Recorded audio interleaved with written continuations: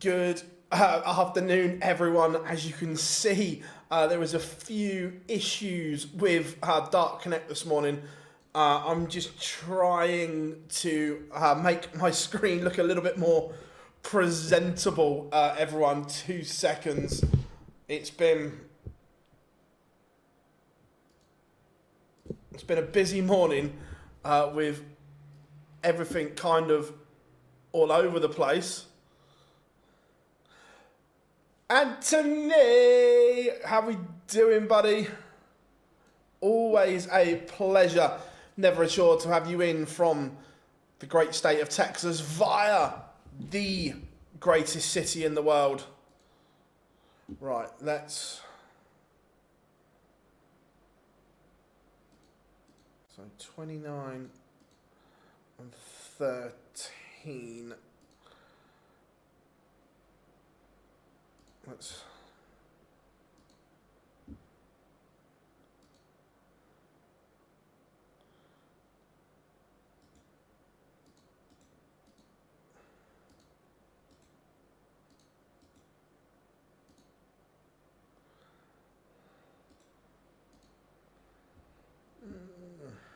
Right, 2 seconds, everyone.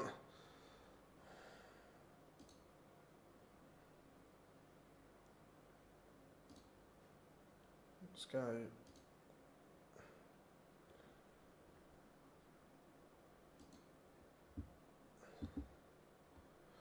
Might be about to fix this, everyone. 2 seconds.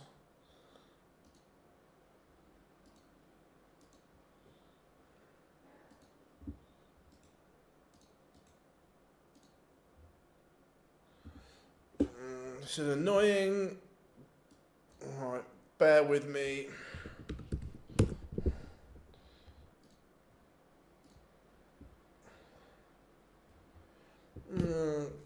Is Dark Connect still down for you guys? It's working fine for it's not for me. How we doing, everyone? Didn't pull out.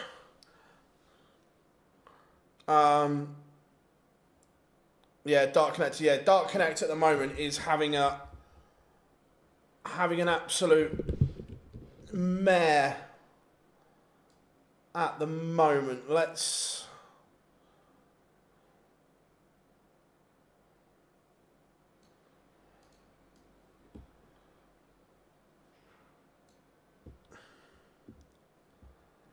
afternoon, Matador. Hope you are good, mate. At the moment, I can't believe that on the biggest day, or one of the biggest days of darts, that Dark Connect get it so wrong.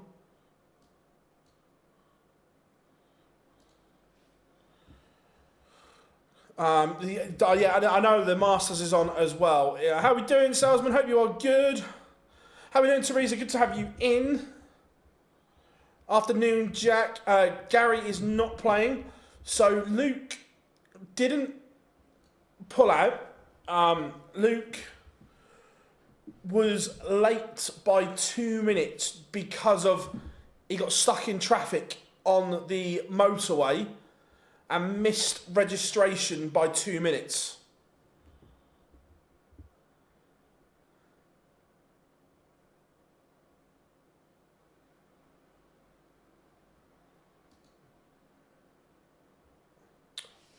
Yeah, rules are rules. I get that, but when you're stuck in traffic and there's a genuine reason, I think, and I'm not saying this because it's Luke. I said it for Cameron Menzies a little while ago as well. That if there's a genuine reason that, like you say, you're stuck in traffic on the motorway, there should be a little bit of discretion for me. How are we doing, Carl? Good to have you in, buddy. Right.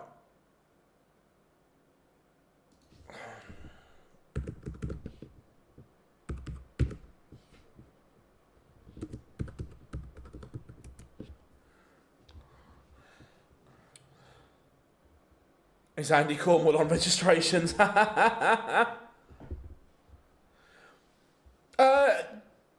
if you've left in plenty of time and get stuck in traffic, I get it. And then you're calling up someone that then has to get there and so on.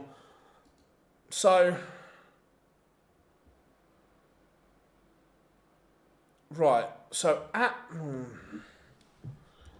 not sure. I couldn't put that on screen because it doesn't make sense. Does anyone know of any other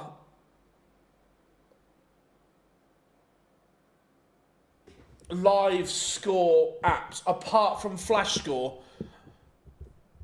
Right, how weird is this? That Dark Connect is working on my laptop, but not my PC.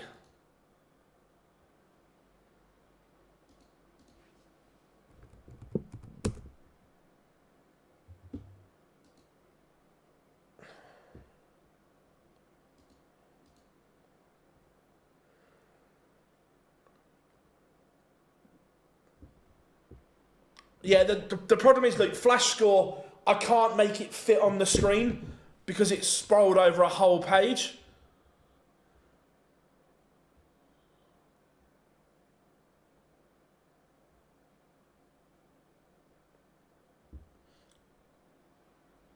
Try a different browser to... I don't even know if I've got an... Right, let's go incog.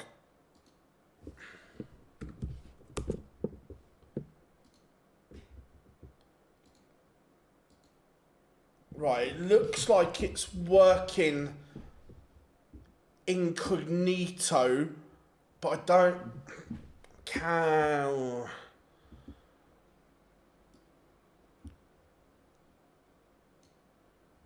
The problem is, I don't think I can do it through the software. This isn't at all annoying, is it? Wait a minute, let me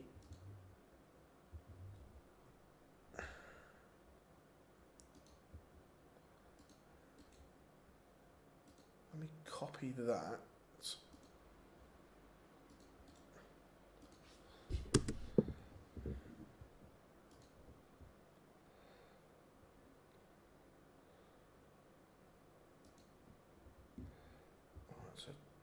20. We may have some movement here, guys. Give me a second. I might have fixed it. May have fixed it. 2 seconds.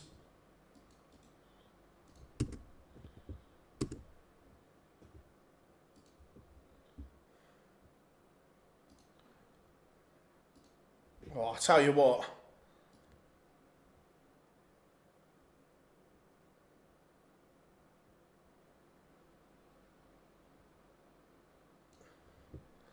Right. I think I've only gone and done it. I think I've only gone.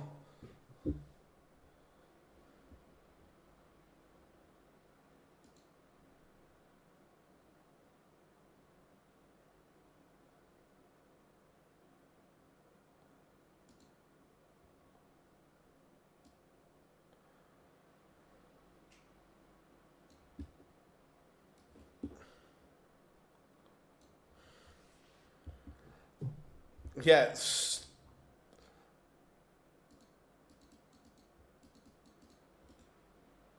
Right, 2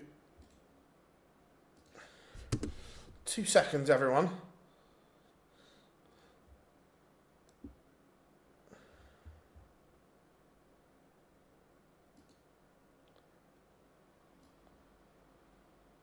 Right, so it looks like I've got that sorted. Also, I've just noticed someone's playing. I made something new as well, everyone. And then I'll play it anyway.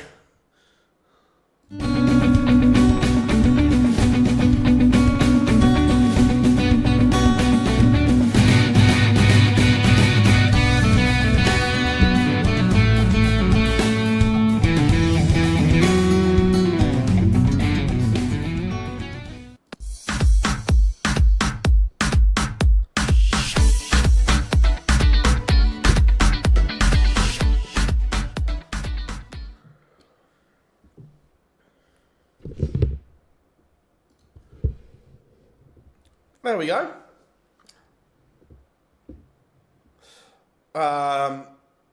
Right.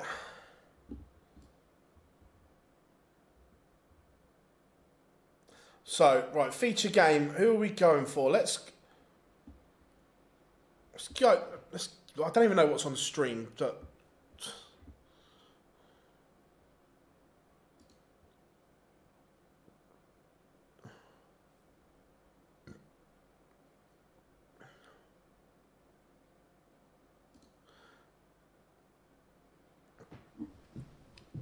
right, 2 seconds. Now, right, I think. How are we doing, James? Hope you are good. Jacob Littler missed registration. So, Luke was on the way to the venue. He got stuck in traffic on the motorway and missed registration by 2 minutes.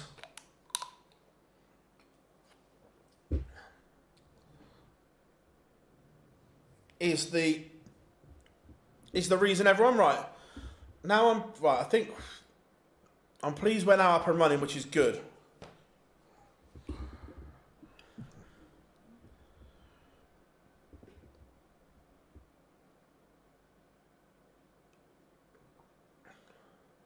Am I spending £600 on Star Wars darts? No, no, I will not be. Don't get me wrong. That they look amazing. To be fair, the workmanship looks incredible. But would I pay that for a set of darts? No, I wouldn't. Tingstrom, what's he averaging? 110? Where's he pulled that from?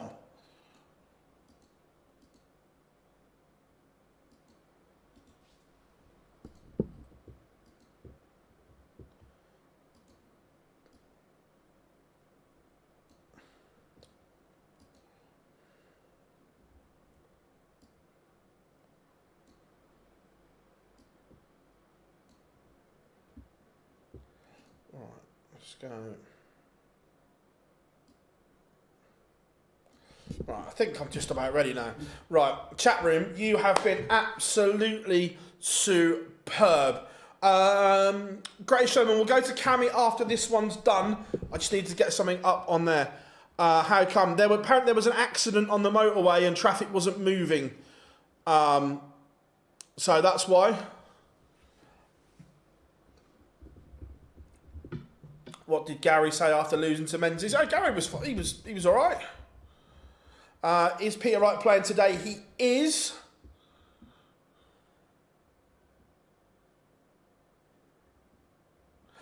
Yeah. To be fair, Tom, the computer wasn't the issue. It was there's an issue with Dart Connect. So it's just trying to sort it all out and so on.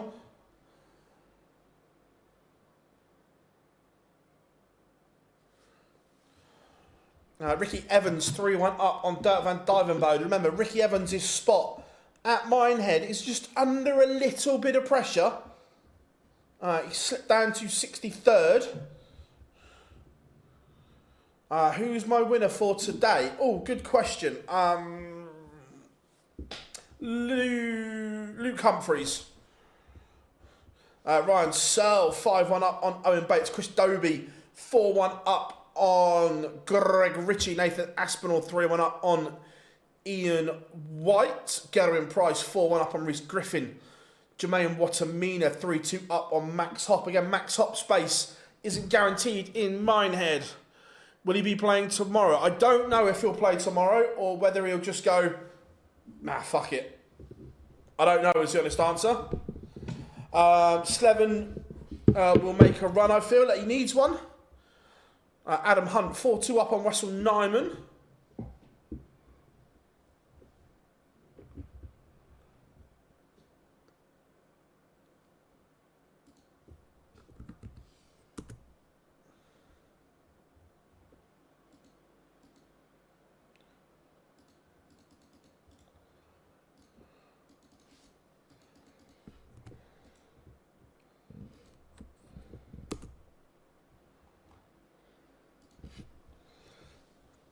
How are we doing, Aaron? Hope you are good. You think Van Veen is in the Prem now? I don't think I certainly think Van Veen is in the equation and being spoken about. Do I think he's definitely in yet? No. Because see, look, Rob Owen needs a run. Look, his tour card is on the line, and remarkably, he could lose his card on 92 grand, which is unheard of.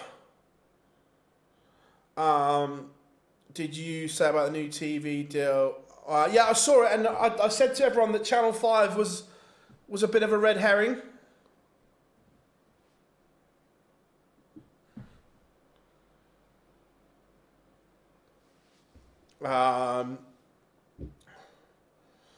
Imagine if Littler's Minehead spot was under pressure.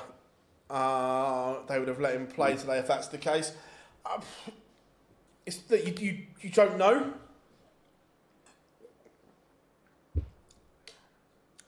Who do you think makes the final today? Well, I said Luke Humphries, but he's in trouble at the moment. But Radek Sadansky 5-2 down to Stephen Bunting.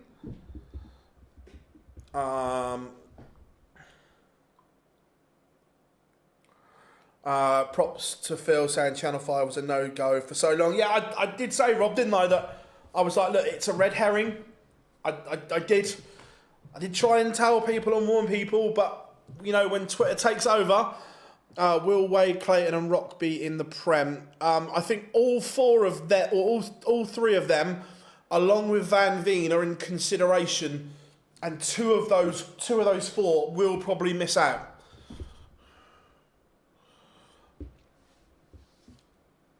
Has anyone actually bought the lightsaber darts? I don't know, Rob. Don't get me wrong, they look amazing. Like, the workmanship and the craft that's gone into them is incredible. I just wouldn't pay that for a set, whether I was a collector or not, personally. Matt Edgar kept his card 5 years ago on 44 grand. Now you're needing close to 100. Yeah, that's mad, isn't it, Marcus? And this is why I say players need to get torn. Yeah, agreed. Agreed, buddy. Does Keane Barry need a run to qualify? Where? So yeah, at the moment, for Minehead, Keane is currently 2 grand outside.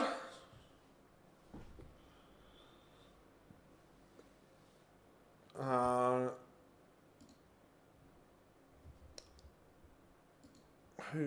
try and have a look. Let me try and open another tab. I don't want to risk the one I've got. Yeah, incognito it's working fine, but in another browser it's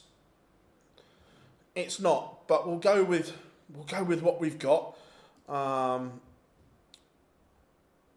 Board assignments. Michael Smith, Bully Boy, will play Patrick Giach on board 9.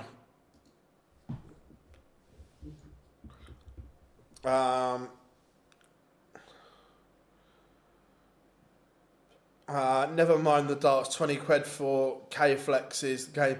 Right, Rob, you're going to have to enlighten me here, because, again, I don't use them. How much is a normal set? So the markup, just to have them Star Wars related. Van Dyvenbode not looking sharp. He's playing Ricky Evans. No, 4-2 down. He's averaging 97. Ricky Evans 101, so not doing a lot wrong. Adam, how we doing, buddy? Sorry, I forgot you were in. I hope you are good, mate. Got 2 sets of Jots Rock Gen 1 darts last night. Nice. I think 600 is ludicrous, but I work in a machine shop. When a machine hours plus slides. Yeah, and Michael, that's the point. That I understand why they are so much, because the milling and the machining that goes into them isn't going to be cheap. I fully understand that, and that's not a criticism of any manufacturer, because they obviously have to cover costs and so on. But would I pay for it? No. Who's the replacement for Littler? Charlie Manby got a late call up. These 2 days are right up there. Best 2 days. Love my channel. Cheers, mate. Thank you very much as always. What did Price average? Gathering Price average 97 in a 6-1 win. 9 quid, 6.99, 10 to 12 pounds. Yeah, Ricky needs to get some distance. When they launched, they were 7 quid a set. 8.50 for a normal set, 13 for a player design. God, that's quite a markup, isn't it? Considering, look, I haven't seen them, but I'm guessing the Star Wars K-Flexes are just the same as a player dart. The embroidering or however they're embroidering is the wrong word, but the design on them is done in the same way. So then, obviously, it's a markup on the licensing fee to have the Star Wars on there. Nathan Aspinall averaging 106 is a 6-2 winner. Gone up a little now. I turned on what's happened to Littler. He missed registration.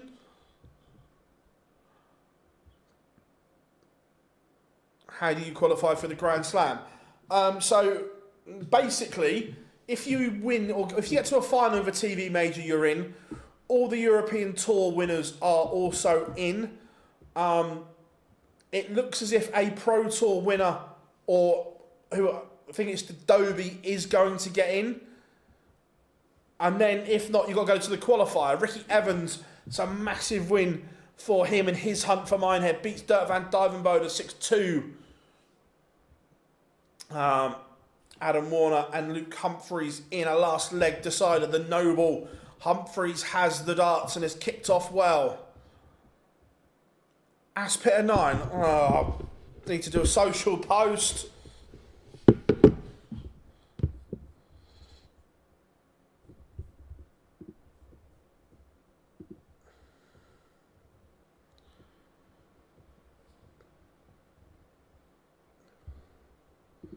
Let's get a picture.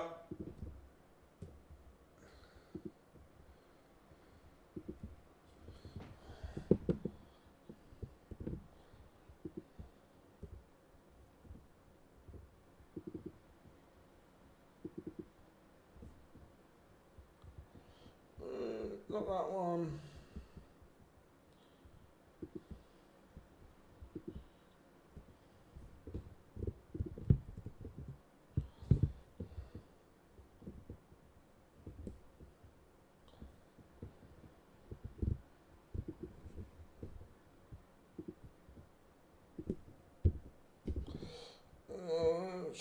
Airdrop.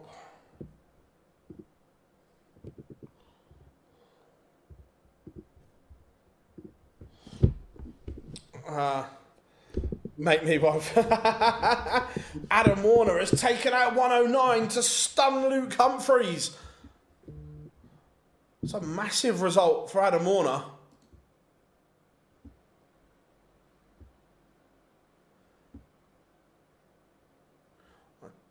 Let's go with a bit of Cameron Menzies, Mervyn King.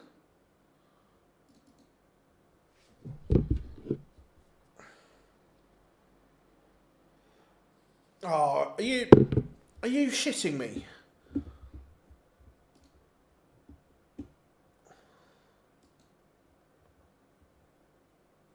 No, Hetter's at a 9 as well. Oh, now I need to get a Hetter picture as well. Just talk amongst yourselves.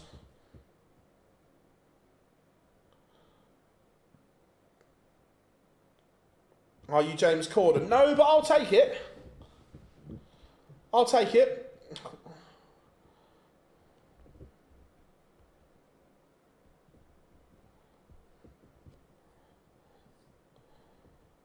I should, yeah.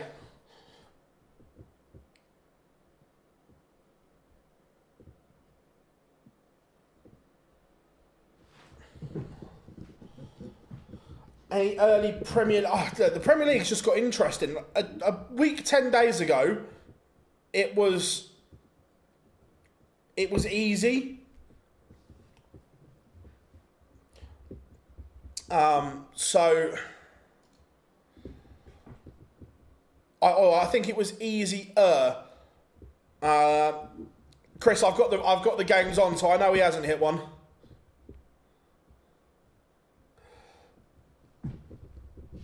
How are we doing, Dylan? I hope you are good. No, I think 27 he just about makes it. Cameron Menzies is currently our feature game. He is 4-all with Mervyn King.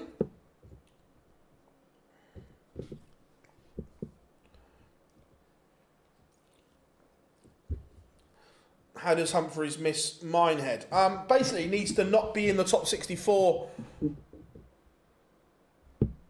on the order of merit. But I think on 27 he's safe.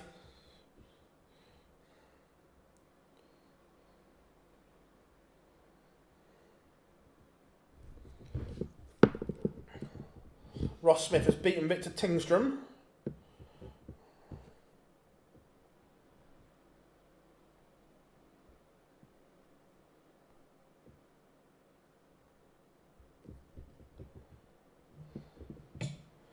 You can kidnap your half, yeah. That's right, 2 seconds.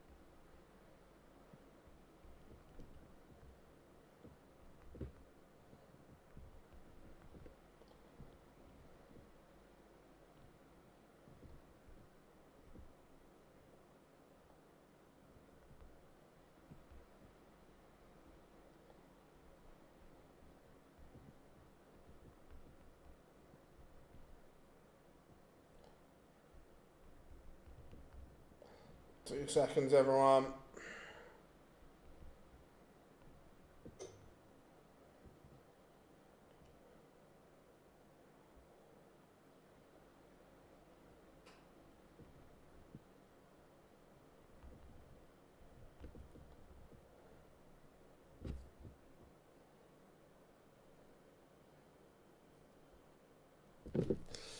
Rob Owen 1-0 up on Andy Bartons. Remember, Robert Owen needs victories and victories quickly. Littler is not playing. He missed registration. Ryan Meikle also. It's a big game between Florian Hempel and Ryan Meikle. They both need wins.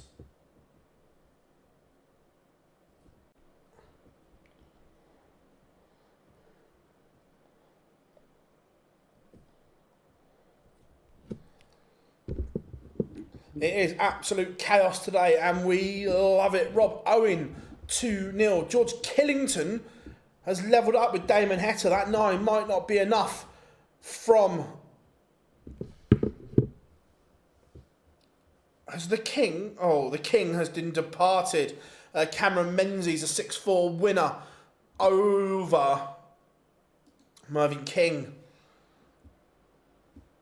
No.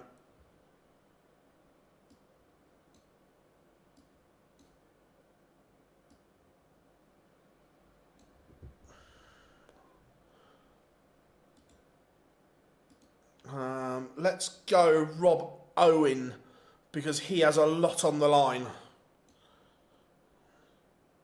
Let's go Rob Owen, Andy Bartons.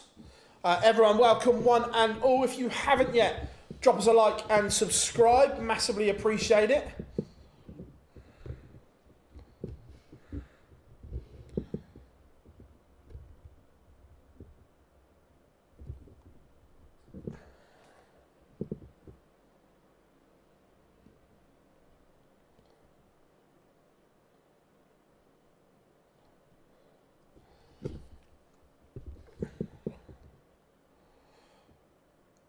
Rob Owen 3-0 up.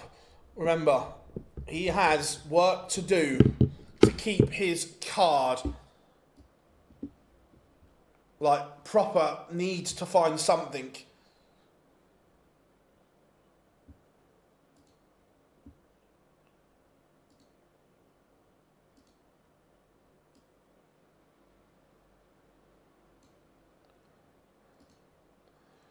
does Stack Attack. He's in a little bit of trouble. 92k, but that is without any TV money on it for the rest of the year. He will have things to do. Damon Heta is over the line, a 6-5 win over George Killington. 9 dart included in that. Florian Hempel is 2-0 up on Ryan Meikle. Big game for both. Phil Schindler is pissed he lost. I bet he no one wants to lose. Massive win for Hop. Yeah, he's only a couple of wins away. Aaron Beanie wins his first game at Masters 4-0. Nice, Matador, nice. You ever seen Bars and Corden in the same room? Well, Joe. Chicken boona, lamb boona, prawn boona, mushroom rice, bag of chips, Keenan arm, and 9 pompadums.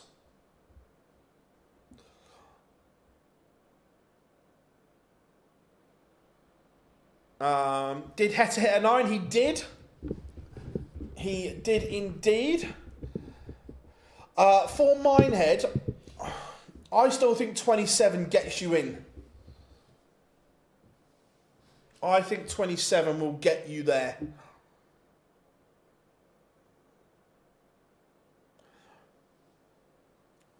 Is Jules Van Dongen on a stream board today or not?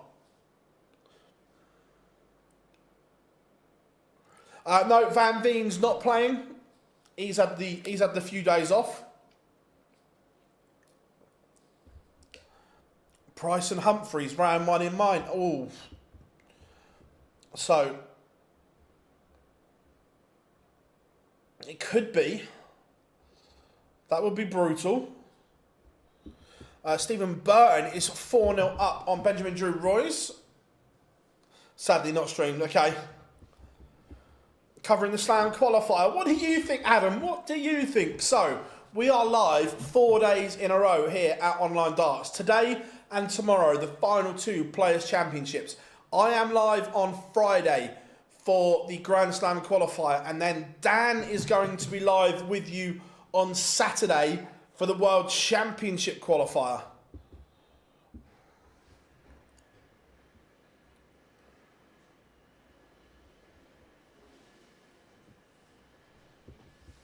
I will be in Northampton, yes.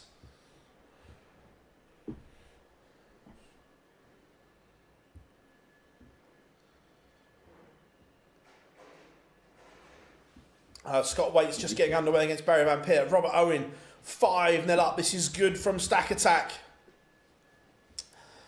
Yeah, World Championship qualifier, UK and Ireland on Saturday. Challenge Tours players are eligible, yes.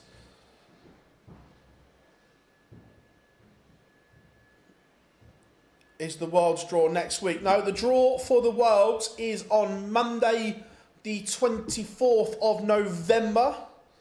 Tom Bizzle, 4-1 up on Sebastian Białecki. No Ferret today.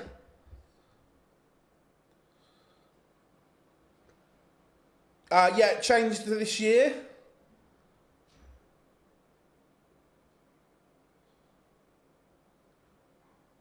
Yeah, the tour card holder qualifier is at the end of the month. This is the associate one.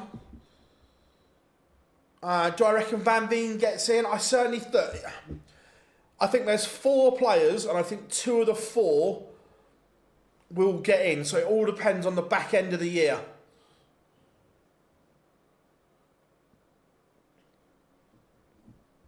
How we doing, Darryl? Hope you are good, mate. So, yeah, look, I think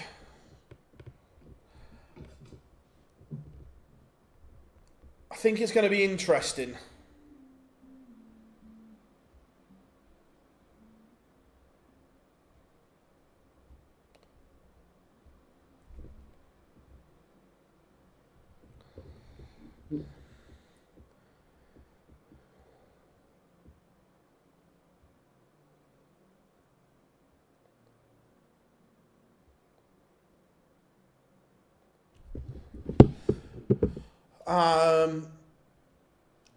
When is the slam draw? I don't know if it's going to come out Friday or I don't know if it'll come out Friday after the qualifier or over the weekend or Monday. I don't know.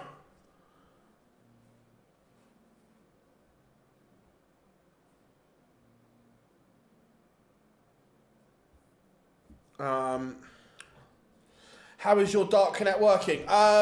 Luke, if you try it in an incognito window, mine worked in an incognito window.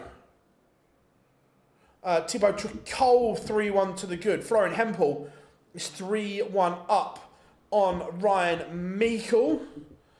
Can we put Crabtree? Who's he playing? Yeah, I don't see why not. I don't think it'll be a great game. But how are we doing, Gary? Hope you're good, my friend. Jules is throwing left-handed. Yeah, it'll be interesting to see how that goes. Only averaged 49 in leg one. I don't think it's particularly good. Ryan Joyce, I don't dislike that. Are we liking the new Star Wars? In terms of visually, do I like it? 100%. I think it looks amazing. Rock's form has slipped. Yeah, it has a little bit, Adam, I agree. Do you think Menzies and Pikachu should be involved in next season's Premier League? Absolutely not. Me and Mace, we just haven't physically had time to do it. But we are going to try and get something sorted. I promise you all.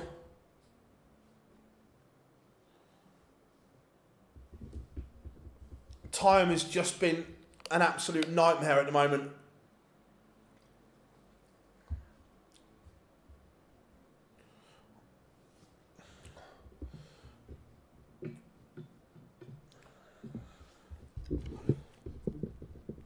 But obviously, pleased that the darts is staying on ITV.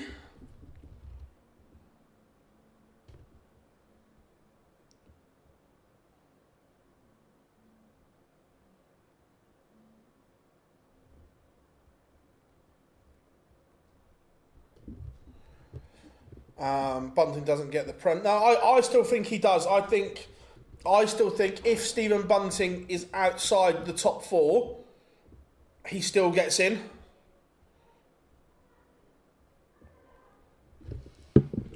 The other thing as well is the way the world rankings are. Richard Venstra beats Darren Beveridge 6-3. If you get to if you're in the top 10 and you're in the world semi-final, you're going to be in the top 4 in the world by the look of it. So the World Championship is huge for this.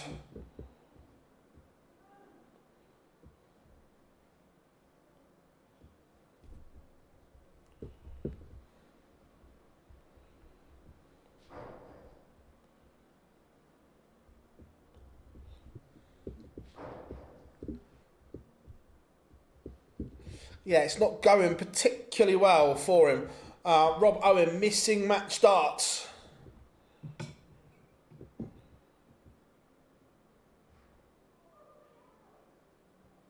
Get the blower out.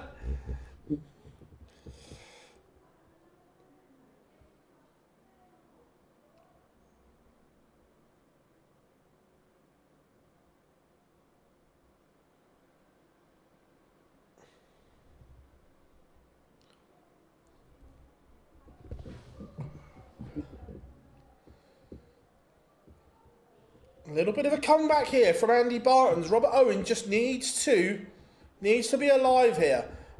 Premier League, 2 Lukes, Price, Clayton, one as an outside shot. Martin Drat has beaten Dylan Slevin. Not a good outcome for Slevin there.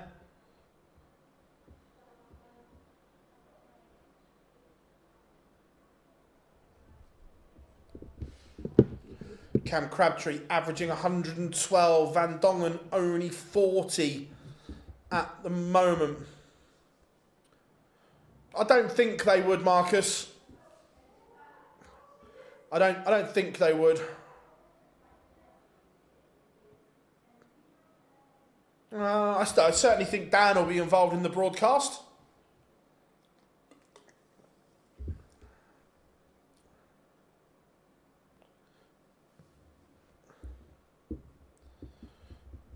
Christian Kiss, 3-0 up on Minsel Sulovic. Robert Owen is just getting a bit nervy here, a little bit twitchy. Andy Barton's.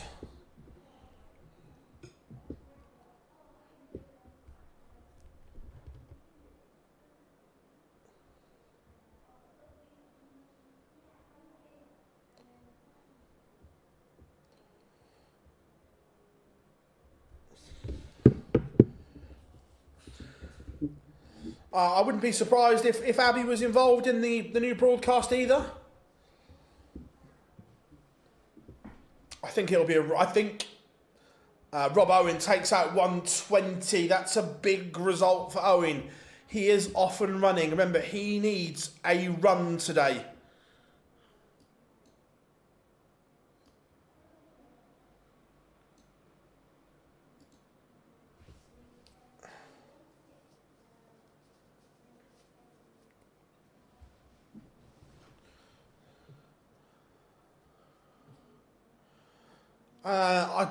My average, I haven't played properly enough, Ryan, to have a running average for a long time.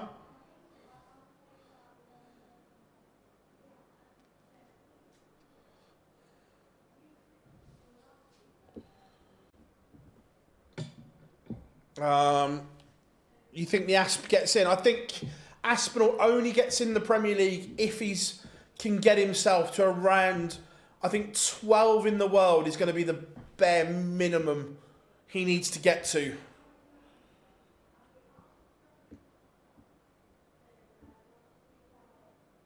Yeah, Jules is throwing left-handed, or certainly was going to start that way.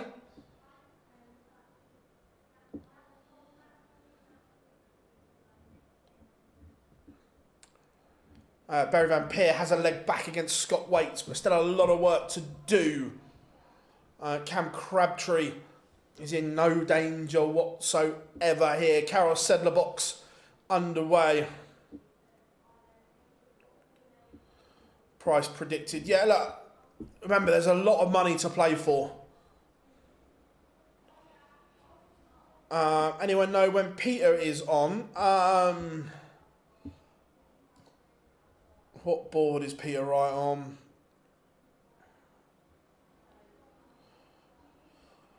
Peter Wright is on board 7.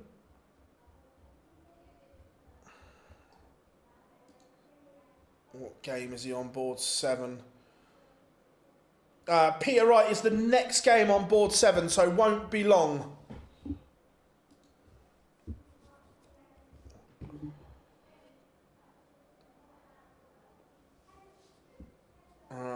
Aspinall deserves... Connor, stop being a dick.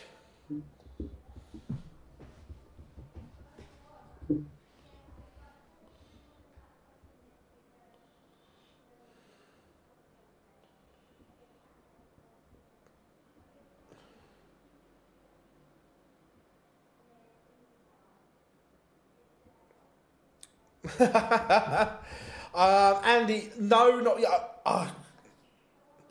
I am in the office early next week for 3 days, Andy. That is on my board of things to do when I'm in the office next week. I'm in here Monday, Tuesday, Wednesday next week. So that is my...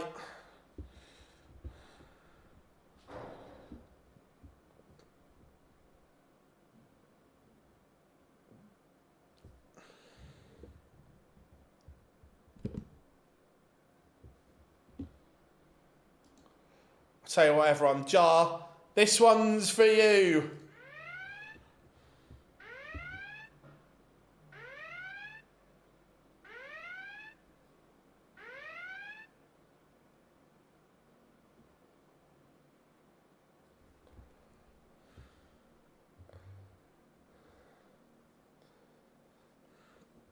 The Barney alarm has sounded.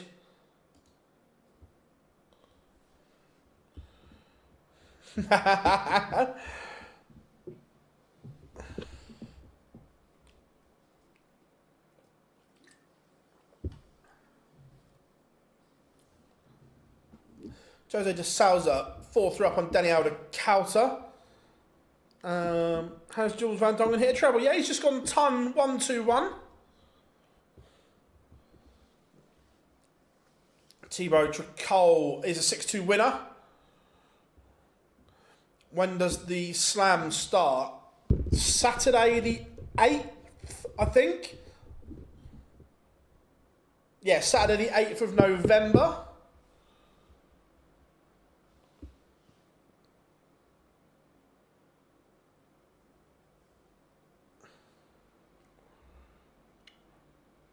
I think Jules will play tomorrow as well.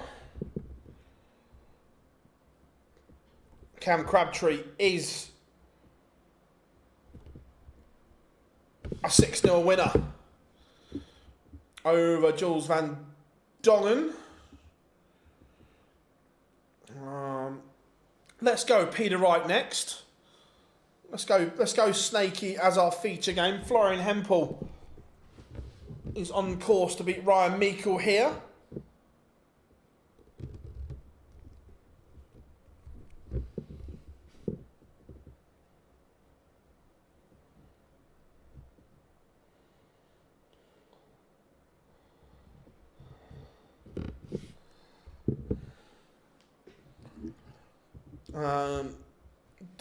He's going to lose his tour card after this year, and I don't see him going back. Bradley Brooks 5-2 up against Darryl Pilgrim. Raymond Van Barneveld takes the opener against Graham Hall. Florian Hempel has beaten Ryan Meikle 6-3.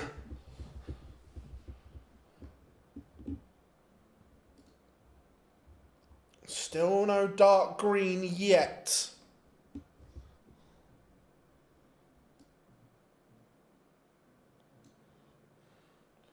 Andy Bolton on the cusp of beating Yitzi van der Wall. Danny Alder counter levels up 4-all with Jose de Souza. Michael Smith underway.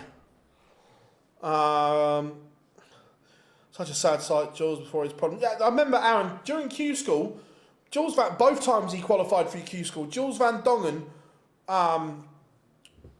was hitting massive numbers. How would I check out 67? I would treble 17, double 16. Job done. Thank you very much. Have another bourbon. I think the Decker is using a new dart, or is that a fresh set? I think it's a fresh set. He's changed his backhand. He's gone back to an L-style setup. Did I miss that, Anthony? How did Mr. Long, Mr. Jim Long is a 6-3 winner. The gentleman off and running. Oh, sorry, I'm a mile away. I'm trying to do 400 things at once here. I'll just shut up and go. I'll just go to sleep. It's easier.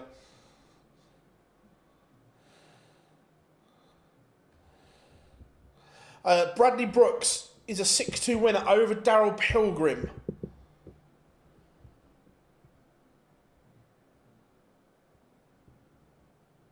Brett Caden has a leg back, so I'm just... Yeah, I'm just looking at my... For some reason, I was just worried about something on the stream.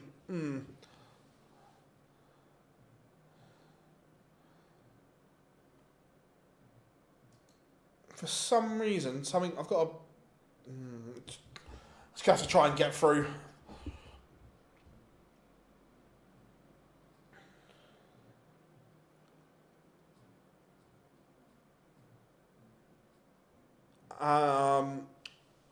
Would it be best to have this? Yeah, Mark, we were talking about this at the weekend. Now, I think my own opinion in all sports, not just darts, sports in general, the defending champion should always have the chance to defend their title. So for me, yes, I would have... on my stream, I've got like a mirror showing, and I don't know why. But I don't want to touch anything in case everything dies. Dom Taylor very much out of sorts here, only averaging 76.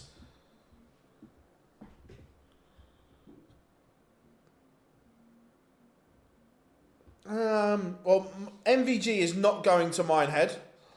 Luke Humphreys, I still think will, but it's probably a little bit close for comfort.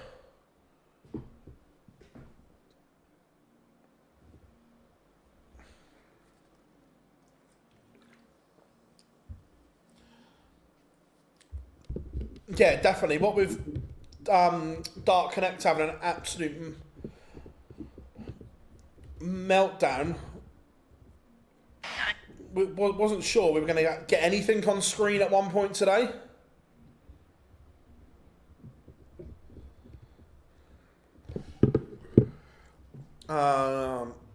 If the defending champion is able to defend their title, they would have to qualify Phil.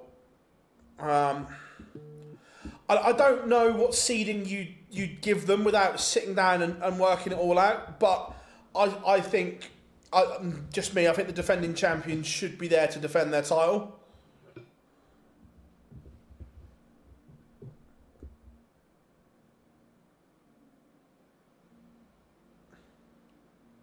I get that, Matador, but just the same as if someone, I'd say the same about Minehead, that if the defending champion wasn't in the 64, I'd be saying the same.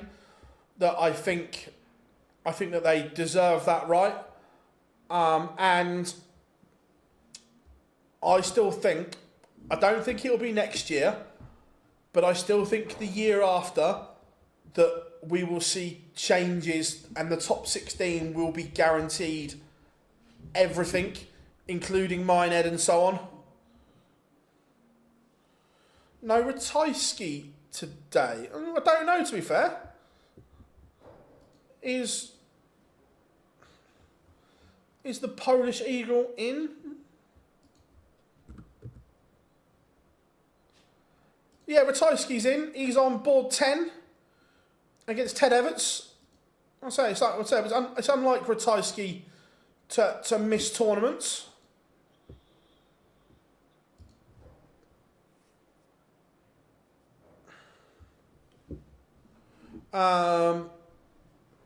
Reckon we are close to seeing the end of Snakebite.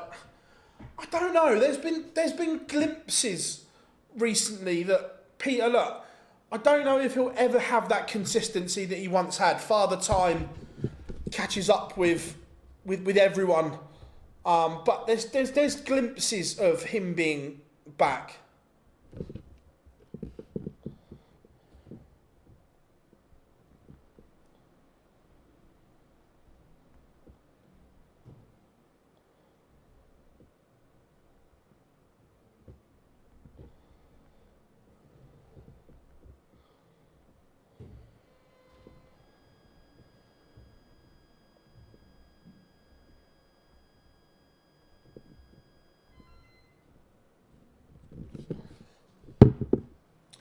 Hopefully, Andy, yeah, I don't want to say 100%, but I am hopeful that next week I am going to sit down and do it. No Danny Noppert. Who replaced Littler? Charlie Manby got a late call up. I don't know what part of the world Manby's from, so I don't know how long it would take him to get there. How are we doing, Matilda? Hope you are good. Yeah, Dark Connect is all over the place. Like, if you try it in an incognito window, it seems to work. That's how I've got mine up on screen through the old incog. How are we doing, Kev? Good to have you in.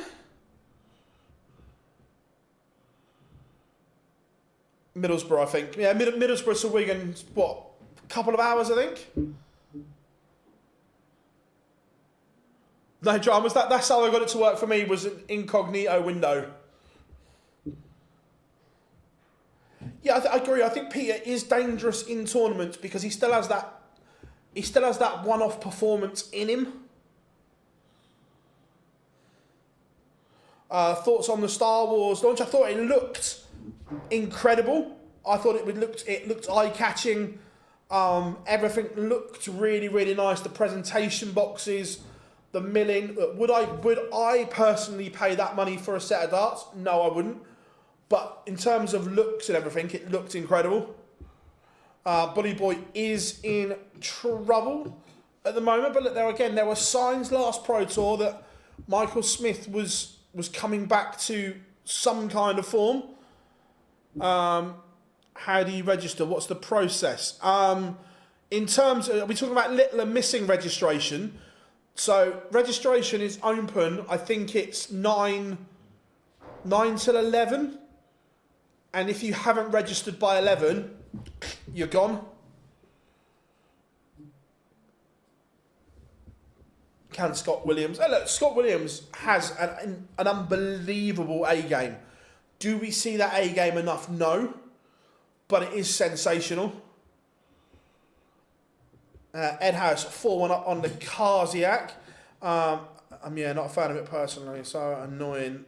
We can't ever truly write him off. Yeah, no. We still see him produce. Is the thing.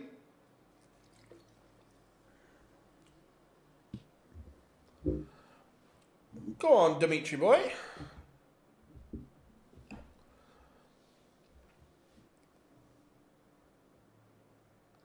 Not worth the price. They are 1,200 here in Australia. Wow. Yeah, I'd say it's 600 here in the UK. And like I say, they look sensational, but I wouldn't pay that.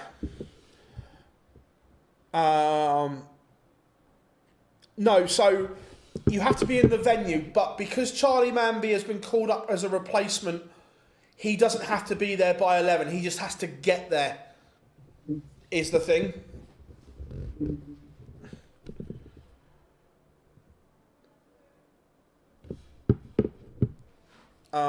Why would you wait for Charlie Manby to arrive at the venue for registration finishes? Yeah, I agree, Rob. I had this conversation with Gob earlier, that the fact that then he has to get to the venue when the player, okay, I get he's 2 minutes late, I understand that, but he's at the venue. So you're sending someone at the venue away because they're late and then forcing someone to drive 2 hours to get there. I'm with you. It's more check-in than registration. Yeah, agreed, Anthony. The players have already pre-registered. It's just a case of going and, yeah, I'm here, and so on. Would it be allowed to throw the... yeah, Nicola, there's no reason... Look, yes, they are collector's pieces, but there's physically no reason why you couldn't throw one of them. No, they're not already there, Greatest Showman. Because the list is full, that they're not expecting anyone to pull out. I tell you what, he's done all right though. He's got there. Charlie Manby's averaging 107 right now. I'm a Clayton fan for the next few months. Yeah, he needs to have a. He needs to have a good run.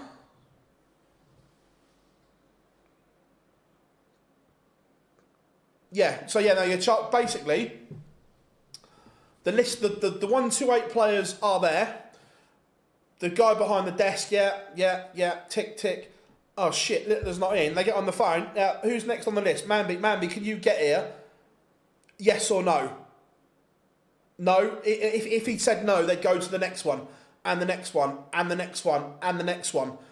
Because if you go back 18 months, I think, whatever it is, when the Players' Championship event was in Germany, and the Challenge Tour had been there the weekend before, and that's how Fallon played, because they went down the list and then she was there to play.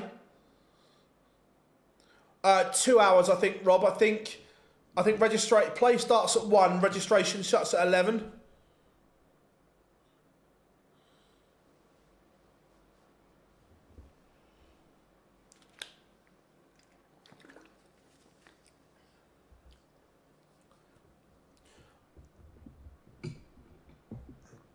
Afternoon. Kelly, hope you are good. Littler missed registration. That's why he's not here.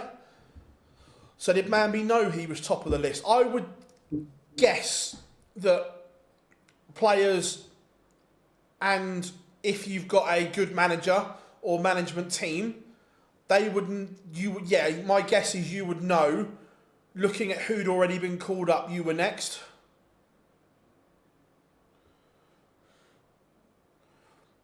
In fairness, Andy, look, it's not the first time this has happened, that players have been late, got there and not been allowed to play. So it's not new, in fairness. I don't know who tournament director is today. It's normally Keith Bisbee. But I'm just surmising it's him today because that's who it normally is.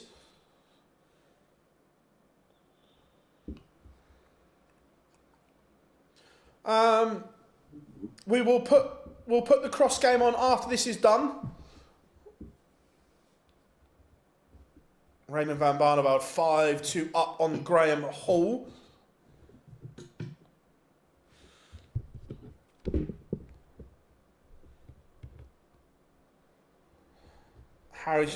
Look, it's what I do every day of the week, is the thing.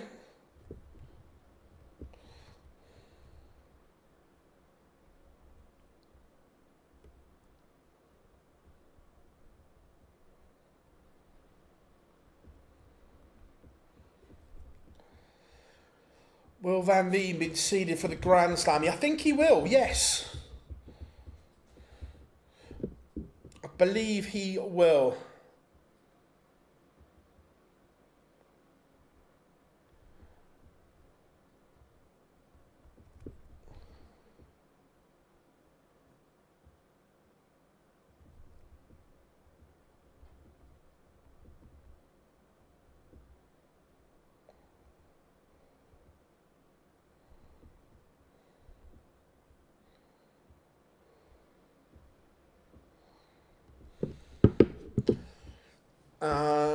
Chisnell on the verge of another first round exit. It's turning into an absolute disaster for Dave Chisnell. Who do you reckon retires first? Anderson, Barney or Wright? Oh, now there's a question. Oh, there's a lot of factors into this. Because if Anderson wins the world title this year, I think he'd retire on the spot. So he'd be first. But overall, I still think Barney.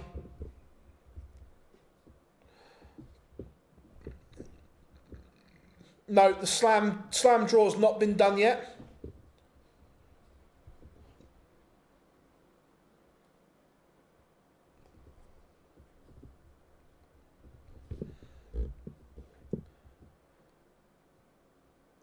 It is going to be a good slam. Do you think Bo could? Look, Bo has the capabilities of beating anyone. So could she? Yeah.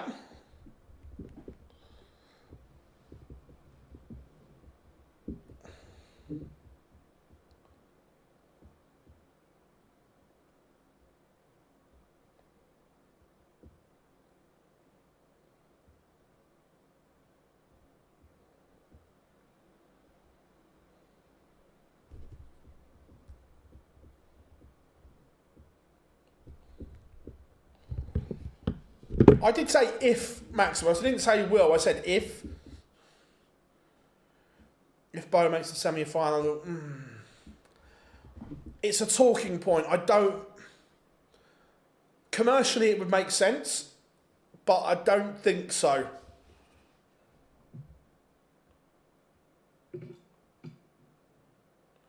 No, Jamie, don't. Michael Smith has lost 6-3. Peter Wright. Look, this is what I was talking about. Peter Wright still has these performances in him. He's averaging 99.97. This is very, very good from Peter Wright here. The Premier League are an absolute disgrace, Jamie. One game on Boxing Day is a fucking travesty. It should never be allowed. Do I like auto dart system? No, I do not. Look, I understand it gets people involved. and it's good for one thing, but no, I don't like it because it doesn't make people count and learn how to count. Who's your dark horse for the World Championship and your winner? Right now, I would go Luke Humphreys. Dark horse, I don't know, because I don't think a dark horse will win it, is the problem. Oh my God, anyone watching Ball 5, Scott Williams struggling to let the darts go, really?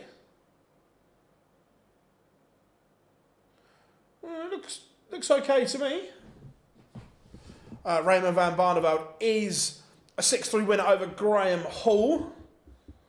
I'll pay a bit more of an interest in the Scott Williams one. It looks all right.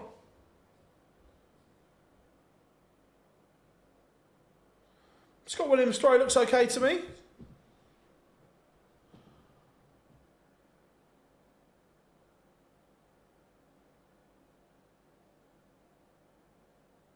Oh, interesting. I've only got on a little screen is the issue.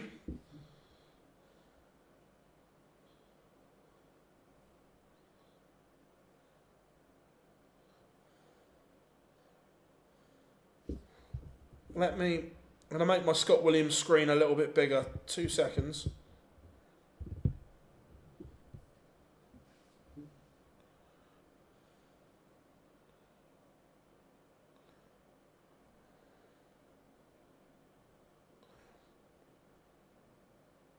Well, yeah, I'm with you. I don't like it at all. Yeah, now I've made the screen bigger. Concerning.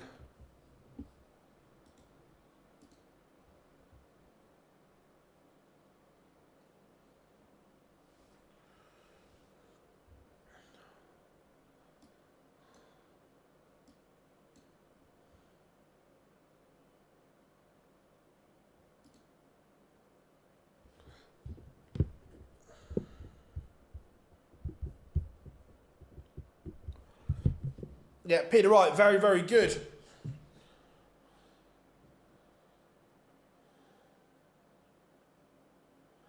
He was on board number 4. Yeah, I didn't... When the screen was little, you couldn't really notice, but when you made it bigger, I was like,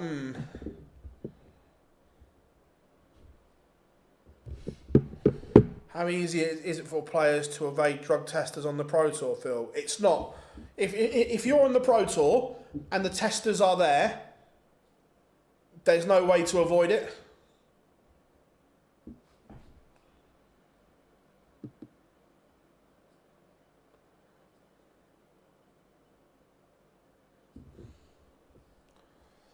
Smith to drop out the top 32. Maybe temporarily, but I still think he gets back there.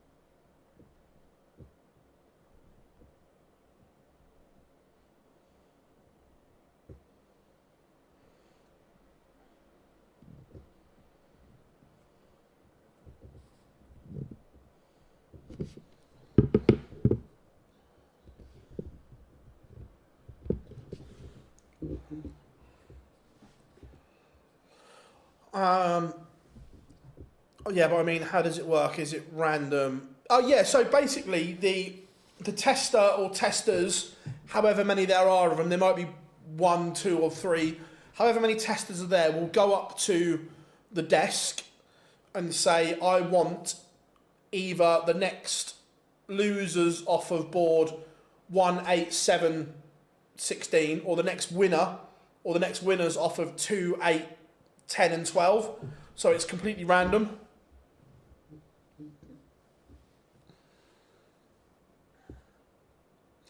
Afternoon, Jonathan. Good to have you in. Connor Scott against Alan Suter is a big game.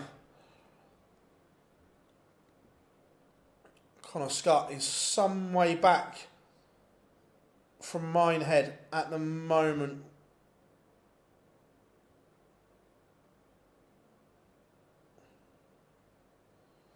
$19.5. He's $5.5 grand outside going to Minehead at the moment. Are they allowed to? There's nothing in the rules to say they can't. Very diplomatic way of putting it.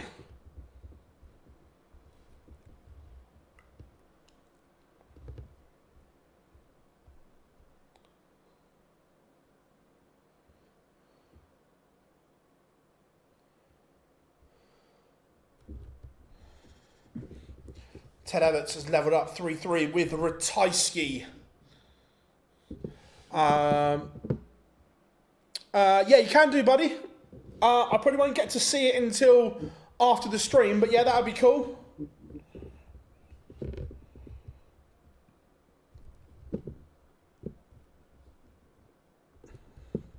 Charlie Manby, 5-2 up on Rob Cross.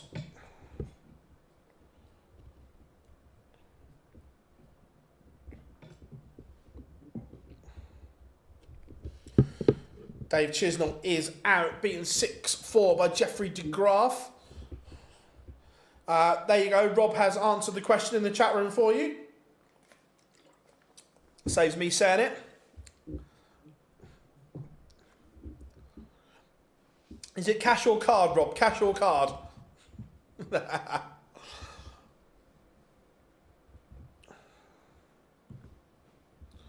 Daryl Gurney, 5-2 up on Dimitri Vandenberg.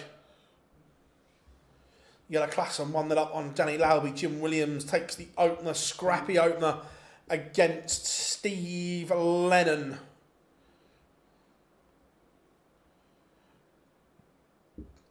Connor Scott persisting with the tri-wing flight.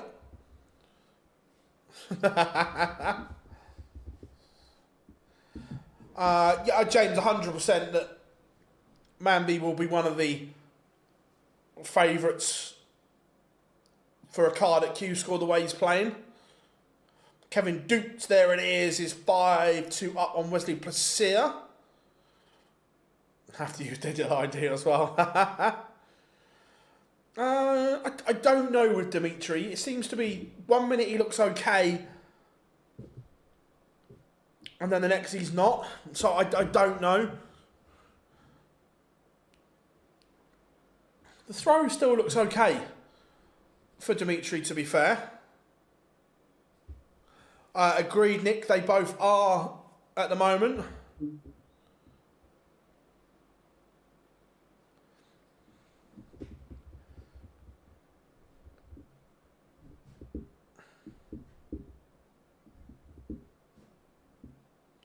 I agree, Marcus. They have done a great job at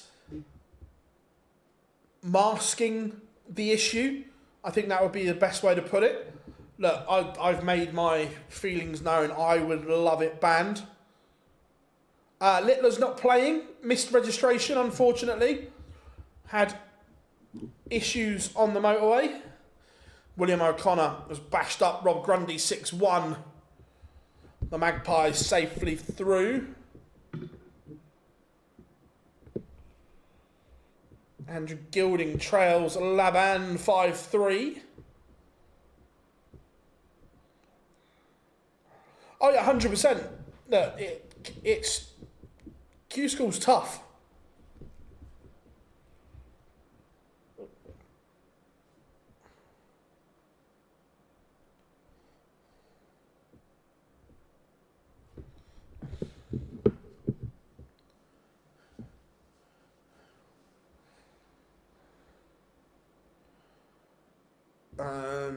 Just look back at the Shaggy stream, it looks bad. Someone has been through dartitis, absolutely horrible. Yeah, I'd say it didn't look great. On the small screen, it didn't look too bad, but when you looked at it properly, I agreed it wasn't great. Who would win the world? It depends when they banned it. Look, my thing is that if it was banned from the sport totally, I think most players would learn to play without it, and the standard would come back better. Would it dip for 3 to 6 months? Yes, it would. But I think in the long run, it would come back better than ever. I believe he did throw left-handed, yes. Well, in all sports with cigarettes and alcohol. To be fair, I've got no issue with anyone sponsoring an event.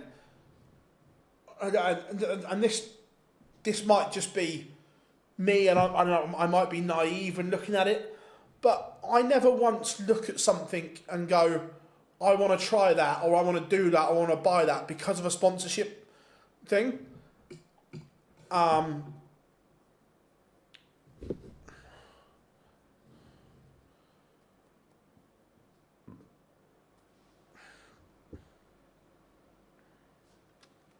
Don't tell Mickey.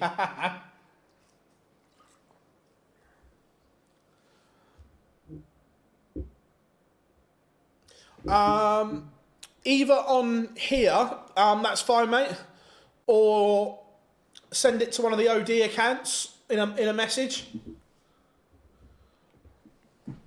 Keem Barry, again, he needs a good run, and he's producing at the moment. 3-0 up on Lucas Venick.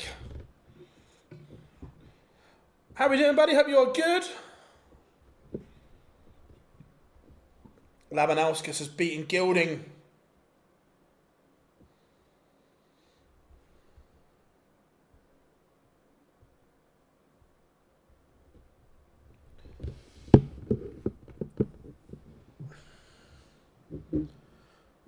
Thoughts on the president? Look, Jamie, do I think it's funny? Yes. But you've got to think, unless he draws one of the... Rob Cross has levelled this up at 5-all. Unless he draws someone big, the likelihood is he's going to be in the afternoon session, and it's not a good look having that shouted out at 4 o'clock in the afternoon or whatever, so I get it.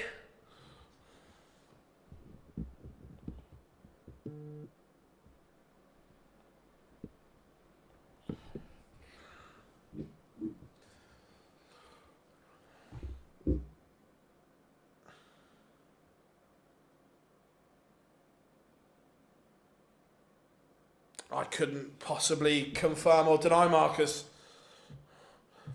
No, Scott Williams lost. Good morning, David. Hope you are good, buddy. Look, the big runs are needed by, like, let me start. I haven't updated that yet. Ryan Meikle has got one shot tomorrow. Justin Hoodie is out. He's now in danger. Dominic Grulich needs a run.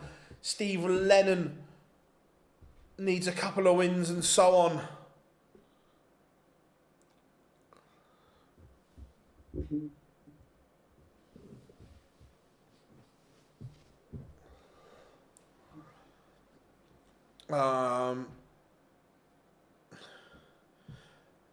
Matador, but I'm not sure if Willie Borland qualified for the Worlds again, or qualified for any TV event. I'm not sure that they'd be allowed to use that either.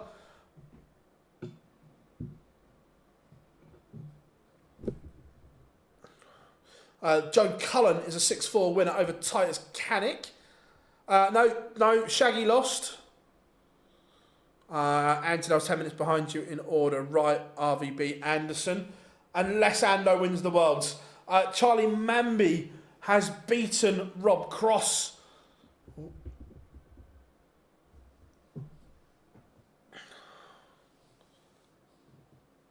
The magnet is Mick McCarron. Like that, Anthony, like that.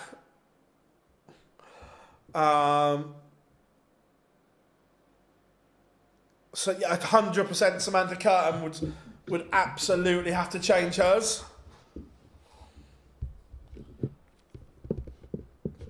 Football on Boxing Day here, nice.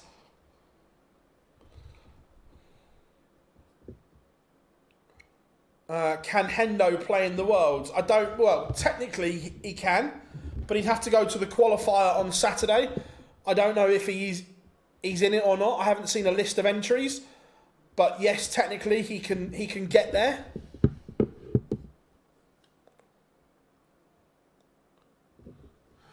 It might have been used in January, but because I don't think it would be allowed now.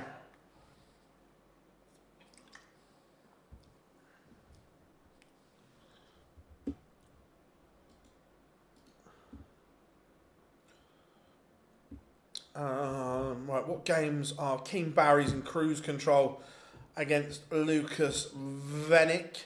Suter is about to beat Scott. Let's go for all our American friends across the pond.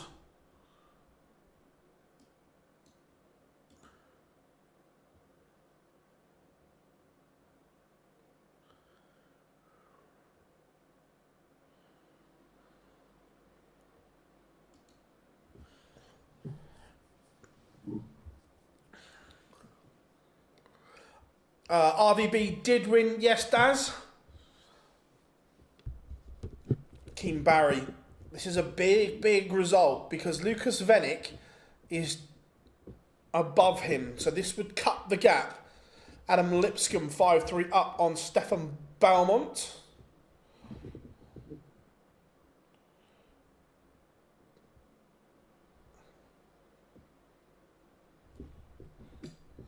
Mike Kyvenhoven 4-3 up on Kim Hybrex.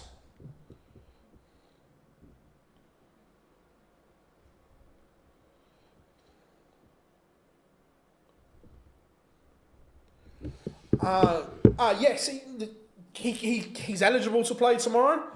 Yes. Michele Torretta 2-1 to the good on Jamal van der Heck.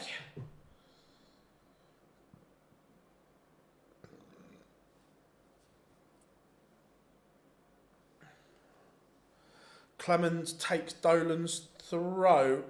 Yeah, Clemens 3-1 up on Brendan Dolan. Matty Dennant won it up on Willie Borland. Ratajski 5-all with Ted Everts.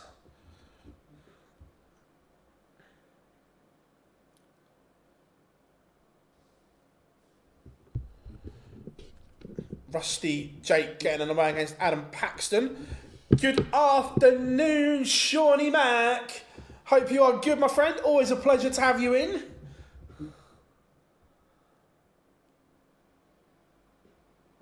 No, to be fair, I had it cut last week for obviously the European Championships.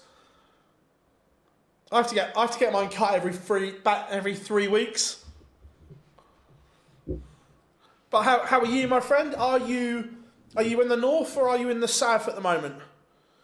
Always good to have you in.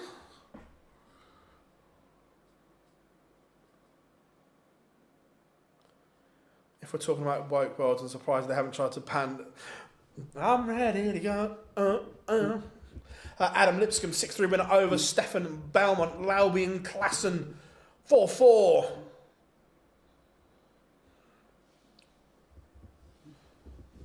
Dave Davies just getting underway against Thomas Lovely.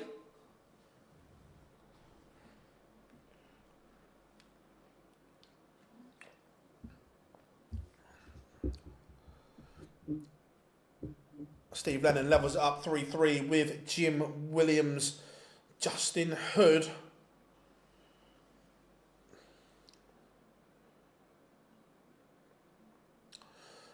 Cool, buddy, cool. I am up your neck of the woods at the end of next month, if you're about.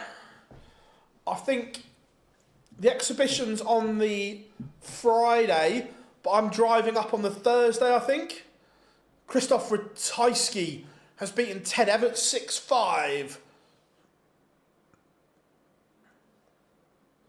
The Polish Eagle is soaring. Keane Barry has beaten Lucas Venick 6-1. That's a big result because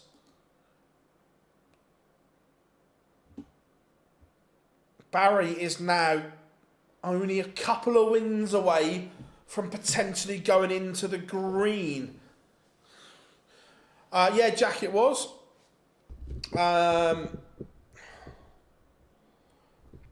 Two secs, Shawnee. So I think the Granite City is on the 28th. I'm going to drive up on the 27th.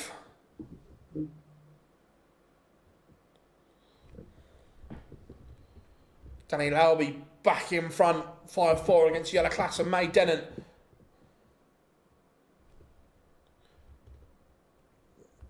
Cool, cheers, Rob.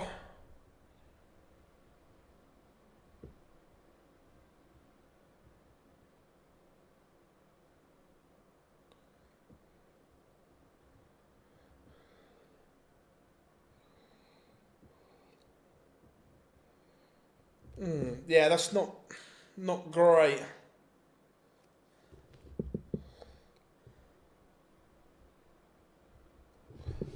27 works. I mean, give me a shout. Yeah, cool. So yeah, I'm doing the. I reckon I can do it in 8.5 hours, maybe 9. Andrew Gilding lost Stephen. I am Great Showman. I am up. So I'm in Aberdeen on the 28th.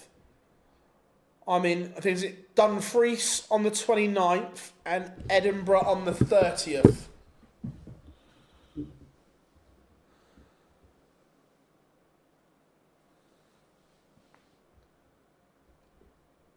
Do I think Spurs will win tonight? No, I don't. I think Newcastle beat us.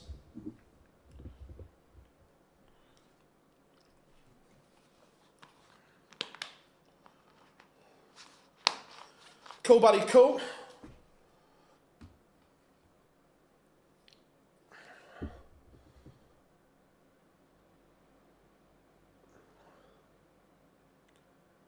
I have been to it. I love Edinburgh. It's a great city.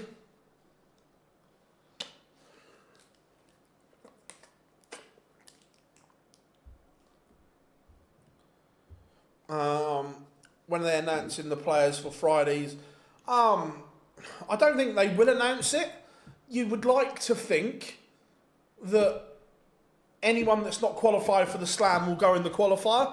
They might put a little list out, but yeah, Manby did win. And Danny Lowby, there's pressure on this 76.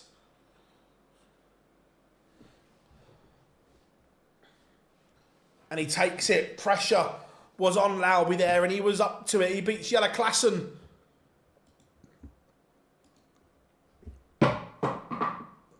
Drop the bottle. Yes, we will be covering the Slam qualifier.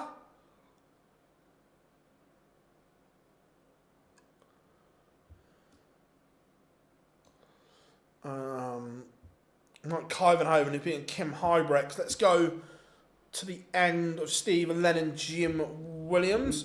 Premier League, Edinburgh. The problem is there's no arena big enough in Bristol or Edinburgh. Both great cities, but there's nowhere there. Raymond, I'm guessing you didn't see today's announcement. I've been telling everyone for ages that Channel 5 was a smokescreen. Darts is staying on ITV. The only difference is ITV will not produce it anymore. It will be Matchroom produced.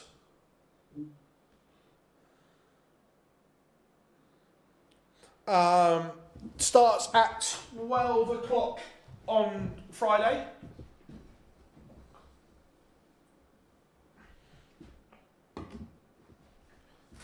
Bottle up.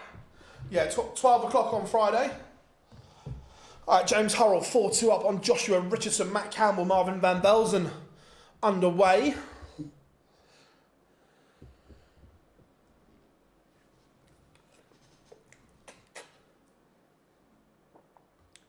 Yes, Peter Wright and Rob Cross will both have to go to the qualifier. Steve Lennon, 5-4 up on Jim Williams.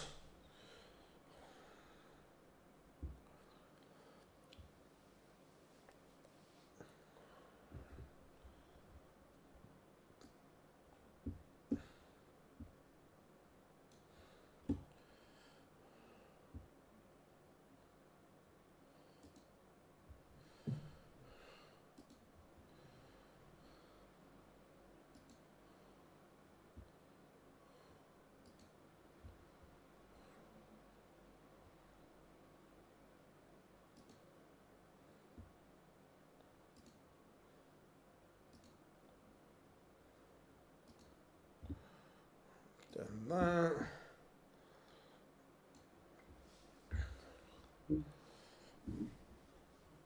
Aspinall is warming up. Should we play the new alarm again? Should we do this?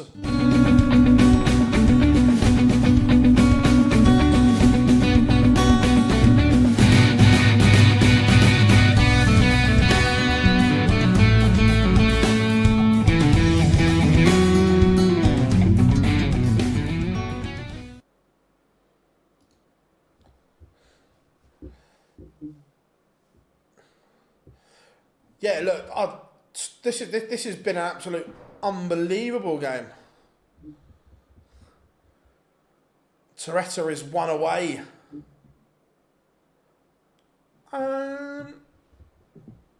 Possibly, Rob. If I'm being honest, I couldn't remember which music I used on the others.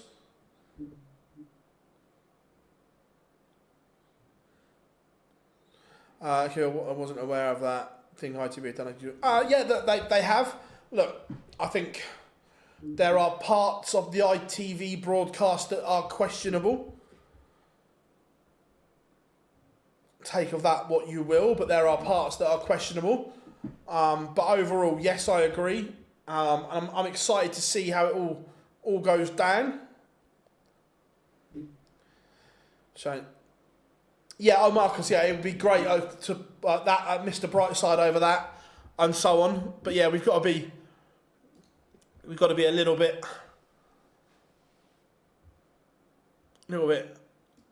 savvy.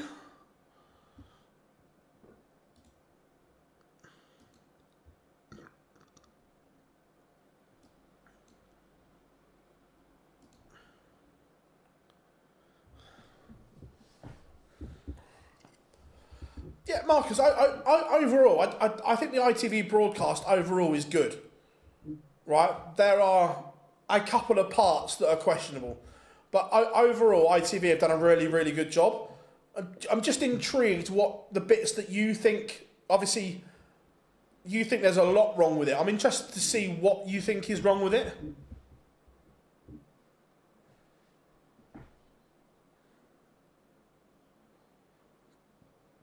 Matt Campbell, 2-0 to the good on Marvin van Velzen. Mickey Mansell 3-0 up on Carl Sneed.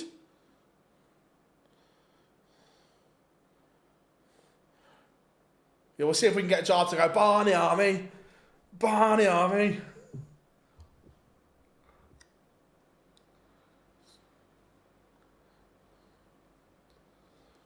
We've got our last leg decider in this game.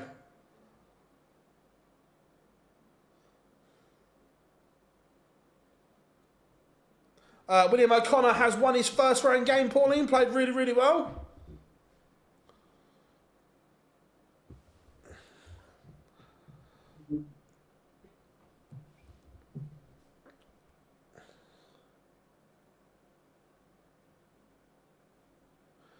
Bo's not playing in the Women's World Championship. She's elected for Ali Pally instead. I am good. Cheers, Pete. I am good. That massive win for Keane. Agreed. Surely the Wiggles or Junior Pop have done a version.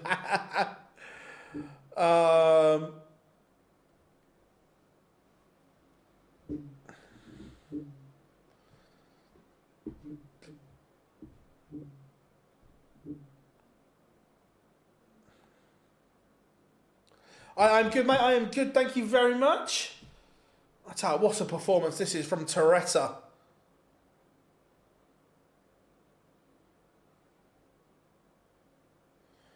If I'm just thinking, I'm in Aberdeen on the 27th, 28th, up for the European game against North Arm. Is the game itself on? If the game's on the 28th, I can't because we've got an event. But if the game's on the 27th, then possibly. And Toretta, what a performance. Yeah, Dave Davis, massive fan. Top guy.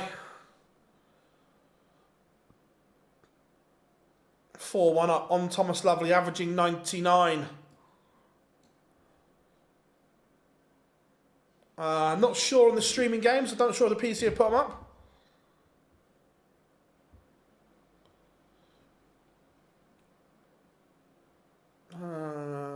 Let's go for a bit of Campbell Van Velzen. Looking forward to War Games. We'll see. No, let's cut the pre. I'll bring back the darts on. But yeah, Premier League are just tossers, aren't they? I know, let's kill Boxing Day. Asp on board 4. Cool, thank you. We're not sure. We're waiting on qualifying criteria, but my guess is that there's 16 groups next year that don't have to be a brain surgeon to work out that the top 16 in the world will probably be the seeds.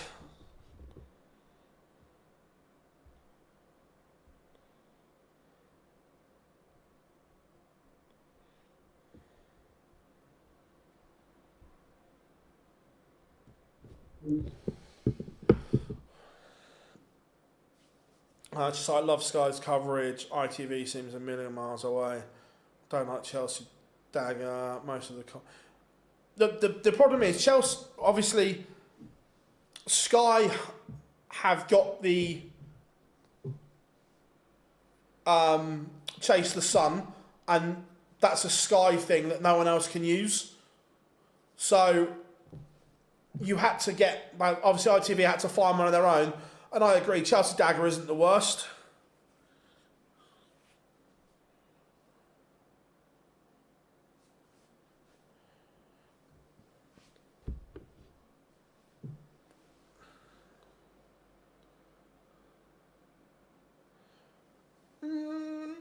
Possibly. I'm not sure, Rob. Maybe.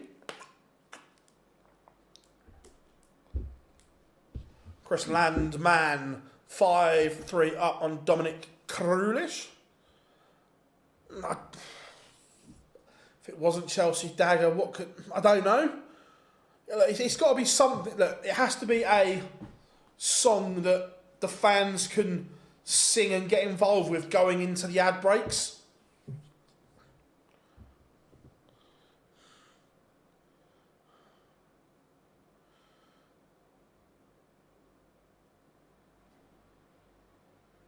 Adam Paxton beats Rusty Jake Rodriguez 6-3. Also, adverts are worse if you ever watch the afternoon session. Yeah, but that's not a darts problem, Marcus, is it? That's a broadcaster. The darts has no influence on that. I'd like Jackie to stay, but I don't think so.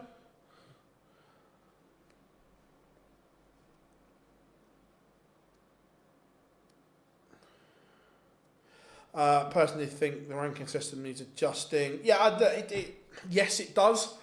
But even if they change the ranking system, it will take probably 3 or 4 years to implement. So even if they do want to change it and agree with most people, it won't happen overnight. I think Littler becomes number 1 at the Slam, but then he might lose it. It's all on... The world number 1 now is slightly skewed because of £1 million.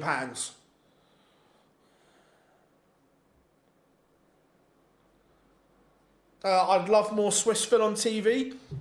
Yeah, I thought he was sensational in Dortmund. So this is a really good performance here from Matt Campbell, showing everyone the class operator that he is.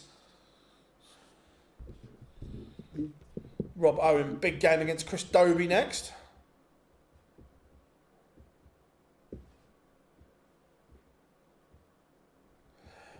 Yeah, but again, Marcus, that's not a darts problem. That's whoever pays the money will have their adverts shown. So that's not a darts issue.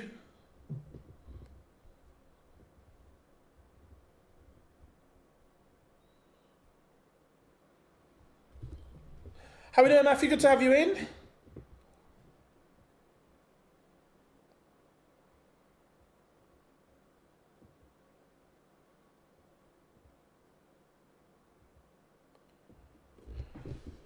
I'm good, Mark. I'm good, mate. How are you? Good to have you in.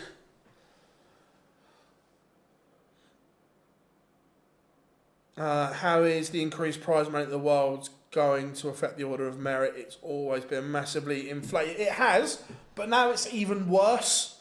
So you think now winning the World Championship, the next biggest ranking event is the World Match Play. You'd have to win 4 World Match Plays, I think it is, for the same prize money as the World Championships. So yes, it's always been inflated, but nowhere near as much as what this does now.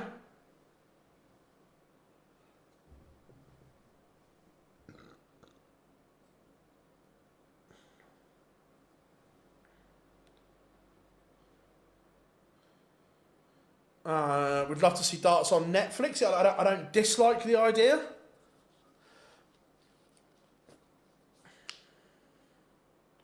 Yeah, it wasn't a nice watch.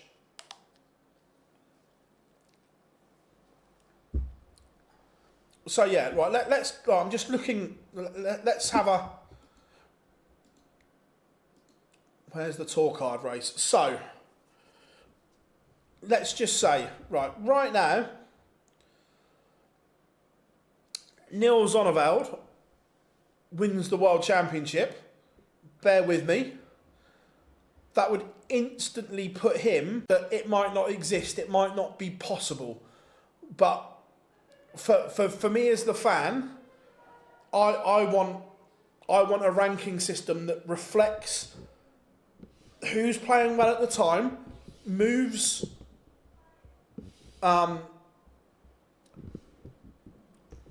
fairly as well. Like at the moment, there's not enough movement in the ranking system for me to see who's playing well and who's not.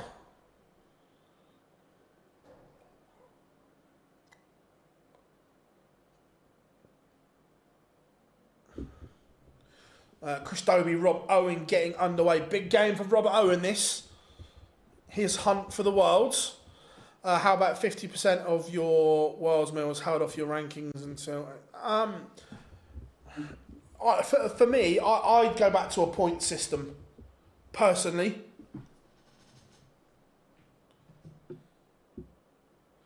Did the stream cut out?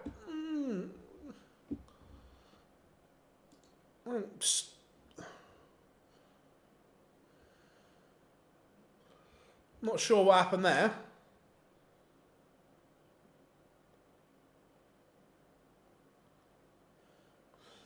Interesting.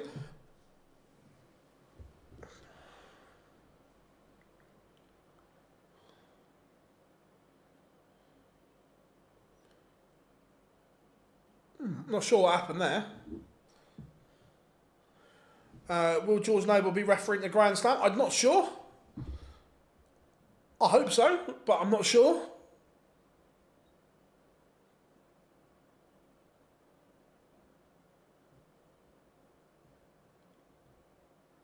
I've heard he won't. That doesn't surprise me.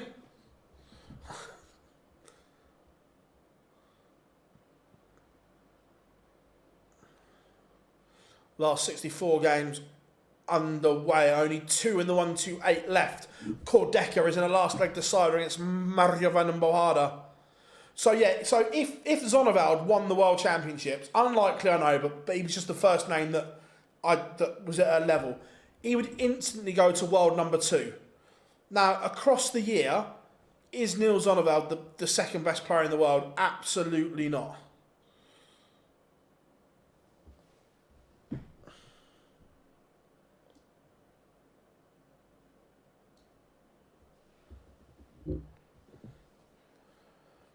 I don't know, Rob. The tennis and golf one seems to move a lot more fluently for what people are playing. I don't follow those two sports enough to categorically say that works. But whenever I watch golf and tennis, their ranking system seems to move fluently.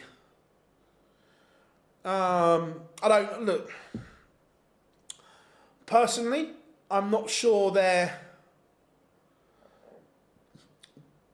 Look, Swiss Phil would be my choice.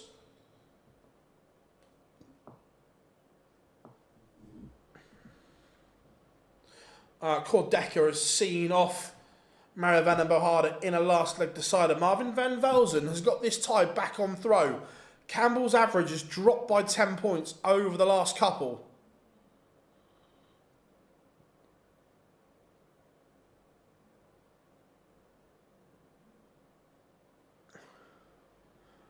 So, look, I'm not a fan of the 2-year cycle, but I appreciate it's hard to go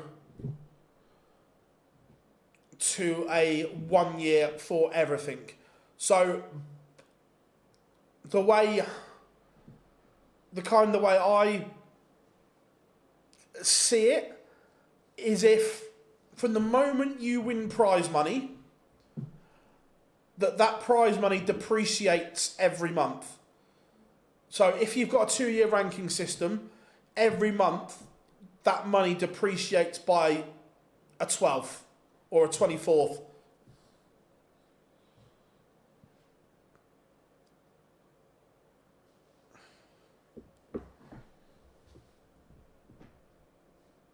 One game left, Campbell against Van Velzen. When's Rob playing? As in, Rob Owen is currently underway. He is 1-1 with Chris Doby. Golf earnings tape or something, right? Worth 50%. And right, okay. Yeah, I don't dislike that.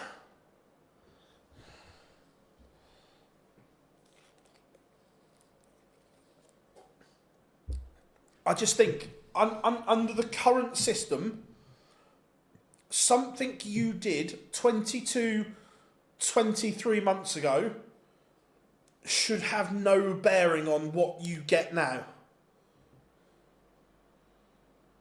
It is the thing. So you're getting the benefits of seedings and so on off of something that you did 22 months ago. I'm not a fan. I don't think they will replace George Noble. I disagree. I think we will have a George Noble replacement. I'm quietly confident it will be the right person as well.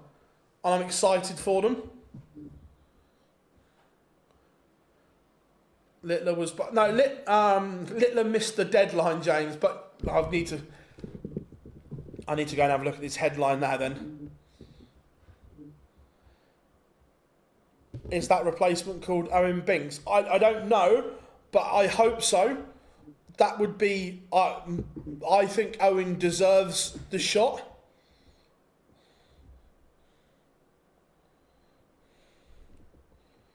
I think Owen is an incredible young referee.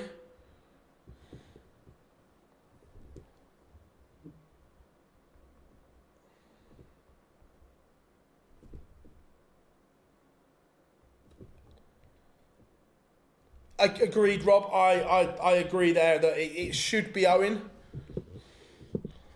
I don't think we'll ever see Paul Hinks referee Premier League PDC again.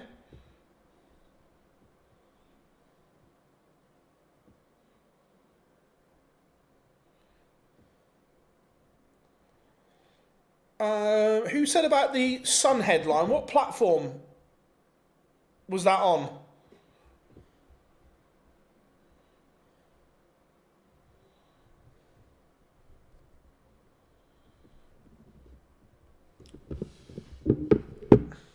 Matt Campbell back in front. Yeah, you got to remember, look, Paul's getting on a bit now as well.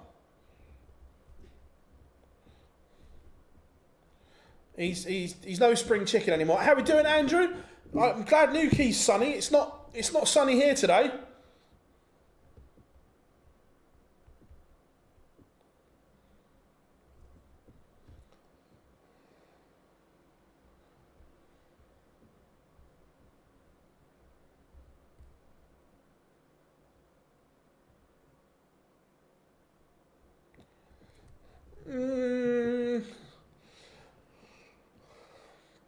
There's a little bit more to it than that, Rob. Look, could it have been handled better?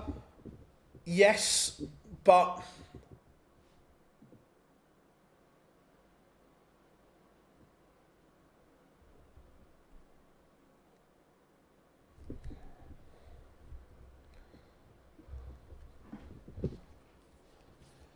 Rob Owen, 3-1 down to Hollywood Chris Dobie. Someone said, are you a Friends and not really. I think his math is very good. Do I like the call? No.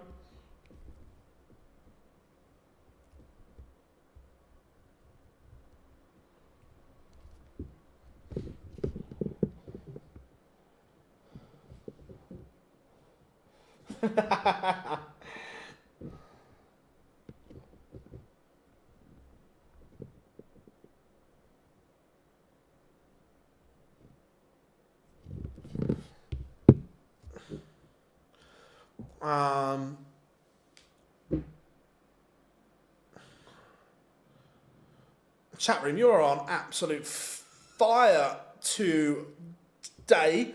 Matt Campbell close to getting the job done here, or are we going to get a last leg decider? I remember PDC experimenting. Yeah, little heads out for Chinese. Phil, can you please explain to me why a lot of the top pros are going for the ball first on 1-2-1? I don't like it, but the reason they do it is if you're at the 25, you've got 96 left, treble 20, double 18. I'm not a fan of it, Andrew, at all, because if you miss, you're in a world of trouble. Littler's not there, Claire, no. He missed registration.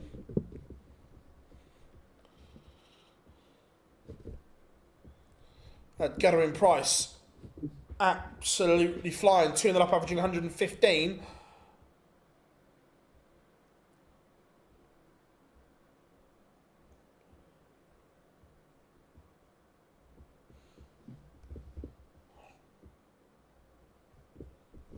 Ross Smith, 3 up on Nathan Rafferty.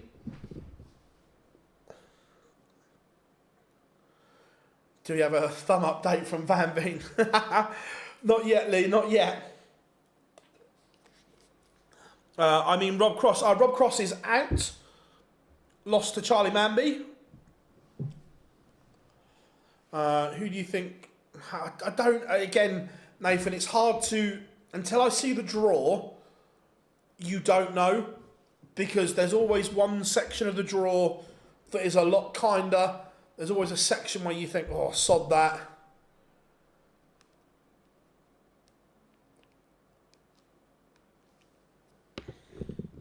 Matt Campbell leaves tops to win it.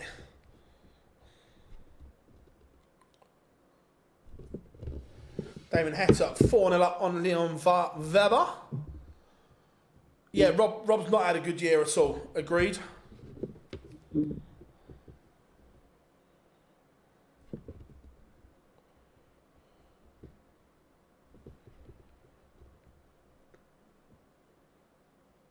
Yeah, agreed. I'm just not a fan of that route.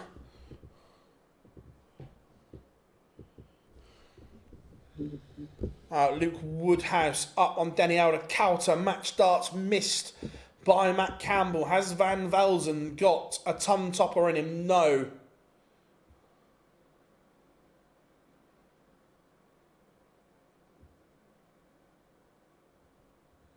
Matt Campbell has beaten Van Velzen to complete the 1-2-8. I don't know precisely. It will we might get it Friday afternoon once the qualifier's done.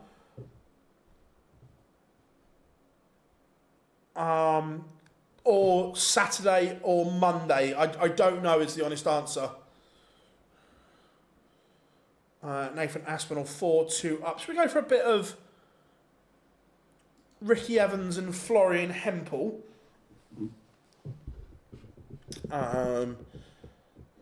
Phil, do you know what's happened with the WDF? John Part is playing at the World Masters and he's not. No idea, Marcus, no.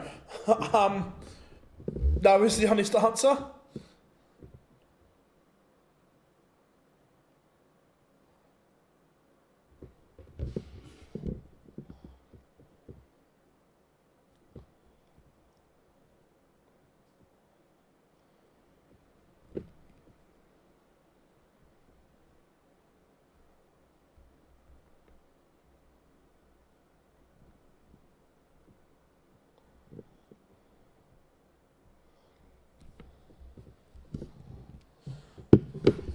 Cameron Menzies 5-2 up on Bradley Brooks.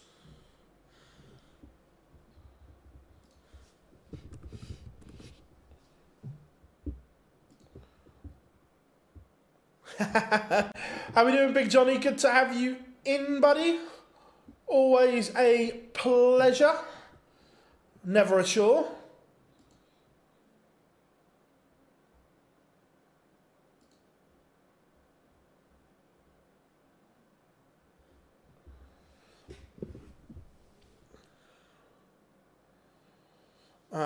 Four players on joint 64th, 25 and coming back 100%.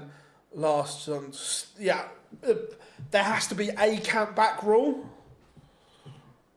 Dobie has beaten Rob Owens 6-2. So the count back rule is as follows. The PDC take your last 4 events. So in this case, your last 4 Pro Tours. And whoever has earned the most money on their ranking in those 4 events takes the spot. If it's level, you go back to the next one. It level and so on. Who are we upsetting today? Who's on your list, Big Johnny? Damon Hetta. 6-0 winner. Bagel served. Aspinall. Again, averaging humongous numbers here. At the moment, it's only MVG, Raymond. The Grand Slam qualifier, Nathan, is on Friday, 12. Be here with us.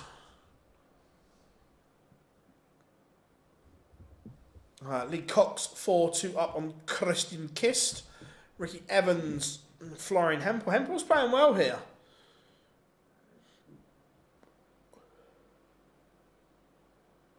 No one yet, but the day is young. There's still time for someone to fuck it up.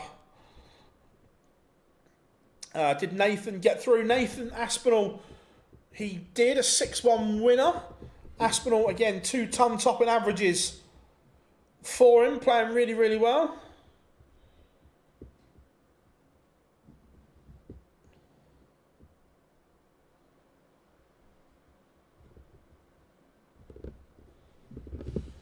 This is his 2nd year on tour, Brandon. I'm a bit upset about this gilding slump. Look, it happens. Let the San have. Ross Smith serves the Bagels 6-0 over Nathan Rafferty. It is quite funny. It is quite funny, Darryl. Gathering Price averaging a ton, 4-1 up on Tom Bizzle. Right, let me update the scores on the doors. 2 seconds.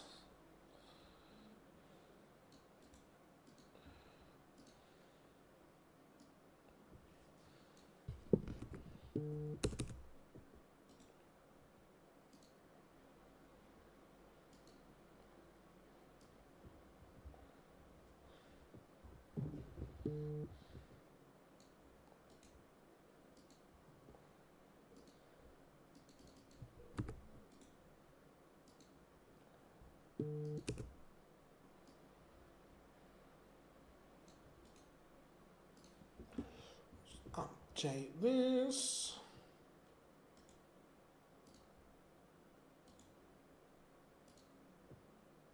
There we go. Scores updated. Cameron Menzies beats Bradley Brooks 6-3.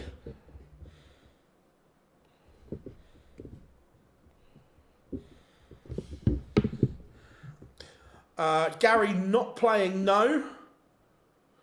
Johnny Rafferty was awful then as well. Not played well at all. Seen Temple hits and don't like to tell you, with that average he hasn't hit a 9. I don't even need to look at that one.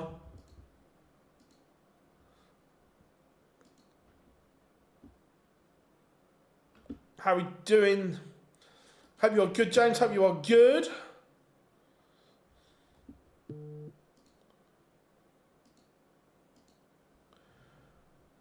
The actual collab with Star Wars is incredible, and the darts themselves look really good. Just look, it's expensive.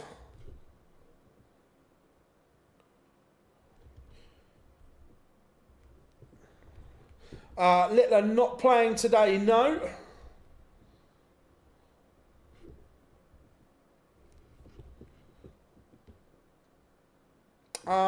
Yeah, look, Woodhouse has been a little bit inconsistent, especially on TV, but there's been moments of brilliance from him.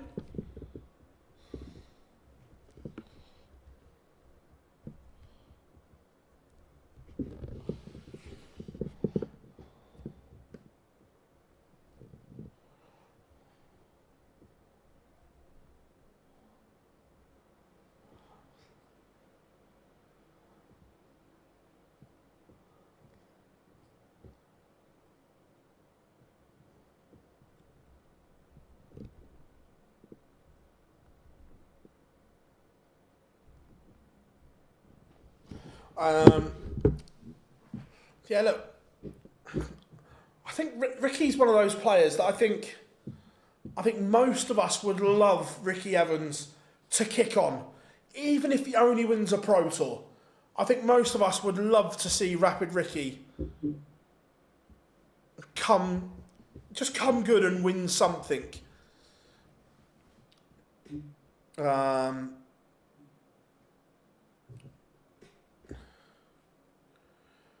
What you drink? So I've done me little bottle of, again, I've gone downsizing from a big bottle to a little bottle.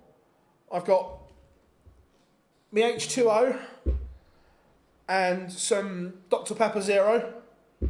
That's the Nico Springer has just beaten Jim Long. So the race for the Players' Championship Finals, Richard Venstra is the one having a good day so far. Do you think Target need to come back down to earth for that kind of thing? No, it's a hard one to say, because look, everyone sees it and goes, "Wow, that's expensive," which I agree, it is expensive. However, there is a lot that goes into this, and look, remember that they're a business.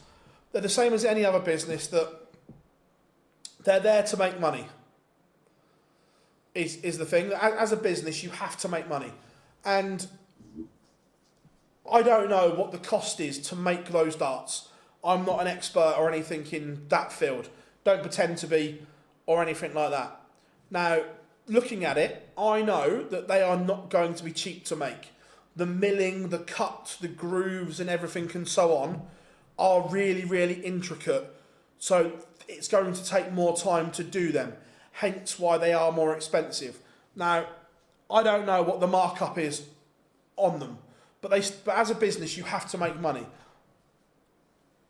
And they are effective. Look, do I expect anyone to throw them? No. They're more collector's pieces in the hope that they go up in value.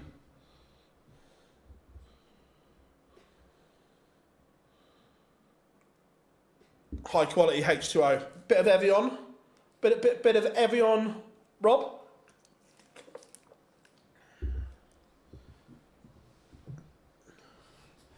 Panini cards. Yeah, again, something that I'm not into, so I couldn't tell you. Yeah, Sam, I saw him use them at an exhibition that he had the longer points in his case. So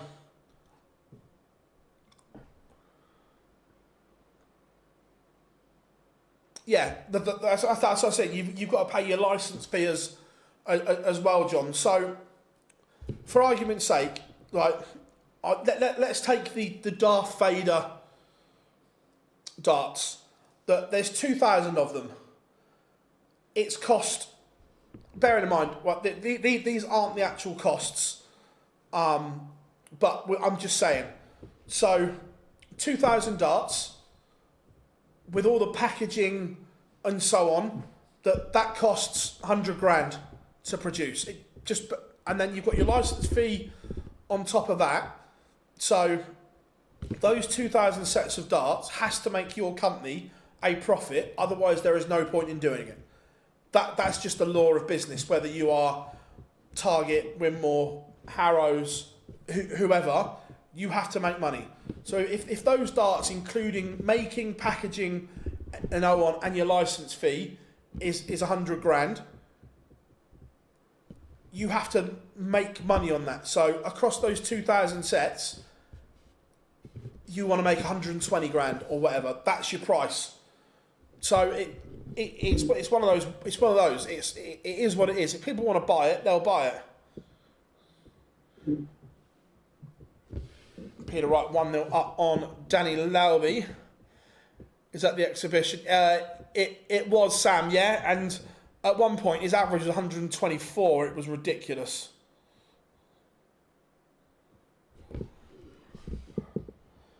Oh. Right, my bad. Right, where are we going? Who's warming up? Not there. That doesn't really have an effect. I think we're going to go Keen Barry because he is still in contention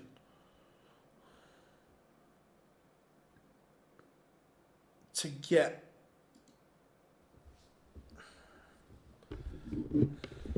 How are we doing now? How are we doing?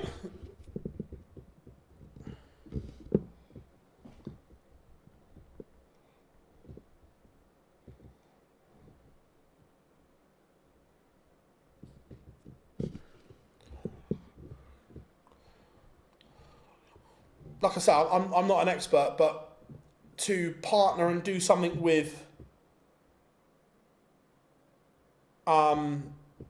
Star Wars isn't going to be cheap. Yeah, I've seen it. It didn't look very, very good.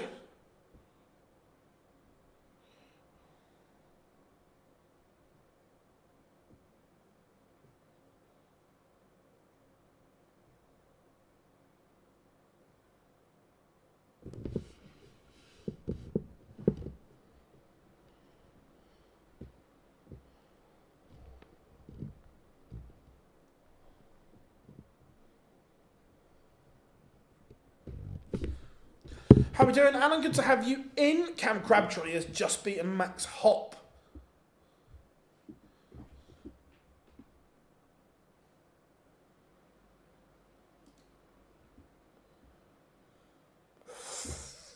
Ooh, Willie went back to back, but didn't take it out. I'll take it. Gavin and Stacey, the second best sitcom of all time. So I'll take it.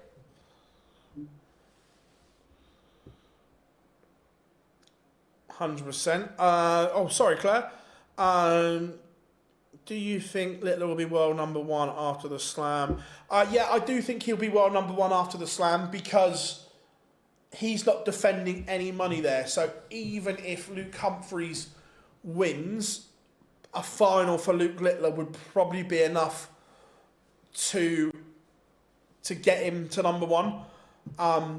But again, he might only keep it to the Worlds because if Luke Humphries would then go and win the Worlds, he could possibly then overtake him again. So yes, I do think he will go to world number one. But for how long, I don't know.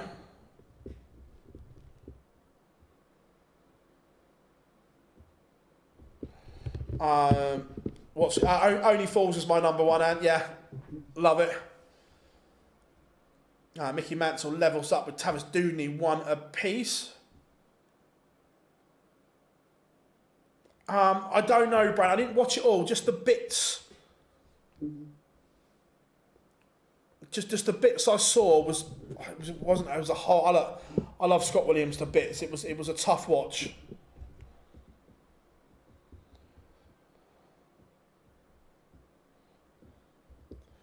Carral Sedler box is 3-2 up on Adam Lipscomb. Keen Barry 2-1 up on throw, but Zonneveld Chance to level up at 2-2 here.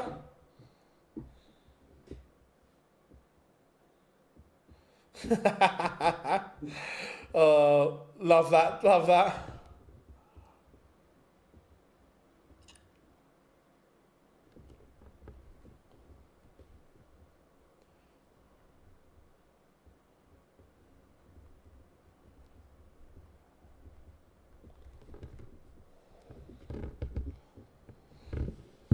Alan Sousa, 2-1 up on Richie Edhouse. William O'Connor takes the opener.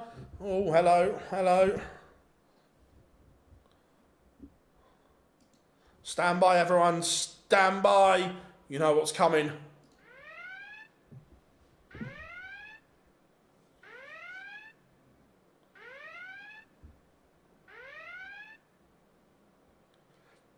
The Barney alarm has sounded. Raymond Van Barneveld warming up against Steve Lennon. Matty Dennant 3-0 up against Laban. Darius Labanauskas. Again, this is a big run from Matty Dennant here today. He could force himself into the green.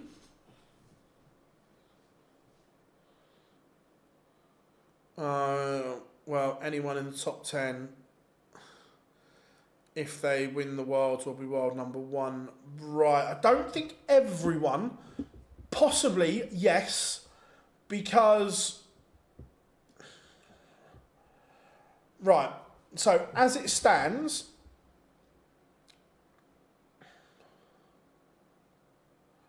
it would depend on how much or how far Littler gets, Mike, because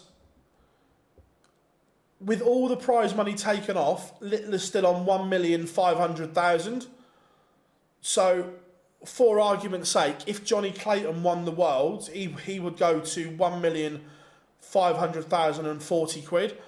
But Littler's still going to add money to that, so it's not guaranteed. Does that make sense?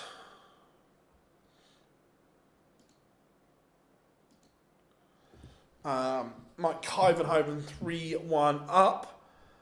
No, Dark Connect. There's been issues yet.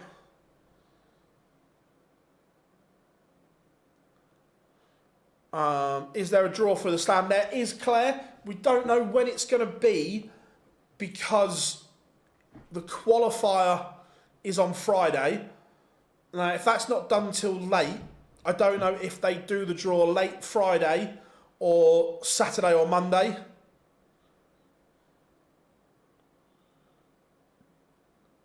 Yeah, correct, James. That's the thing. So,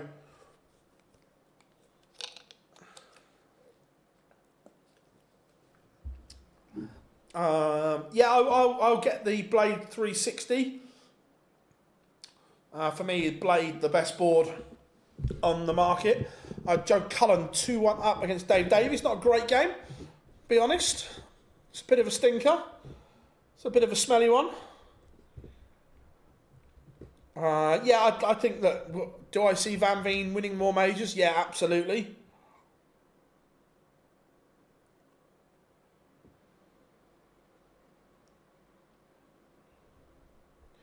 Mike Decker has beaten Berryan Pierce 6-2. Very, very good.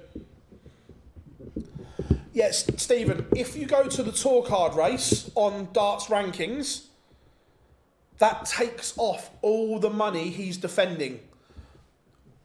So that takes into consideration that he's defending that.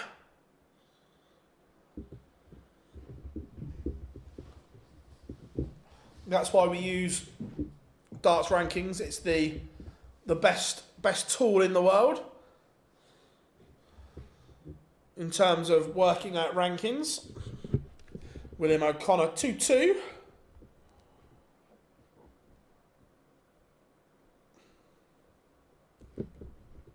Peter Wright 4-1 up on Danny Lauby.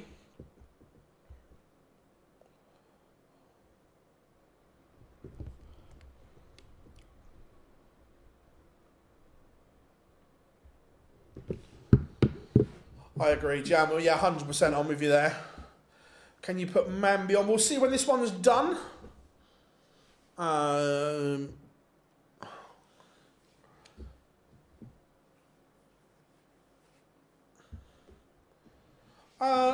I think he'll be, when they sit around in that board meeting, I think he'll be spoken about.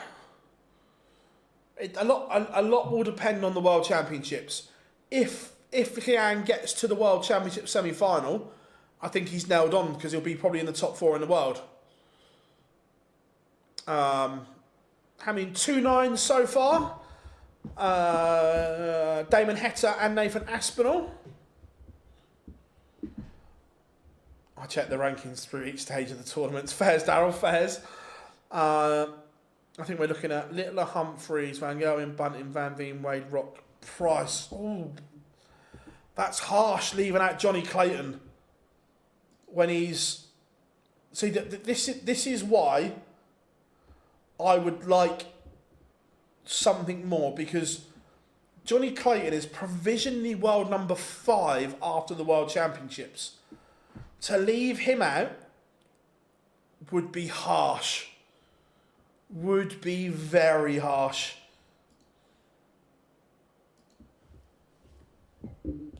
Labanauskas has a leg back against Matty Dennant. Lauby cuts the gap but still trails. This is a big result for Neil Zonneveld here. Keane Barry needed to win this. He could have cut the gap.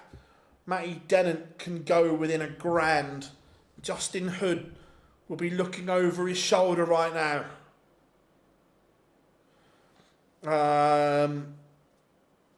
Do you think Peter can lose his... He could do, Jack, but look, I've seen enough in the last few weeks to think that Peter Wright is... Look, I'm never saying he's going to be back to the old snake bite. I think you'd be naive. But he's looked better the last few weeks. He's been competitive again. Phil, here's a question for you I've been thinking about. Who is the best player never to play in the Premier League? Obviously not including Bristow and that weren't around. Oh, good question. Oh, the best player never to have been picked for the Premier League.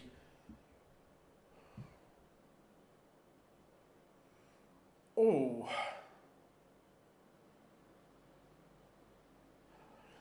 As far as I'm aware, there's only 2 world number 5s that have not been picked. Luke Humphreys and James Wade.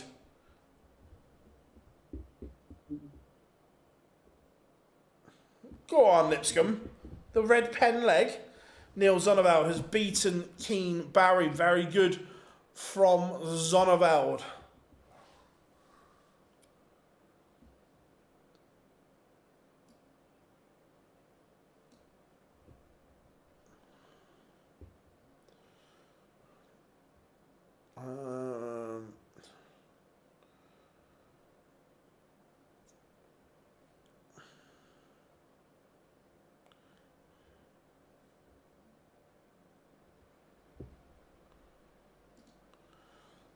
How are we doing, Sean? Hope you are good. I don't think Wade's definitely in. So, controversially, you know me, I think certainly one of, at the time, in terms of his form, I still think Paul Nicholson is one of the best players never to be picked for the Premier League. In terms of his form at the time and so on. Littler missed the registration deadline, Sean.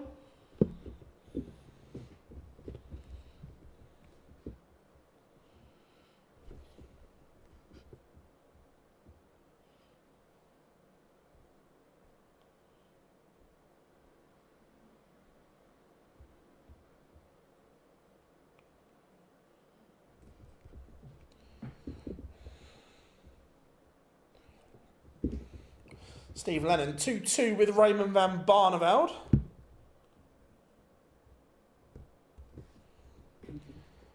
Yeah, Cadby to that list, agreed.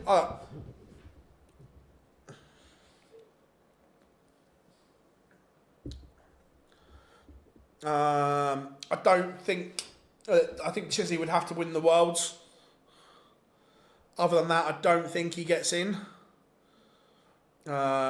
Nicholson, White, Noppert, Dolan, Jenkins, Walsh, Osborne, Ross Smith. Yeah, I think Danny Noppert certainly. Sedlacek beats Lipscomb 6-5. Yeah, I can go with all of them. I don't disagree.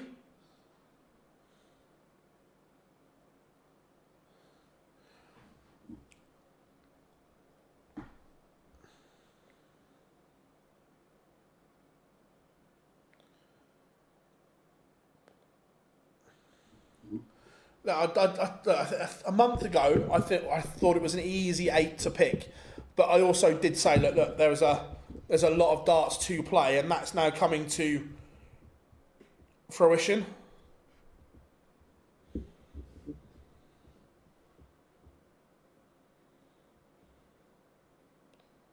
Yeah, agree, Johnny. Do you think Ryan Searle will ever win a match? He has the ability to, Nick, 100%. He's got to a final, so he knows he can do it.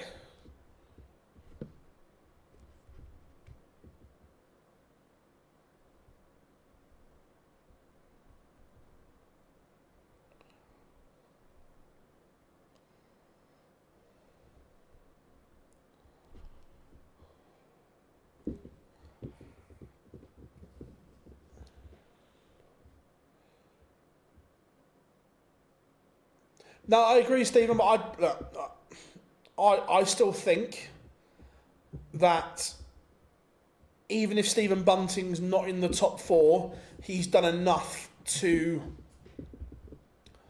get in. I agree, James, over the last month that it has, I agree.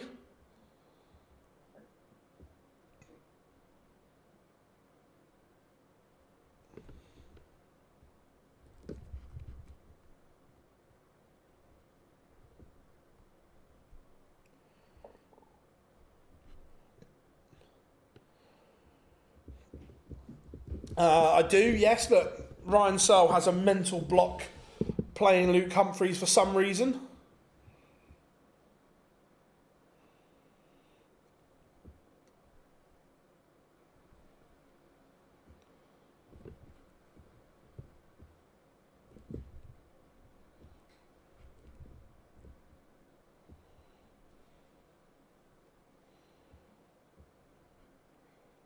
William O'Connor 5-3 to the good. This is good from William O'Connor. And Peter Wright is on another good run here. He's beating Danny Lauby 6-3.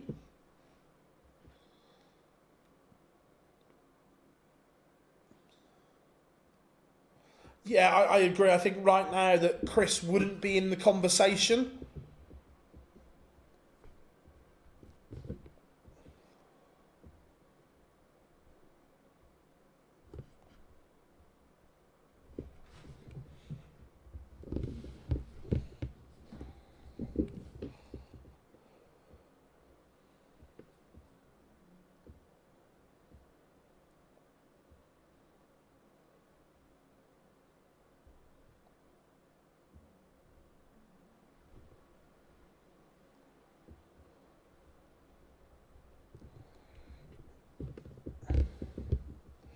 Cordecker has bageled Daryl Gurney.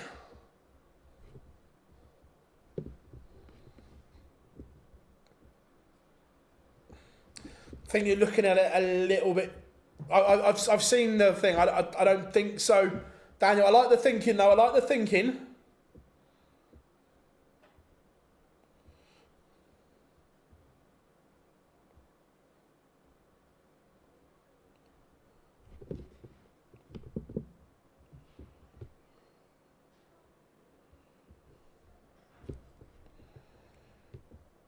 Do we think Taylor has another 2 Worlds in him?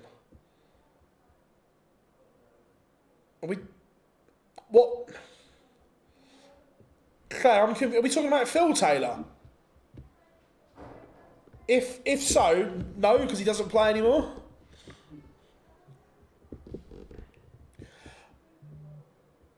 then no, Phil just doesn't play anymore. Doesn't even practice.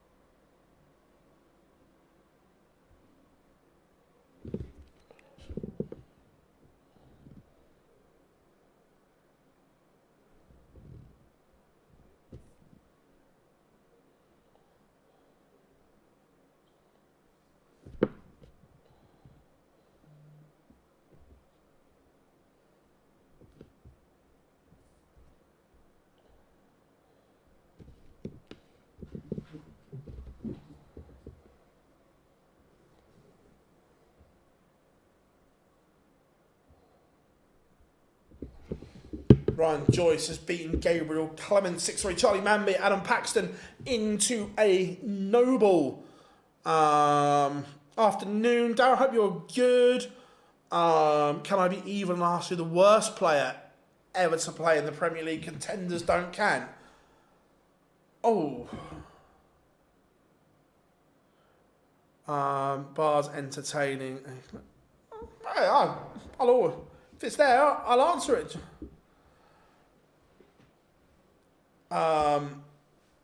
Just the $2.9, yeah. The worst player.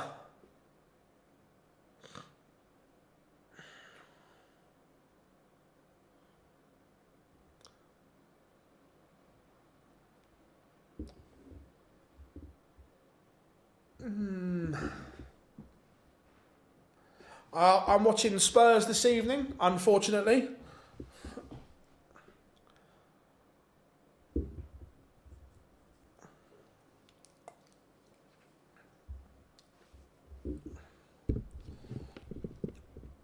Joe Cullen has a bit of daylight between himself and Dave Davis these time. Yeah, possibly Newton. The thing is, right, Glenn Durham was an unbelievable player, but they're not poor players. Right, should they have been picked at that time? Probably not, but that's not their fault. That they are both great players. So I'm not... Adam Paxton has beaten Charlie Manby 6-5.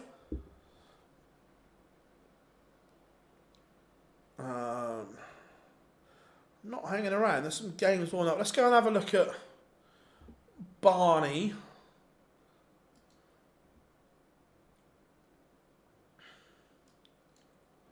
For me, there's a difference between a poor player and a good player that is struggling at the time.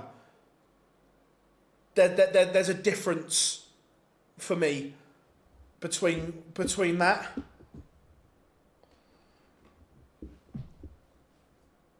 So that's why I wouldn't...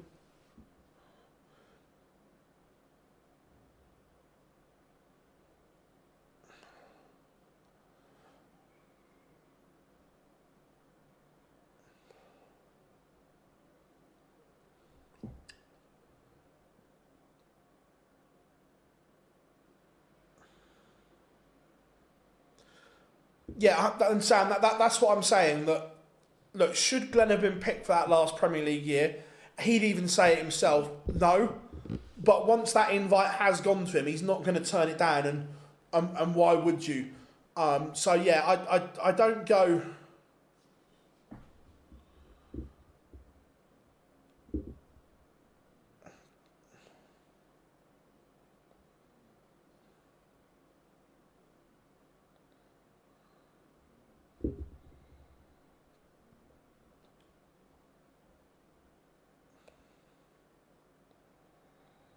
It's a tough question, that. It's a good question, but it's a tough one.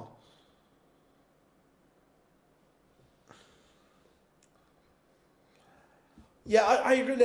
I'm not, for me, I don't look at it in isolation. That does have the worst ever Premier League season. Yeah, factually he did.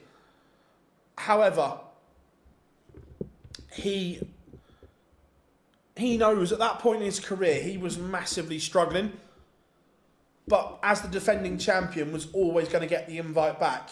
So I think the question was the worst player to get, and I'm talking about at his best. Dozer is not the worst player ever to play in the Premier League. No chance.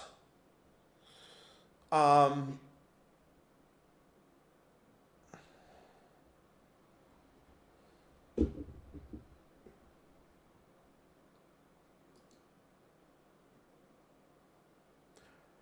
in isolation, Dal, yes, but should he have ever been picked?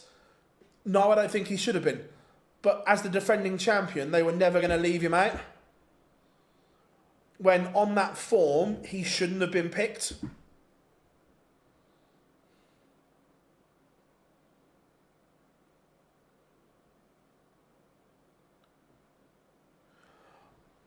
If I'm being honest, I think my personal, and don't shoot the messenger, I think I'd go Wes Newton. Personally, I never really rated Wes as a player.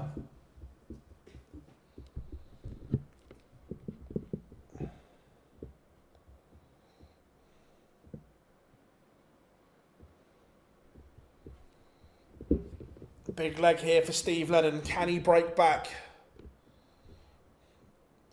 I don't think he was.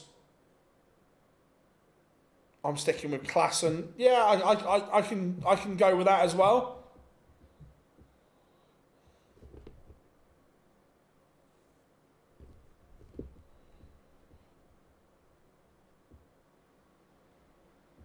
Yeah, and that's the point. Wes's whole throw and whatever was completely flawed. No, Webby was a better player than Wes Newton.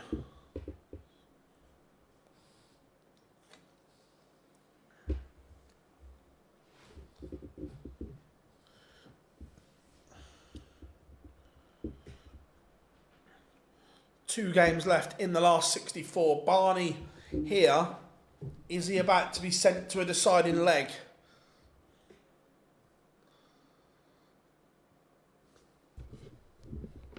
This has been good from Steve Lennon. Barney will have to find something in the decider.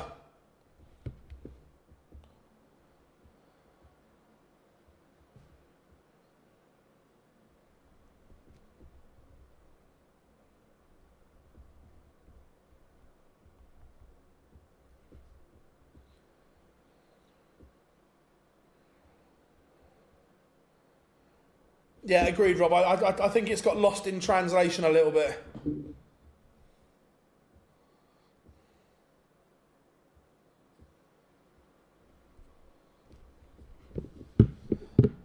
No, it wasn't based on the time that they were picked.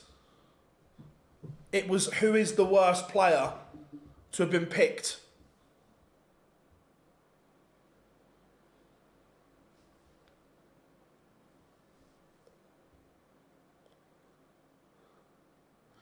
Random question, but did Peter Manley ever win a Players' Championship? Oh.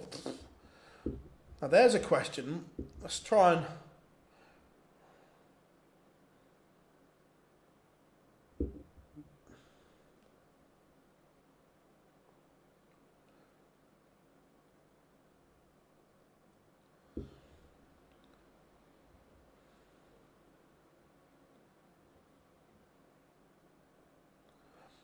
I don't know. His wiki page hasn't been updated.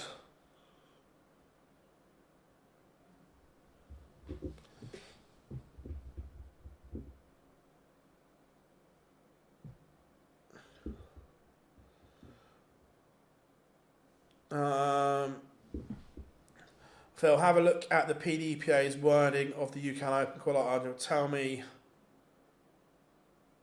whether you think Connor Scott is eligible. Oh, here we go. Wait a minute.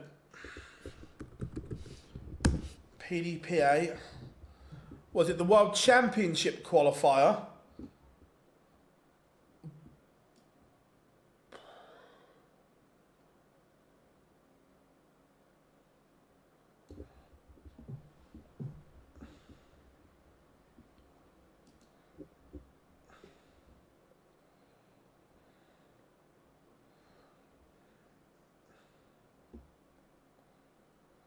Have you got a link to it? I can't find it on the PDPA website. Oh, well, no, actually, tell a lie.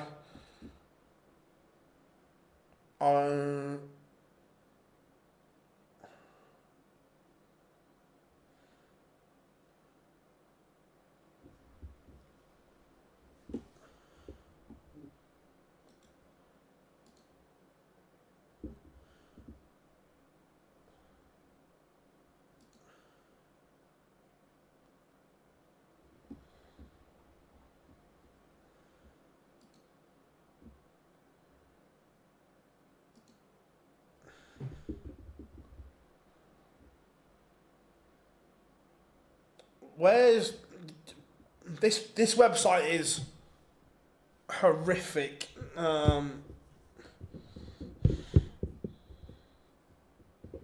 a minute, let me.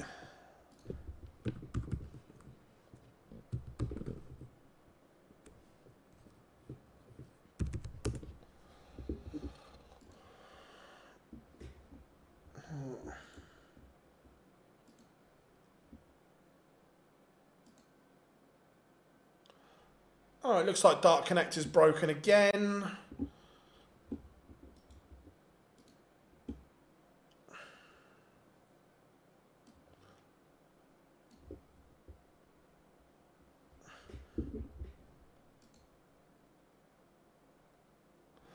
Yeah, Dark Connect's broken again. Marvellous. Yeah, Sean, I can't open Campbell and Ratajski.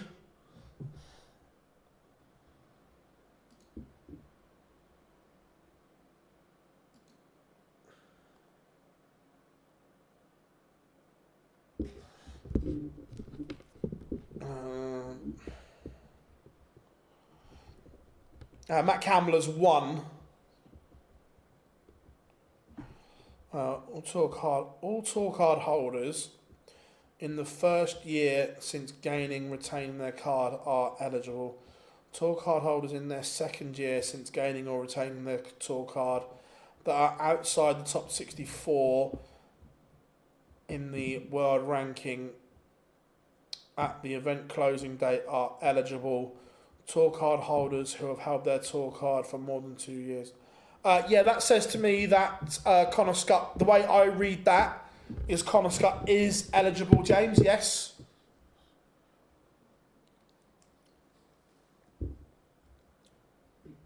The way that reads to me is yes, he is eligible.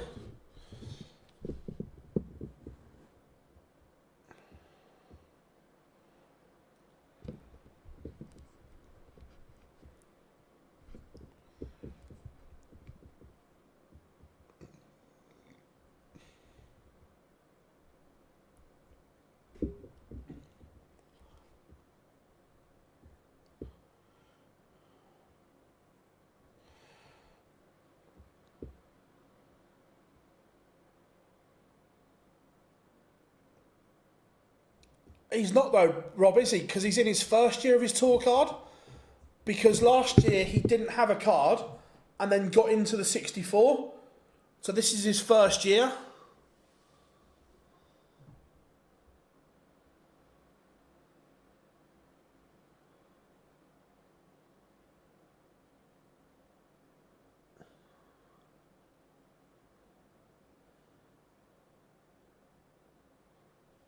I think it's very poorly worded.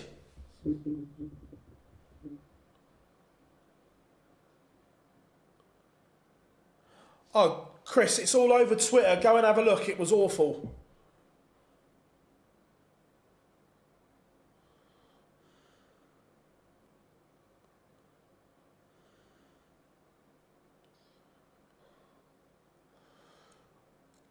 I will try and get some clarification on that.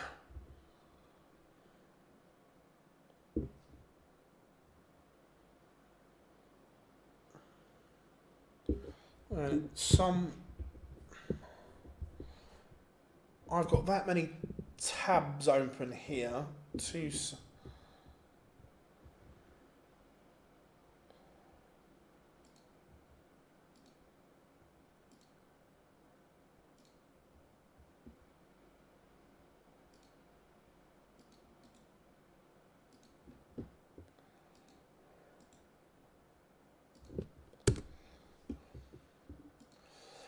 I think Spurs lose 2-0 this evening.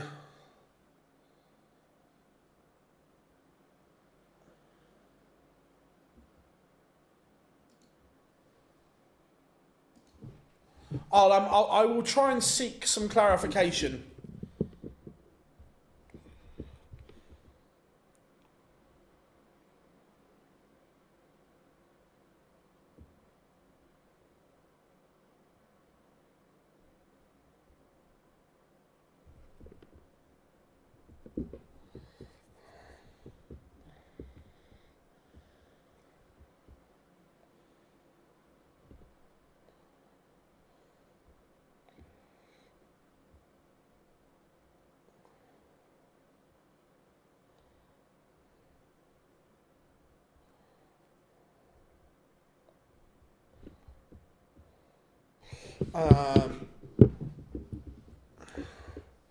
Right, games warming up. Fingers crossed. They've been quite good today at getting stuff on, in fairness. So fingers crossed we're not going to be waiting too much longer.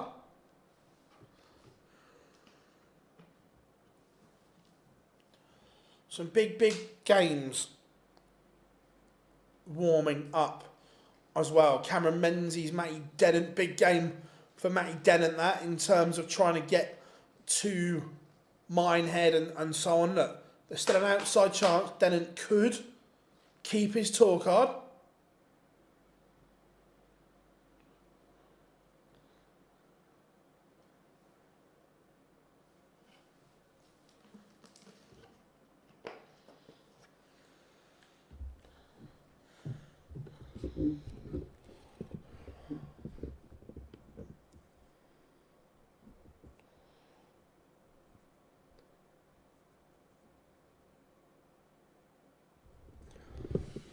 All boxed up. Thank you very much for the super like, buddy.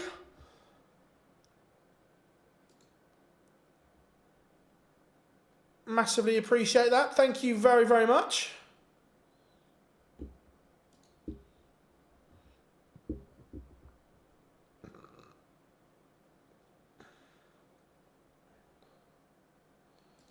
Right, let's see if the scores are updated yet so I can update.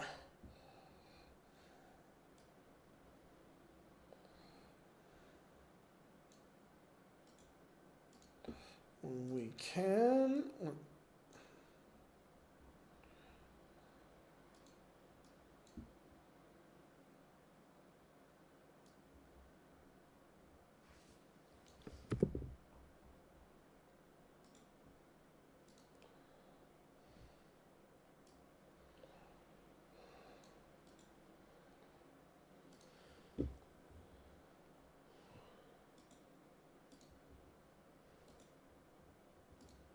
There we go, scores updated. Fingers crossed that we'll be able to open a feature game.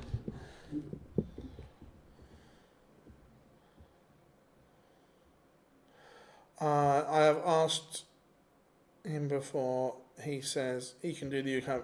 Fez?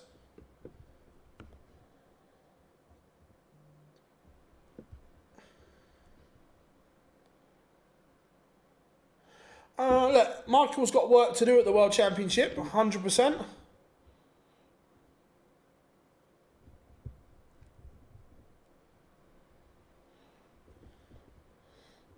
All right, scores are updated, so...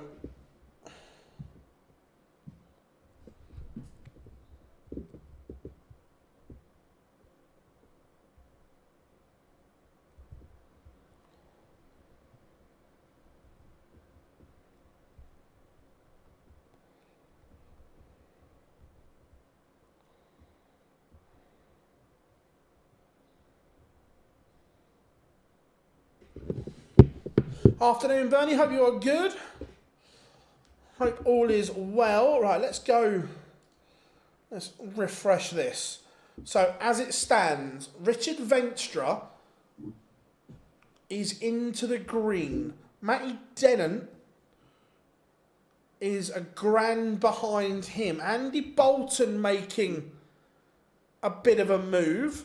Price is down to 15 in the rankings now. Ouch. Not good. Not good at all.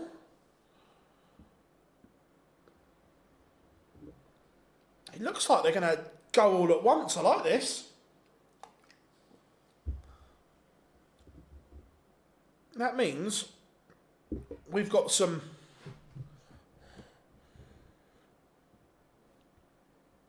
alarms to play. Looks like I best get on with them.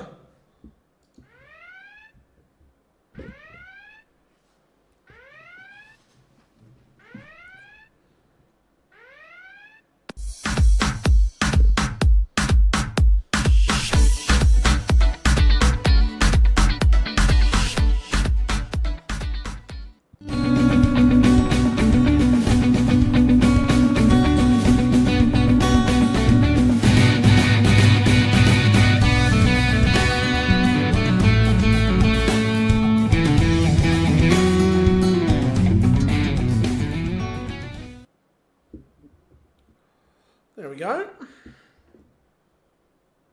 Some nice little alarms played. Aspinall, Sedlacek, and Wessel Nyman, Raymond van Barneveld underway.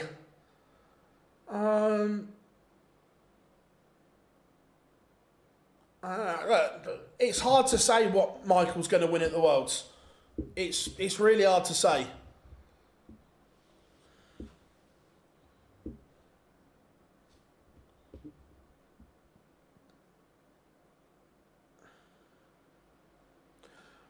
I think the Asp is always in the mix.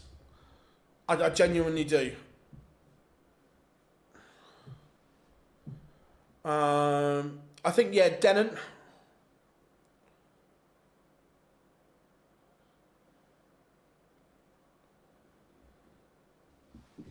Right, fingers crossed we will be able to open one of these in a second.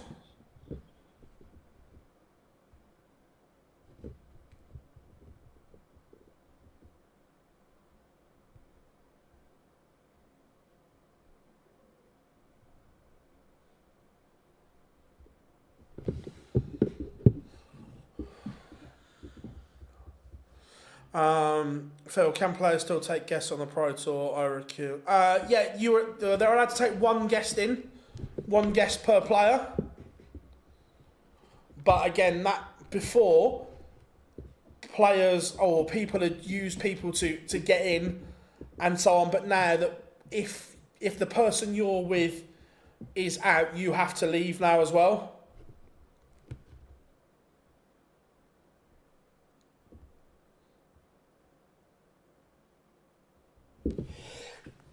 Excuse me.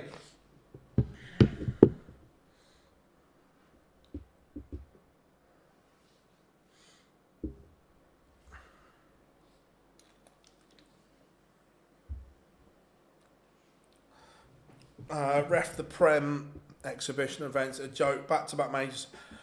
Look, unfortunately, Danny's just in that bracket where is he a world-class player? 100%. But he doesn't offer you anything else.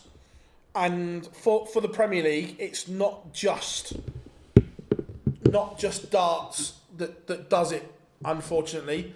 There is a long list of other things that you have to do. Asp is on some... Yeah, 100%. I think Aspinall is playing arguably the best darts of his career at the moment.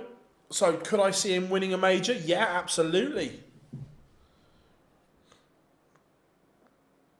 He is Norwegian Kordecker.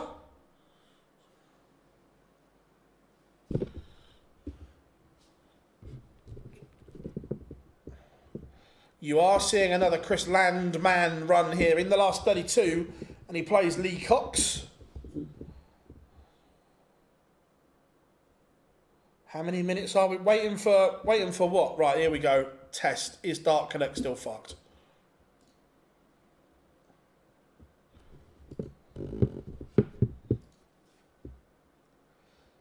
Yes, it looks like Dart Connect is still fucked. Let's see if we can get any feature game up. At this point, we'll just take whatever we can get.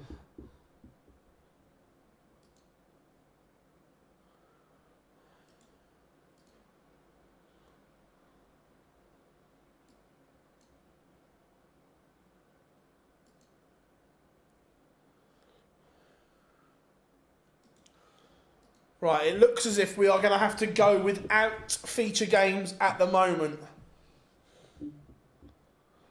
I can watch games fine. So I'm trying on 2 different devices and it's not opening up on any.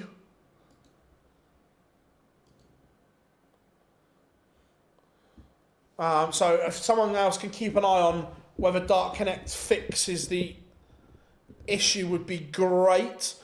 Rock will be in. I'm so sure. I wouldn't say so sure. Look, do I think he'll be in? Possibly. But the last couple of TV tournaments he has not produced. He has not played well. And there are other people pushing for that spot. So I wouldn't say he's a guarantee. Do I think he is 100% in the mix? Yes. But I don't think it's anywhere near as clear cut as that. So I can't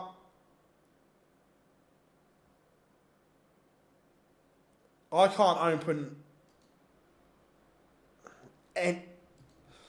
no live game is opening for me live score wise.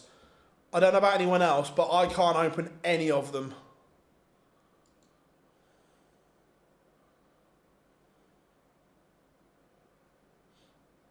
How do we get rid of the ads? It drives me mad. That's how we get paid, Joel. So look, don't get me wrong. We don't set the ads aggressively like some platforms do. That you can set the ads to be super aggressive.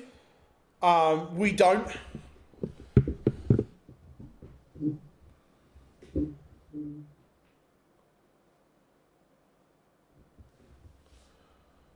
What's the app called? It is tv.darkconnect.com. Let me try it on another.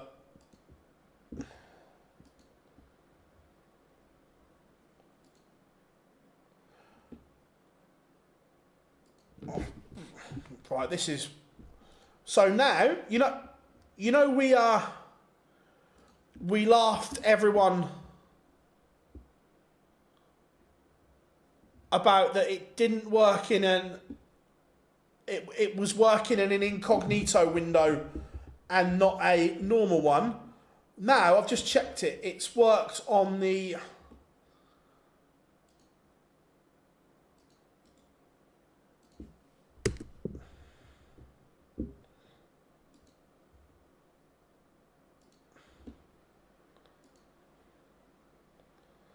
let me try this a second, folks.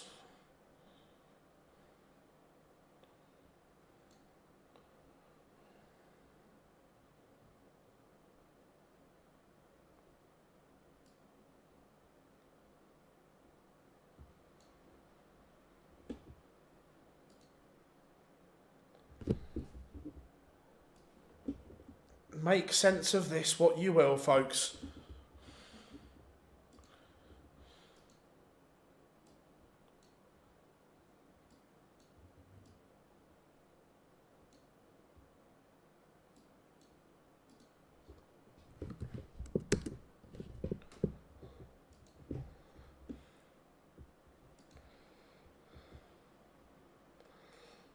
Right, I think we're back up and running. Happy days.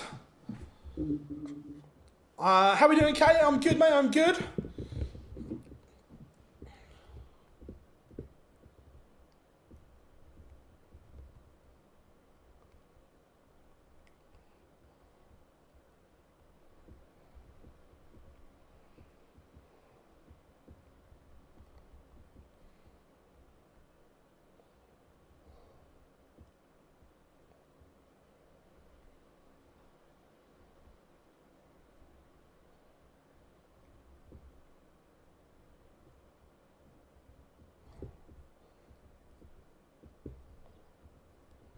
Right, we are off and running. Barney 3-2 up on Wessel Nyman.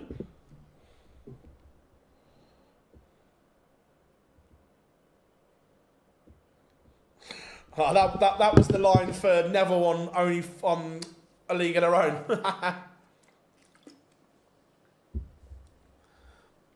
This is the last 32. Yeah, still big names left in. Aspinall is playing beautifully, but he's 2-1 down to Sedlacek, but he's playing well here.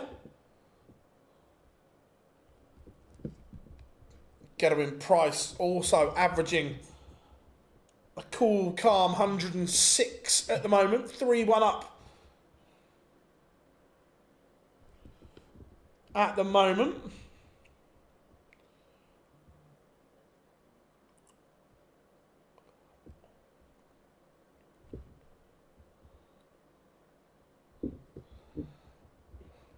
Matt Campbell, again, he's having a good run here. Matt Campbell, I've said this for ages. Matt Campbell, ceiling is ridiculous. We're not seeing enough of it, but now this is a good run from him. Yeah, agreed. It's a horrible look. Agreed. Afternoon, Paul. Good to have you in, buddy. Aspinall needs to take this and does 2-2.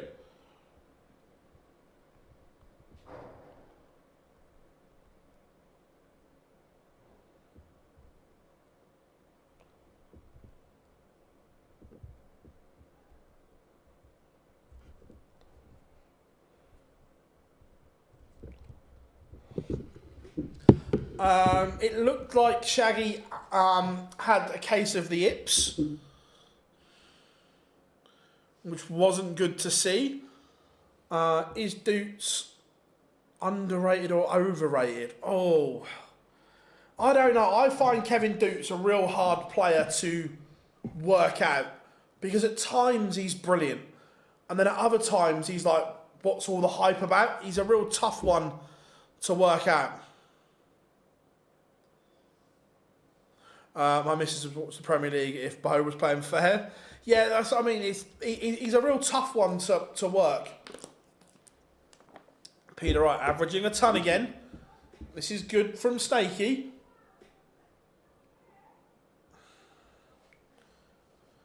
William O'Connor 3-2 up. Ryan Joyce 4-3 up on Nico Springer.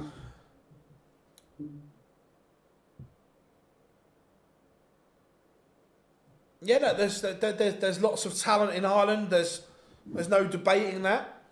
But one of them, it's okay being good, but one of them needs to make that jump to great.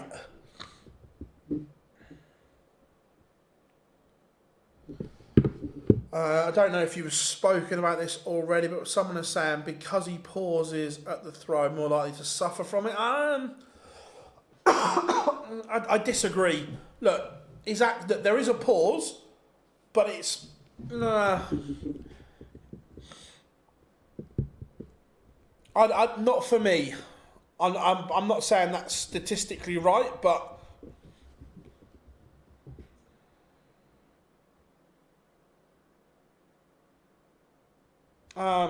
again, until you see the groups, darts these days, Tom, is so hard to work.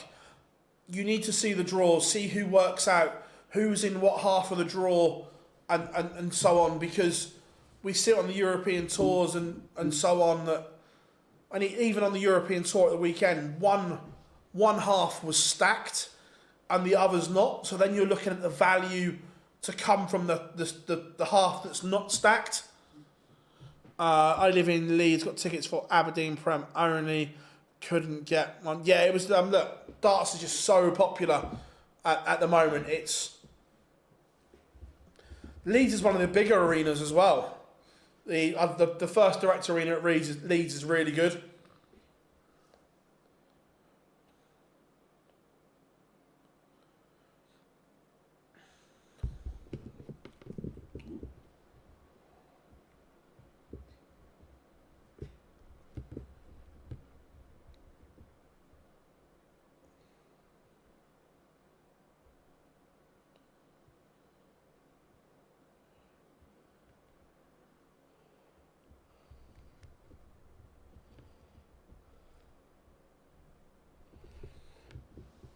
Right, Peter Wright averaging 102.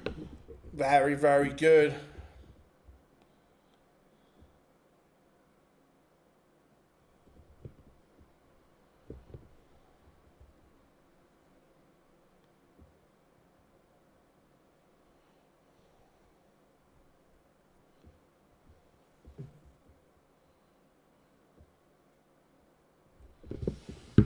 Thibaut Tricol, again, gone under the radar a little bit today, has Thibaut.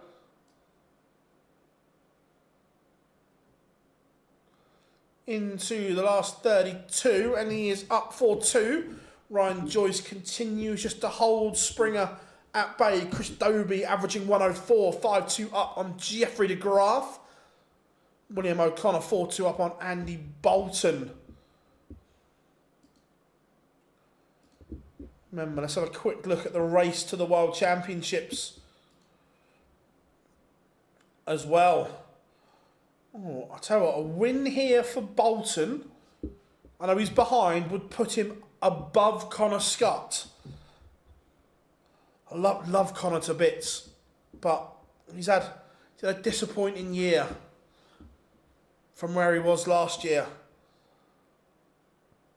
Gerwin Price averaging 105 is one away from the last 16. Not really, mate. No, we do it for the semi-finals, but we need to be able to see the results as well, like the live ones. Ricky Evans, he's done himself a great job. Remember, his place at Minehead was just under a little bit of pressure at the start here, but that win puts him up to 28 grand into 53, and I'd say he's safe. Aspinall has just fanned the break of throw against Sedlacek. Chris Dobie is a 6-2 winner over Jeffrey de Graaf. And yeah, Matt Campbell, a 6-1 winner over Mike de Decker. This is the Matt Campbell that we want to see. Nico Springer, Ryan Joyce, we are going to a noble 5 apiece. Is Scott Williams okay? Look, he obviously had issues with the throw today. You reckon it'll be one of the Lukes in the final, or the rest of them? It's hard not seeing that. Wessel Nyman is a 6-3 winner over Raymond van Barneveld. Thibaut Tricol 5-2 up on Niels Zonneveld. How we doing, Chris? Good to have you in.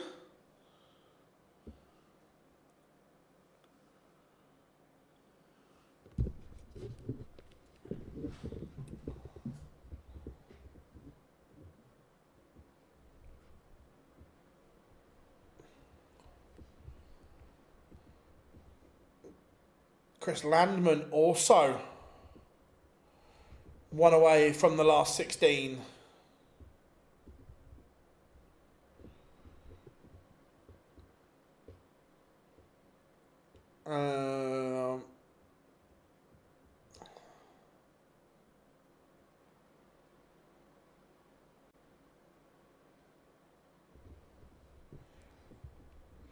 Alan Suter trails Richard Veinstra.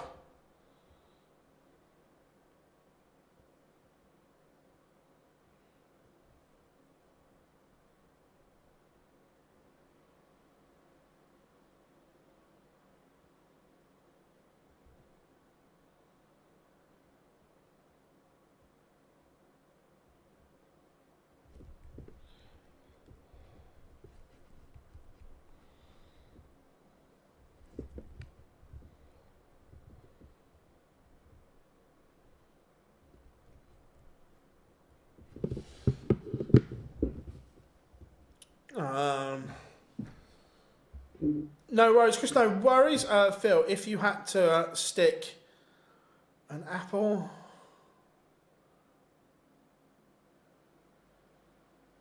none?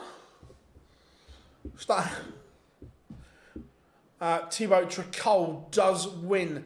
Aspinall broke, but Sedlacek breaks straight back. Peter Wright still averaging a ton. He's 3-1 up on Ross Smith. 180 for both Sedlebox and Aspinall. Really good game, this. What a question. Yeah, completely.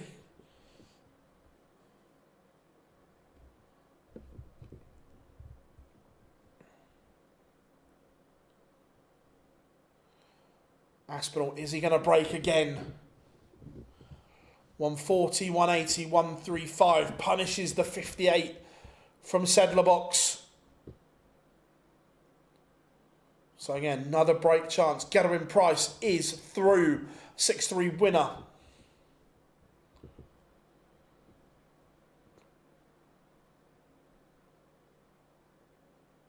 You feel this has to go for the Asp, and it does. What a dart that is.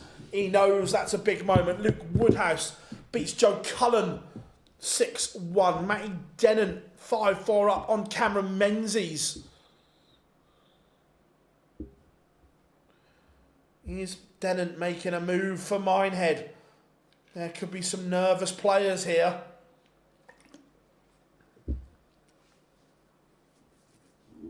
William O'Connor, one away from stopping Andy Bolton.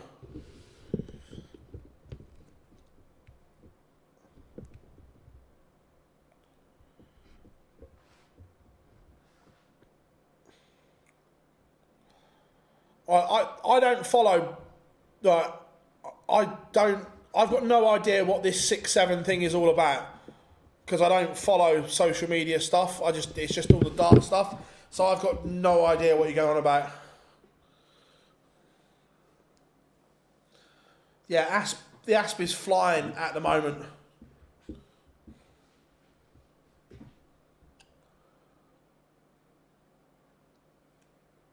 Ross Smith. Is he about to make it 3 all with Peter Wright? He is. Peter Wright's just dropped a little bit. Aspinall needs a big visit here because Sedlacek is in tow. Cannot give Evil Charlie a chance. Menzies levels up with Dennant 5 all. We've got a noble there. If you had to pick 8 players for the Prem, currently not on form, just on entertainment. Luke, MVG, Price, Aspinall, Gary Anderson,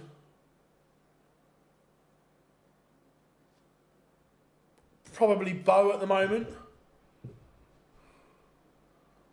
and don't know the last one, but I'd go with those 7. Possibly, look, I still think 27 will get you there, but it's going to be a nervous wait, Jack. It's not guaranteed.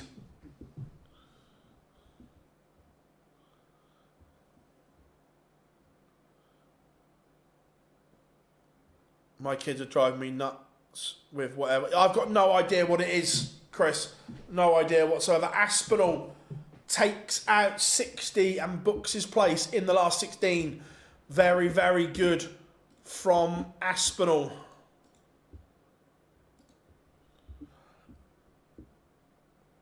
Let's try and get that noble in between Menzies and Dennant.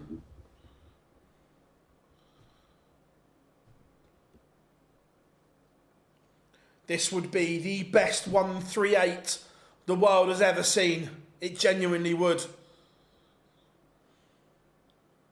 Doesn't go though. So Matty Dennant is going to get a chance to win it against Cameron Menzies.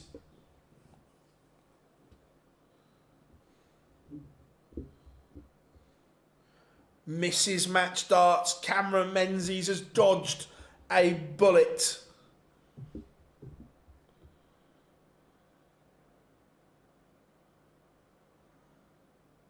Menzies punishes the mistake.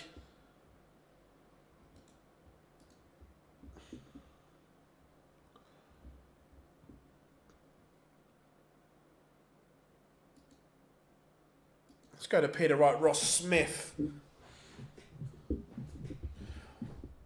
Who do I think's winning this tournament from here? Oh, Christ. Price or Aspinall? I just realised. Yeah, I saw he was pulled out. I don't know, Rob, is the honest reason. We'll try and find out. Oh, Marcus, 100%. It's the best joke in darts.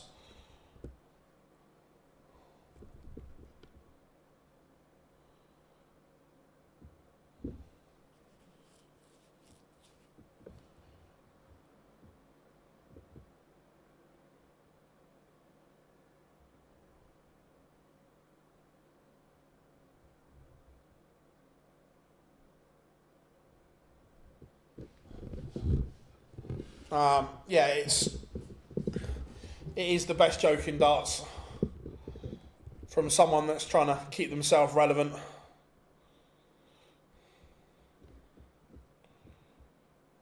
Just under the weather, just seen a tweet. Cool. That's good. One quick one, PB. All things.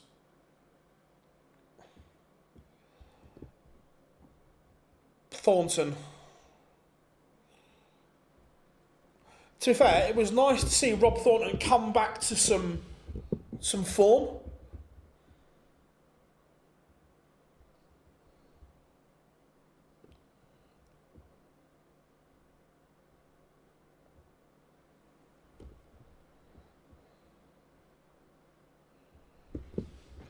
Ross Smith, Peter Wright, level again, 4-4, good game. Damon Hetta, a scene off Mickey Mansell. Richard Veenstra, a win here, and he takes a giant step towards Minehead.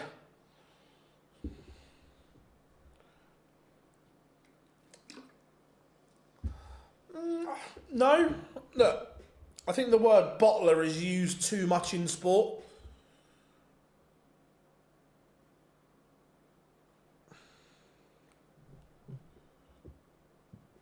Veenstra beats Sousa 6-4.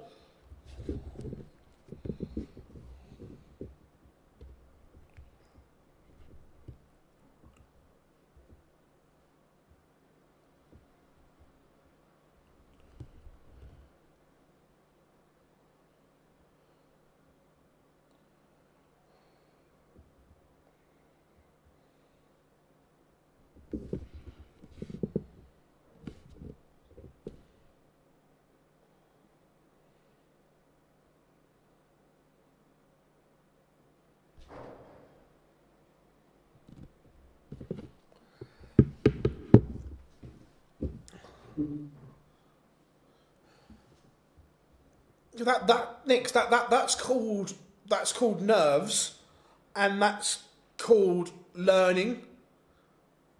You learn to cope with nerves, and everyone forgets he's still a kid that doesn't have that much stage experience. Is the thing, and look, we've seen some of the best players in the world miss 7-match starts before. It happens in sport. Nerves happen in sport.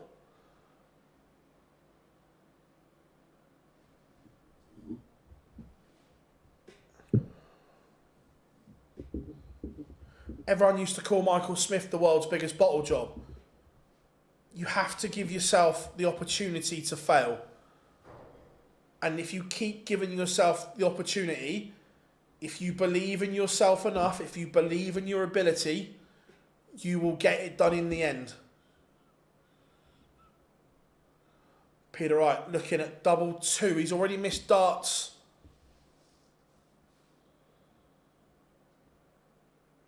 To lead once more. This has to go. And it does. Last dart in hand. Peter Wright 1 away from the last 16. But they don't get nerves on the Pro Tour. So this is speaking from experience. Don't get me wrong. This is going back. some, right, when I could play. So playing on the floor, I was a decent player. Right, I'm not talking world class, but I was decent enough. And I remember I got picked to play for Hampshire at youth level, under 18s level, but it was still on a stage and so on. On the floor, no issues whatsoever. I remember the first time I stepped onto that stage and played for Hampshire, no word of a lie, the first leg and a bit, I could not stop my hand shaking. Couldn't do it. Is the thing. It's just something that you're not, and you get used to it. Is the thing.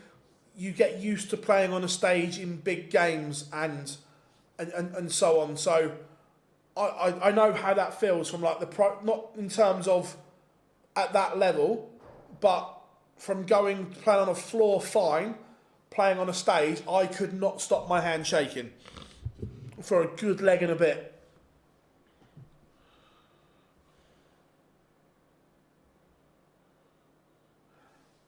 Through the rankings, yes.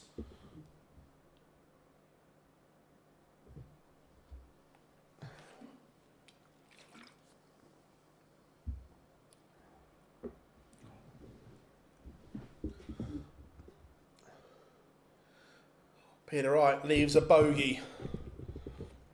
Ross Smith to send us to a decider.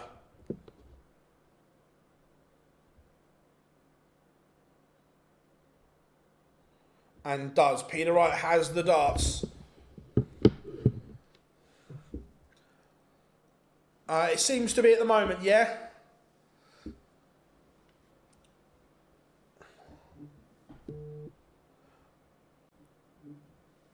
Yeah, it just nerves. It's just a case of getting over those nerves, and the more you put yourself in those opportunities, the easier it becomes.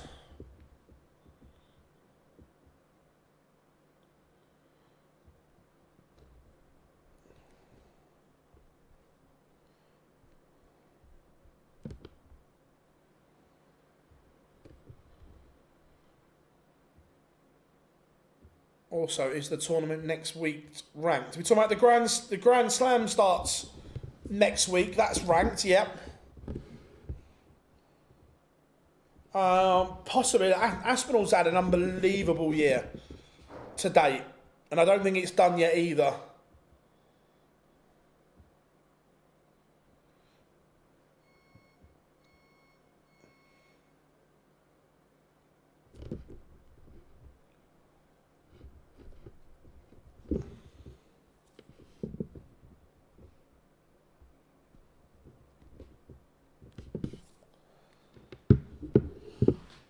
It could. Agreed, it could play on his mind. Or it could be the next time he's in that situation, he pins it first dart. Peter Wright is down to a finish first.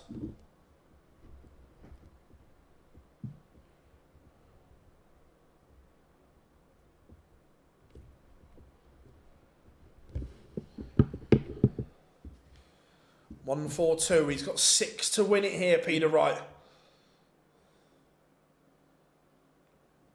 We'll just be thinking, just the setup has to be good. Doesn't want to be farting around with this. Oh, Peter Wright. What a finish from Snakey. What a finish.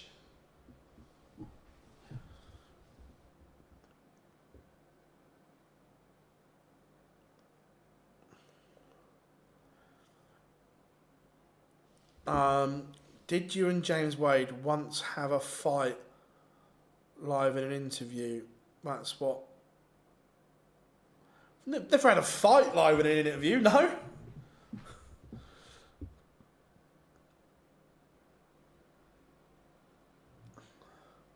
What do you think about Andy Cornwall's comments playing? Look, it's not just Littler, right?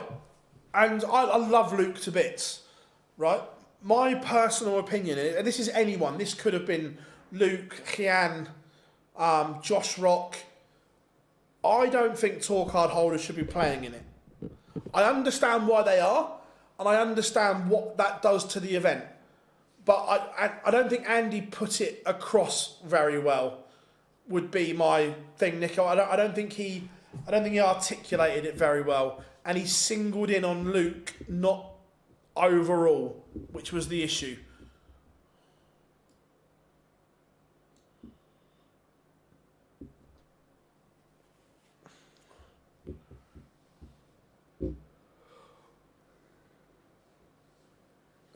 Do you think Cammy needs to tighten up? He looked like, just needs to be himself.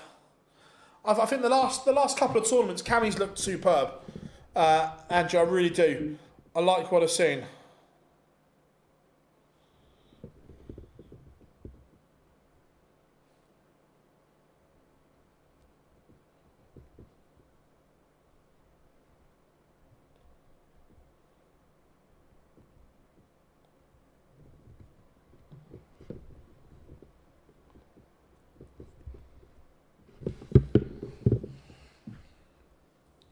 So we're into the last 16, everyone. This is good. What a day it's been so far. As it stands, Venstra has jumped. Justin Hood is now in that last green position for Minehead. Chris Landman is still in. He could make a little bit of a run here. Thibaut Tricol also still in. For either one of those to jump into the green overnight, they would have to get to at least the final.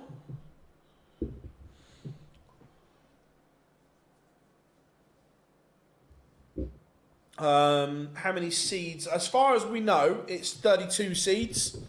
We haven't been told any different, so...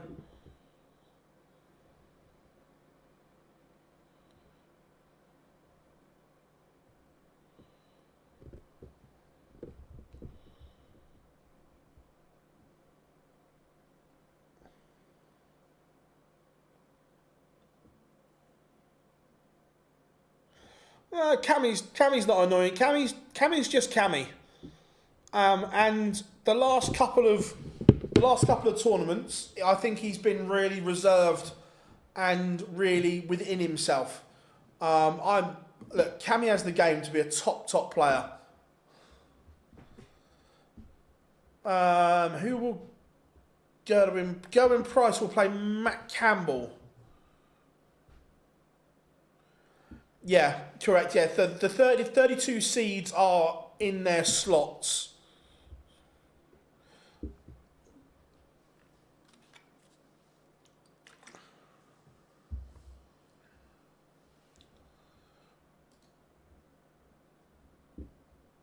Right, let's update the scores on the doors.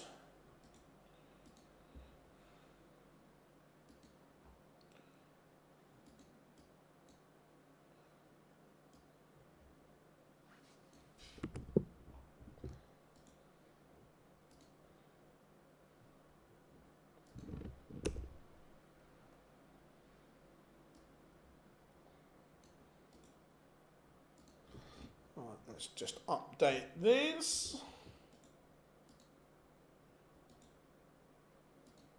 There we go.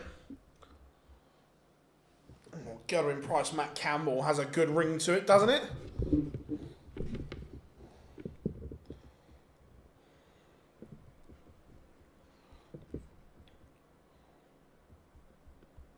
Yep, everyone starts in round one. So the big guns, as we call them, will have to play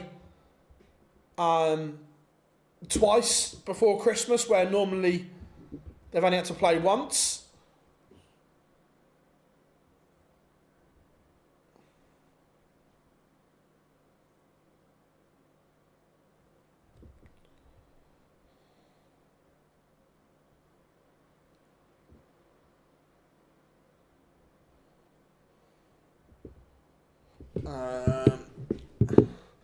Why? In some way, why?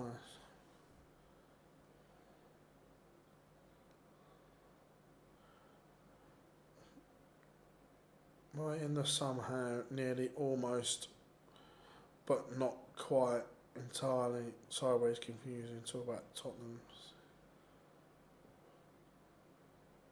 I'm not convinced about Thomas Frank.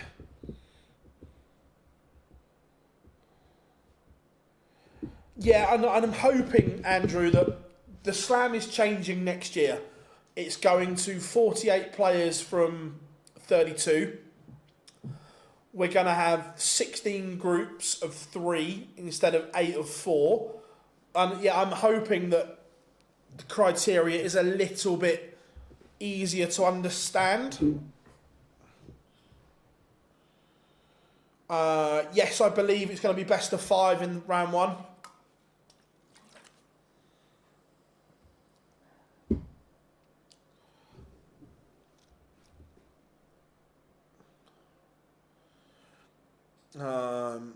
Which games will be streamed on PDC TV? Oh, let's have a look, Jason. I don't know if the PDC have put it out. Let's have a quick check. Yes, they have.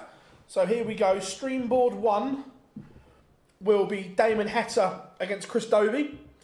Stream board 2, Peter Wright against Thibaut Tricol. Stream board 3, Nathan Aspinall against Luke Woodhouse. Stream board 4, Gerwin Price against Matt Campbell. They are your 4 streaming boards.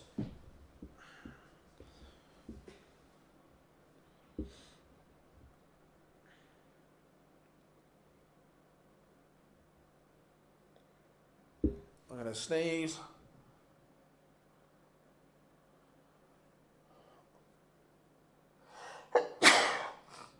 Excuse me.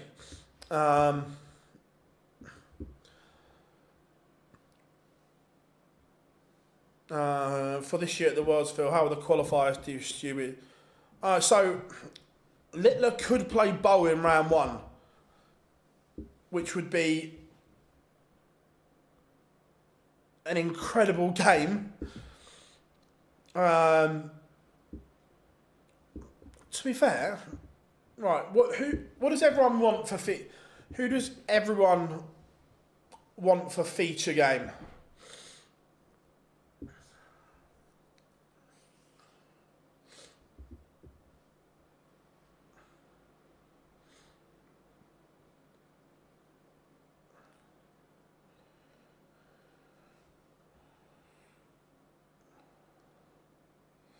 Thank you, Teresa. Thank you.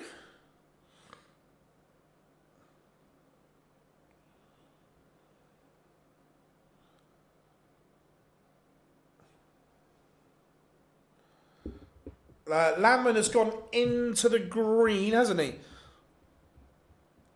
Yeah, to be fair, I think because it is the race to Minehead, I think, yeah, I agree. Landman, O'Connor, because of Minehead.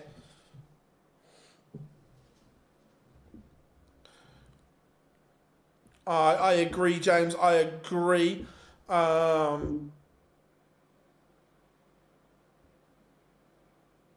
Why would it be a terrible decision, Dal? If they're the players that have deserved a call up, and by the way, I'm not saying that all 6 are, but what happens if they're the ones that have deserved the call ups?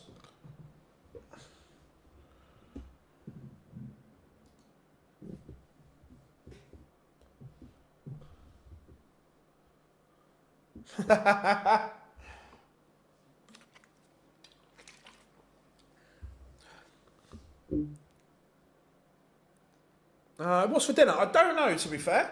I need to stop at the shop on the way home.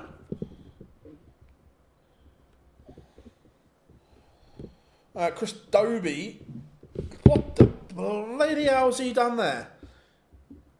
He's 2-0 up, averaging 143.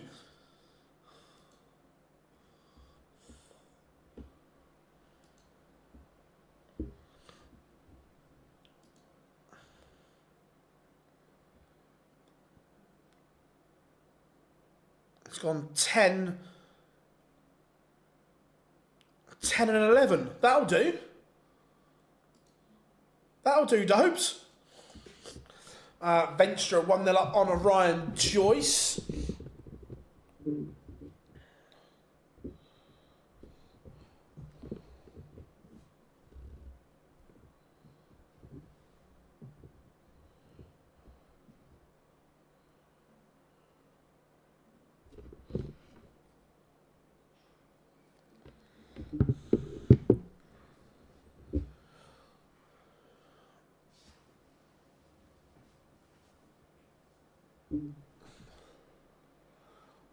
Unfortunately, that's what could happen.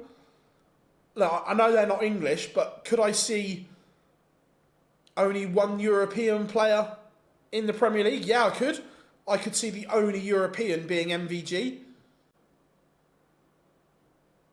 Personally, would I have Van Veen in there? Yes, 100%. But I could see it. I could see Michael being the only European player in there. I don't think that's beyond the realms.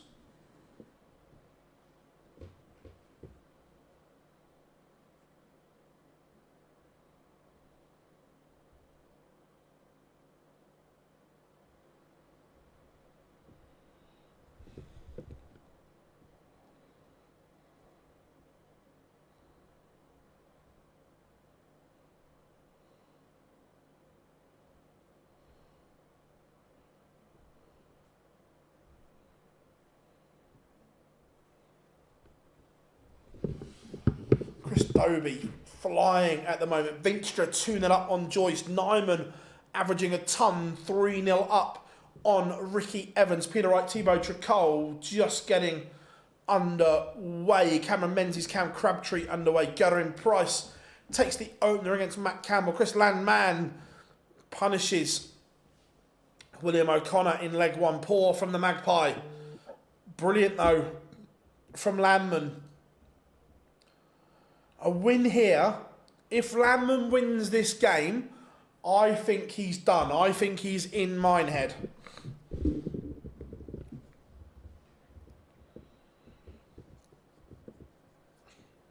And he is 2-0 to the good. O'Connor is going to have to find something.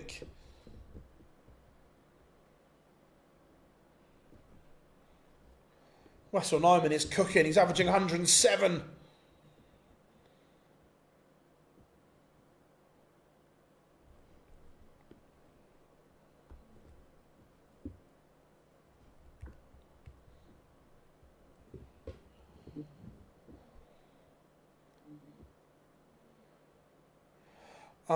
Did Gary say he didn't play well, or he said look, he said Cammy played well. He said I missed chance. Yeah, Gary had darts more than enough to win it.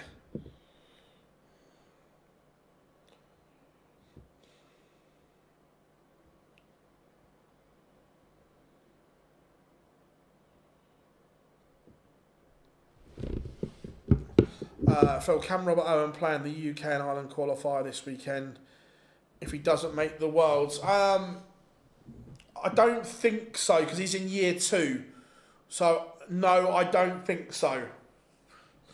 Luke Woodhouse 2-0 up on Nathan Aspinall at the moment. Both of them not at their best here. Is he year 3? I thought he was year 2 for some reason. My bad.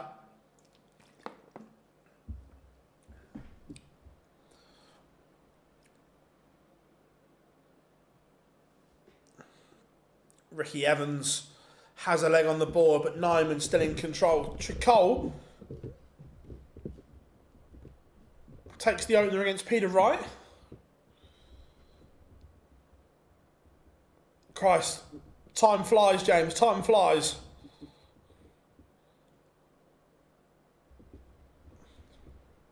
I knew what you meant, buddy, I knew what you meant. O'Connor does hold, but needs to find a break.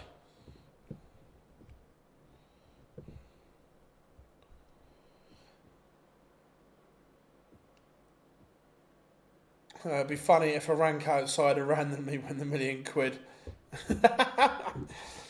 Yeah. Richard Venstra is averaging 113. He's having one of those games, his Flyers.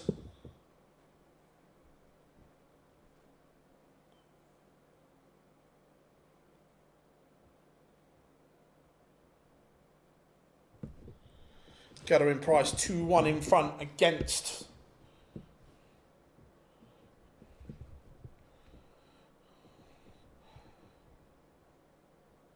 Dobie is absolutely mo.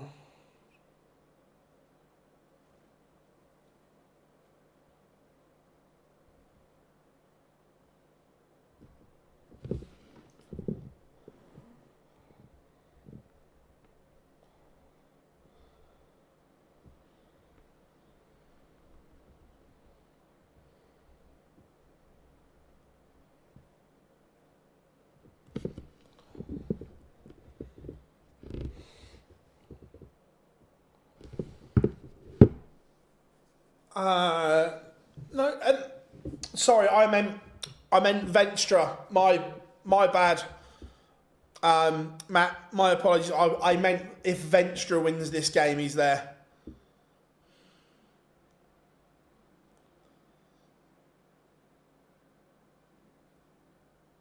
Yeah, Landman's making a move, but yeah, I meant Venstra. My apologies. O'Connor is going to get the chance to break back here. Tricole is 2-0 up on Peter Wright. Do I like spicy food? Yeah, I don't mind it.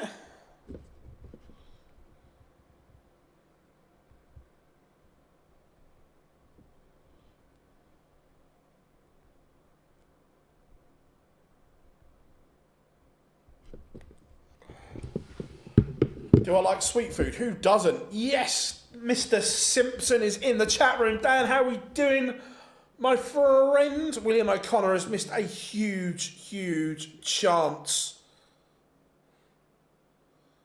to level up.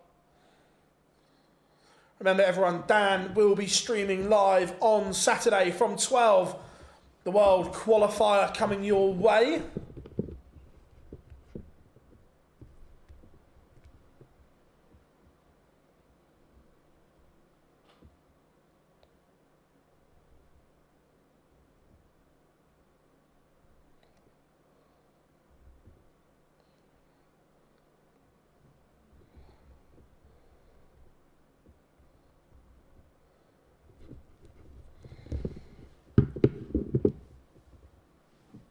What a week indeed. Cam Crabtree levels 2-2 with Cameron Menzies. Wessel Nyman 5-2 up on Ricky Evans.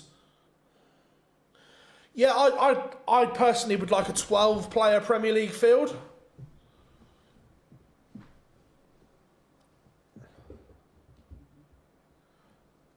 Nathan Aspinall, in the blink of an eye, has won back-to-back legs, playing beautifully the Asp.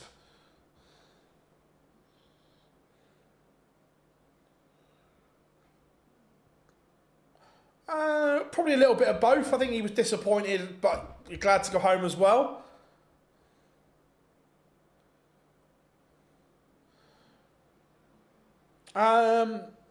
It's been a good day, Dan. There's been some really good darts thrown. Peter Wright's played really well.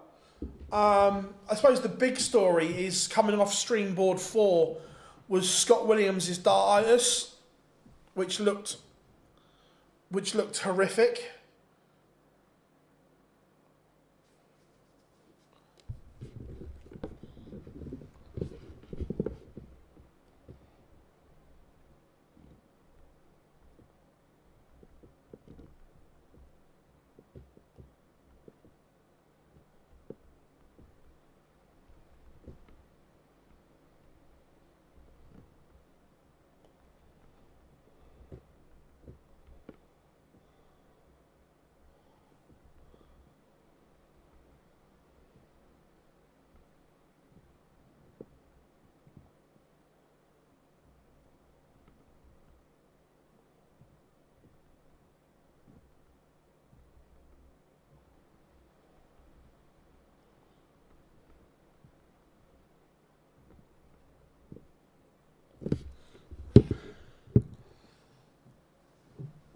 Oh, Dan, if he's top 10, is he in the Premier League?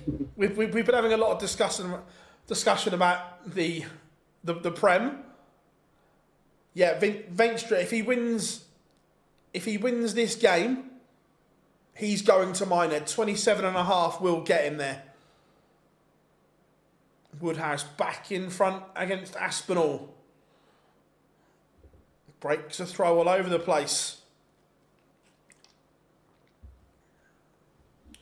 William O'Connor has levelled up against Chris Landman.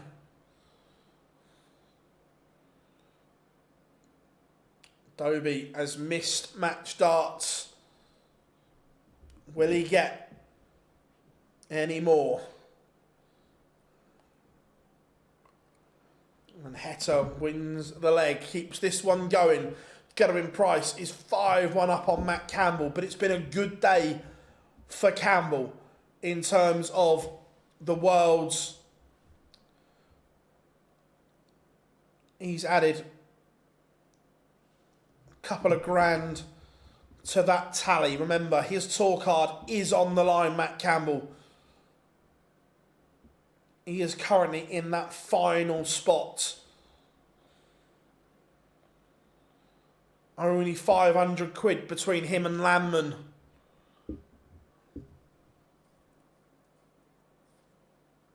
Yeah, Dobie, just the casual. It's 109.63 now. Tricole is 3-1 up on Peter Wright.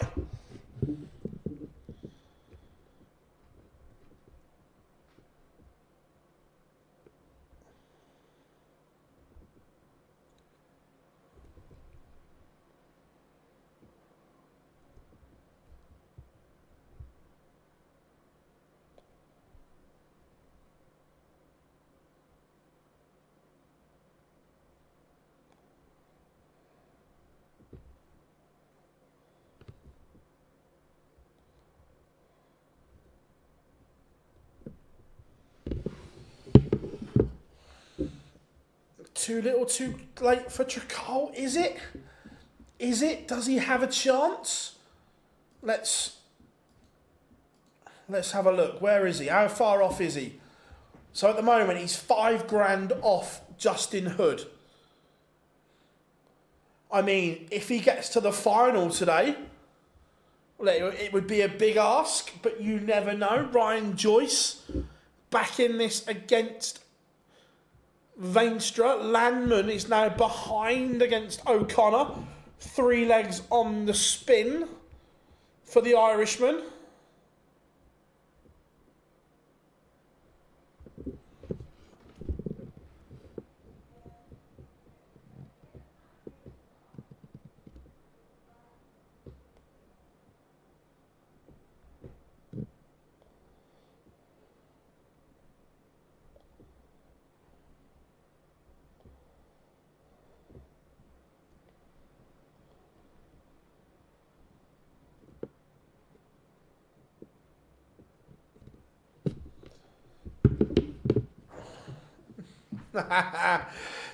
The Chris Dobie fan club is in full swing.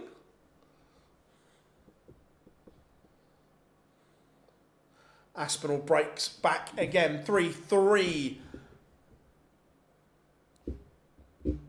Cam Crabtree has beaten Cameron Menzies. 99 average for Crabtree.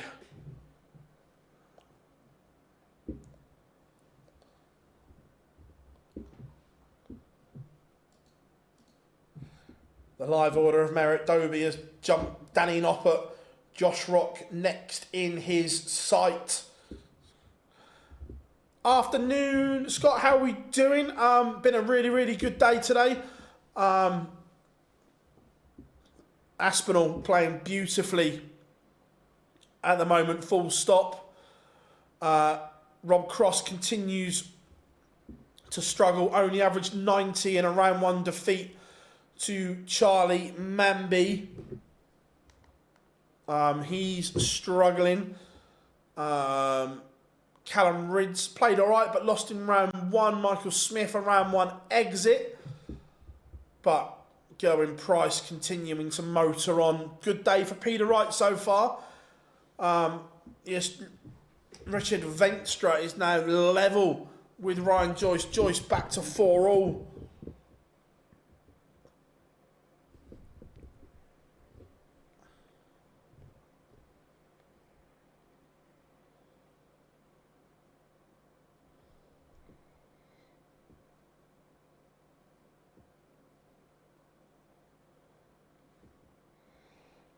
O'Connor, his throw is under a bit of pressure here.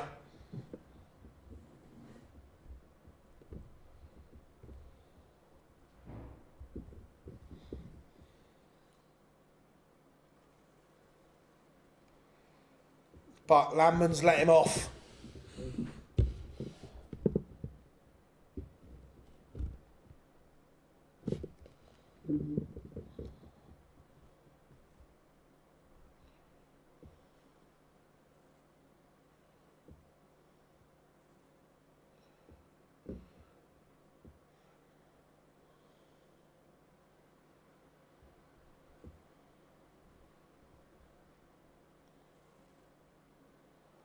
O'Connor back in front.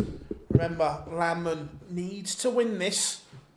Aspinall in front, 4-3. Very, very good from the Asp. Peter Wright has levelled it up with Thibaut Tricol, 3-3 for Snakey.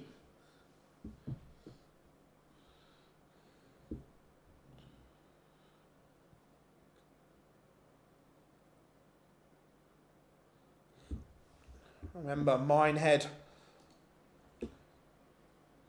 Tomorrow, the last chance for some players.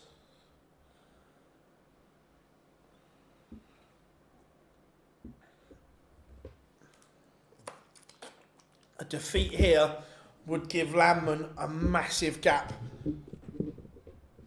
to overcome tomorrow. Ryan Joyce is in front against Venstra. Remember, Flyers was dominating that one.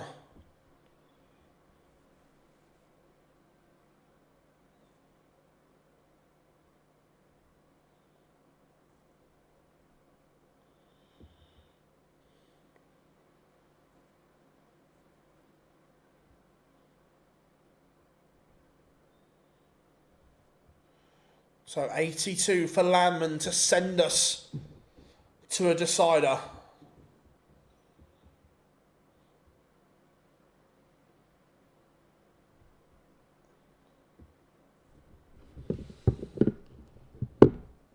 O'Connor is poised if he misses. Yeah, it was the... Yeah, unfortunately, someone lost their life in the car crash that Luke got stuck in. Never, ever nice to hear that. Match starts missed by William O'Connor. Landman to force a decider.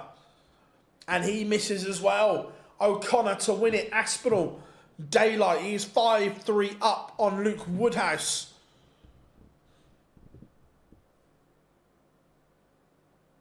Peter Wright is going to have darts at tops to lead here against Tricol.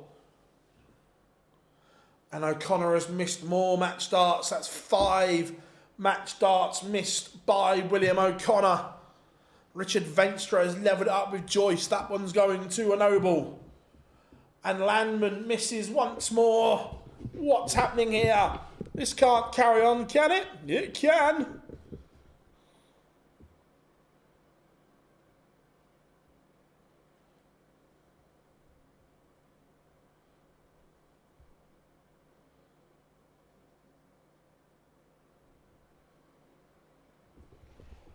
O'Connor will be livid with himself. He's missed 8 match darts. He has the darts here, but he's missed 8. And then only starts 60.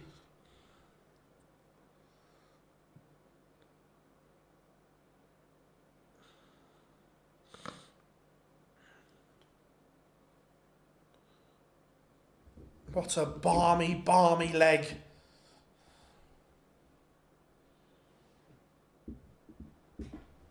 Nathan Aspinall is a 6-3 winner. It's another high 90s average for the Asp.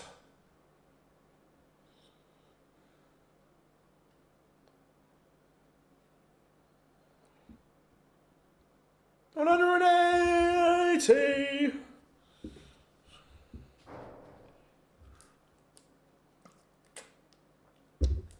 Remember, Jarlath will be in the studio tomorrow for the final Pro Tour of the year.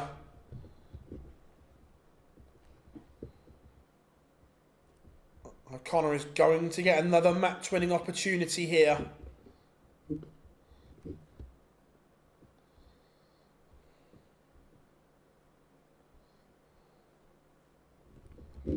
And Landman leaves a bogey number. It's a disaster for Landman. Ryan Joyce has beaten Richard Veenstra, so he will have to sweat it out tomorrow. 26.5 may not be enough for Flyers.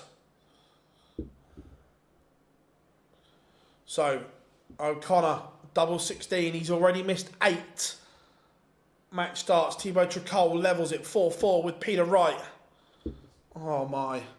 Oh my. It's now 11 missed match starts for William O'Connor. It's a doubling disaster for the Irishman, but that's a shocker from Landman. An absolute honker.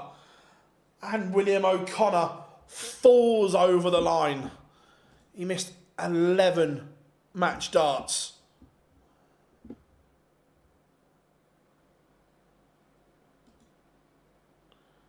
Let's go to the end of Snakey and Thibaut Tricol.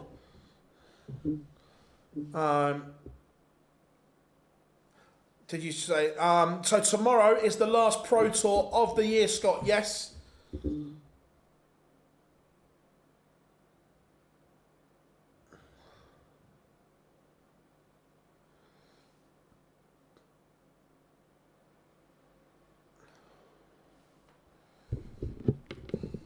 So, Veenstra, let's refresh that. So now from outside, it is only Thibaut Tricol who is looking to cut the gap. But he is going to have to beat Peter Wright here to do that.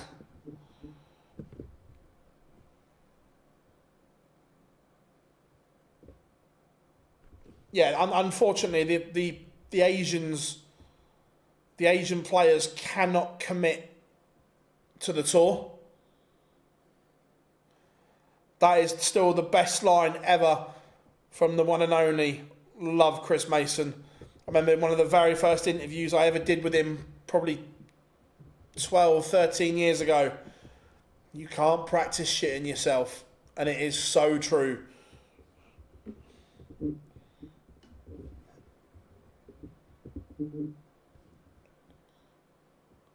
Peter Wright looking to go within 1 of the quarterfinals.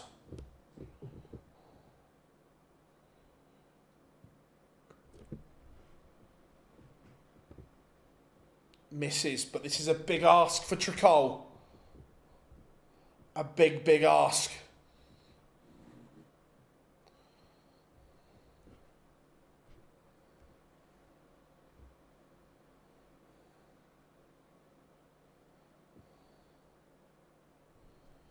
So, double 10 now for Snakebite.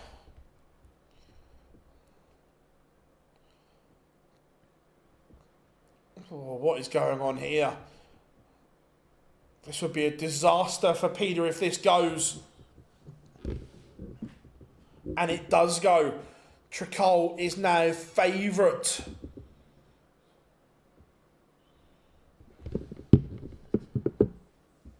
Remember, he needs victories. Does Thibaut. If you're Justin Hood, Dominic Grulish, Max Hopp, you are cheering on Snakebite here.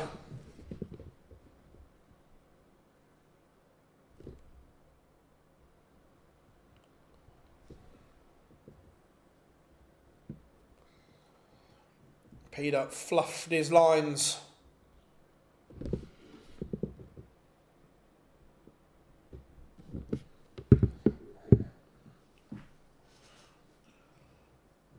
But Tricol doing very little wrong on his own throw here. Is the Frenchman going to hold his nerve, or is Snaky got to root back into this tie? Leaves the big fish. To be fair, Mark, he's played really well today. In fairness, look, that's a slip, yes. But overall today, he's played really well. But 6 starts for Thibaut Tricol to book his place in the quarterfinals. Oh my. Oh my. He's done the big fish. Thibaut Tricol has gone fishing. What a finish that is. That is incredible from Thibaut Tricol. What a way to win it. How are we doing, Lauren? Hope you are good.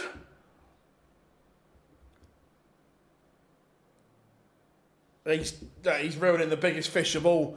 Thibaut Tricol keeps his Minehead hopes alive. He's now within £4,000 of Justin Hood. Remember, Tricol would have to get to the final today to put himself into the green. Even because of the jump in money, even the semi-final leaves him a lot to do tomorrow. Yeah, great way to win it, 100%. It was a fabulous finish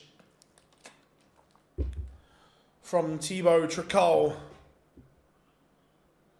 I am all good, Lauren. I am all good, thank you.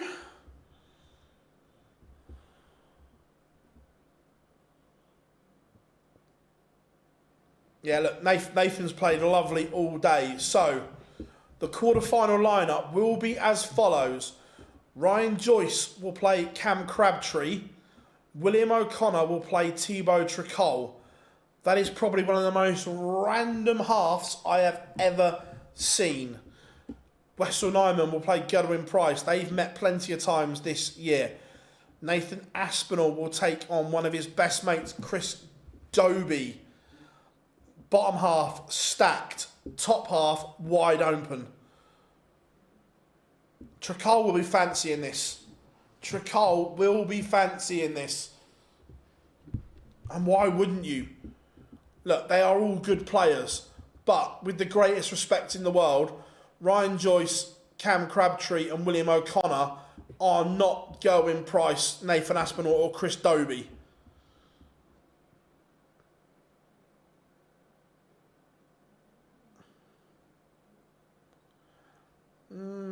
Can't say I have, no.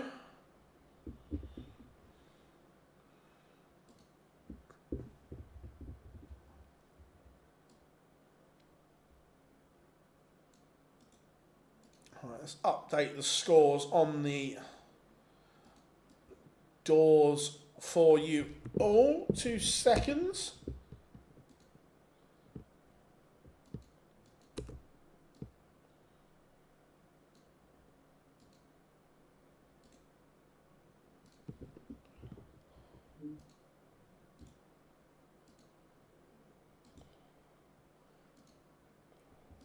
There we go. Let's get that one back to there, waiting for them to go live. Have the PDC line? I don't think so, no. For me, it should be Filip Brzezinski. I thought he was absolutely incredible at the weekend. So for me, Swiss Phil, but I don't think they've made up their mind yet, no. I don't think it's nailed on.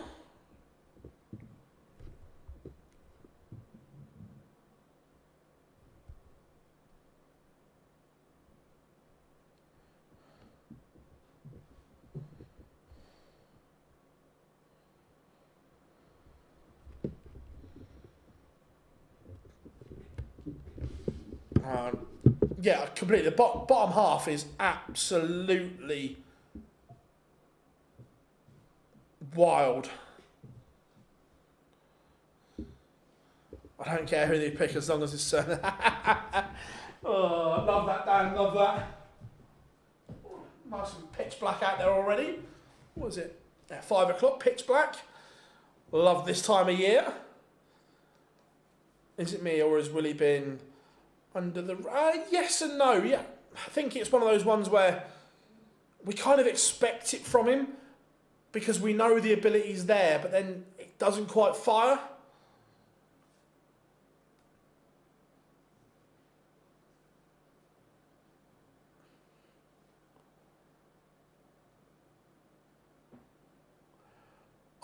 Thomas, I love this time of year. You know, are you asking me to step in?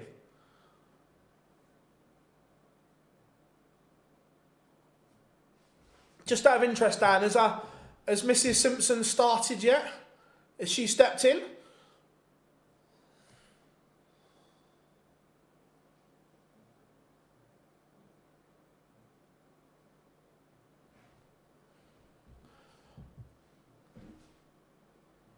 So who if you're pricing it up, excuse the pun, I think Gerwin Price would be favourite, Nathan Aspinall second favourite.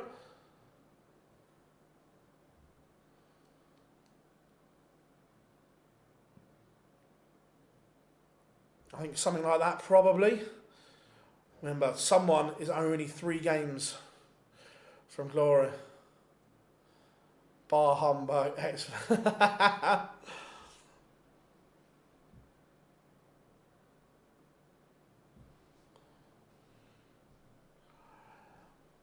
To be fair, there will be a Christmas tree coming up in the office as well. Don't worry about that, everyone.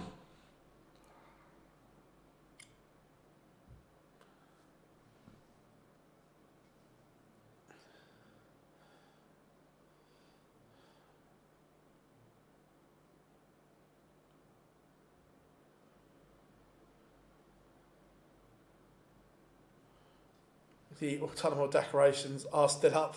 I've been sent in. Oh, love that, Dan. Love that. Mrs. Simpson knows.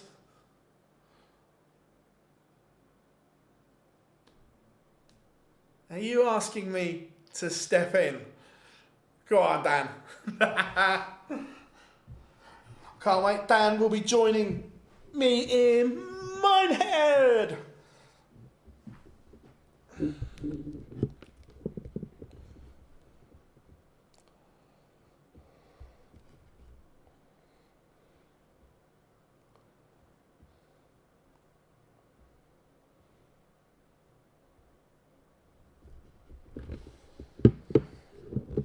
Something else. Oh. Dal, I'm not sure what your obsession is with darts hard men, but each to their own.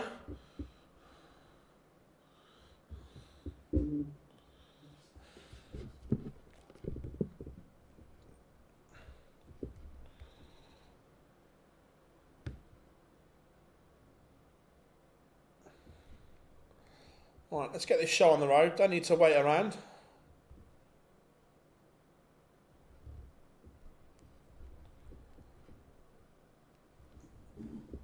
If I'm not fancying the job, not what of replacing Johnny Mac.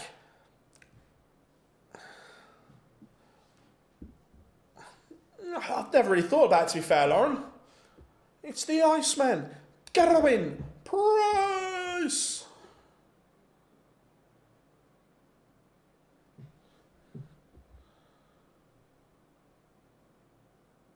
I've not got it all day. Cam will play Ryan Joyce next.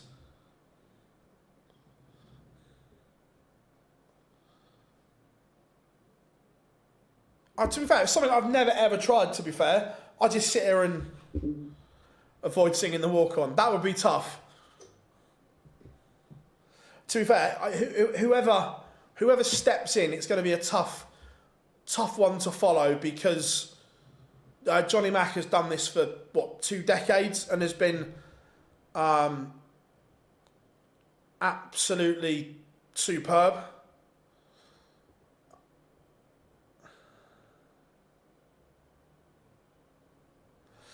Connor's back to be an absolute bellend as normal, and unfortunately, Connor, I control the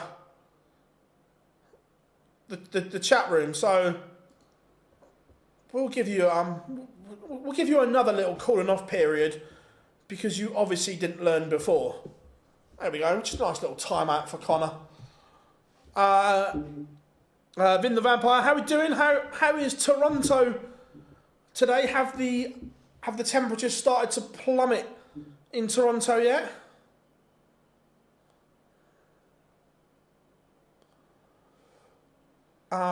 Which walk-on song would be hardest not to sing to? Oh, for me, Ross Smith's is hard not to sing along to. I love a bit of Red Light Spell Danger.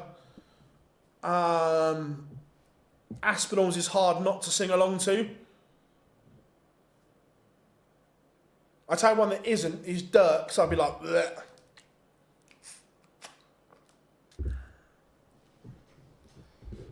Michael Smith's as well.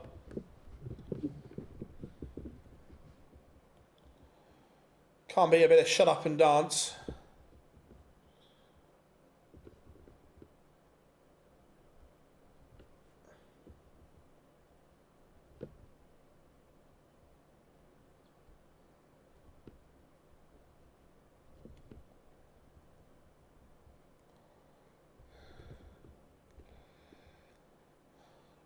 Dirk has the best. I'm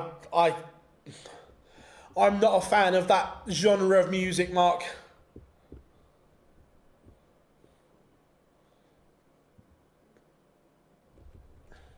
I remember, yeah, Johnny Mack was giving it the old. He was loving it, Johnny Mack.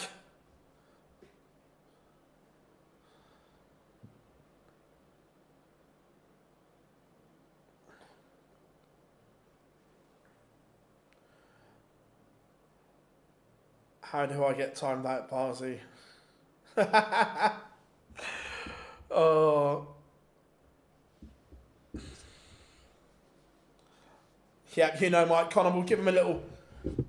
He's only 18. He gets a bit excited at times.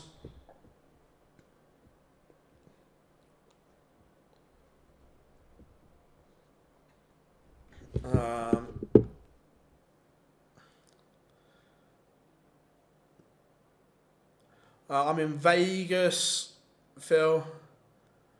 Nice. Whereabouts are you staying in Vegas, Daniel?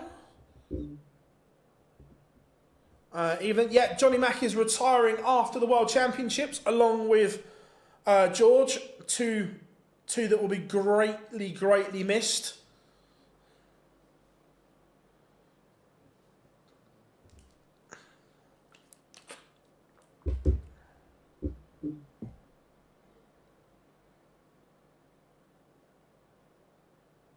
I love Dodge. What happens in Vegas stays in Vegas. 2019 last time I went to Vegas. Seems ages ago now.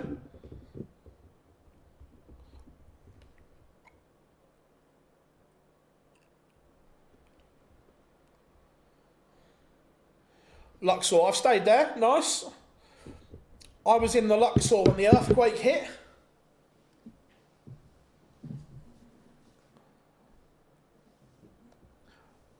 Never been to Vegas.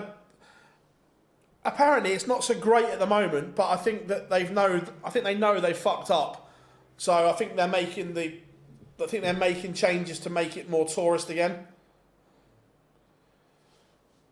Who do you think will be the biggest name in Q School this year? I've said it. I'm not sure Adrian goes. I know he said he's going, but I think part of me thinks he said that just to get people to shut up about asking him. So it was easier to say, yeah, I'm going.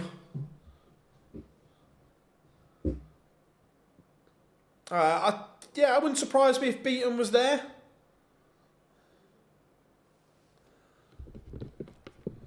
Right, all 4 games are now warming up, which is good.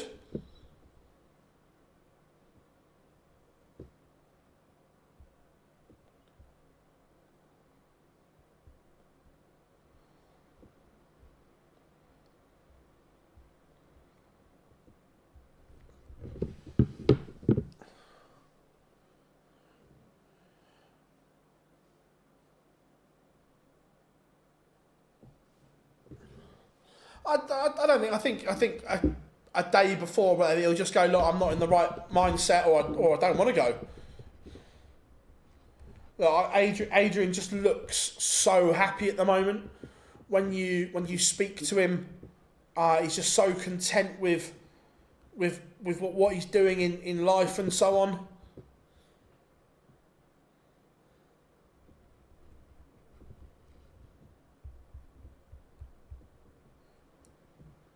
Right.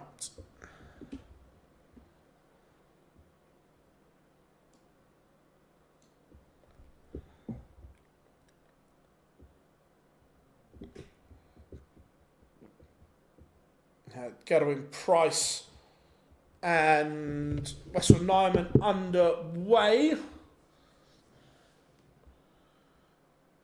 And if anyone's watching the bull up on the Dobie Aspinall game, this is why they don't do it on stage, because it takes forever.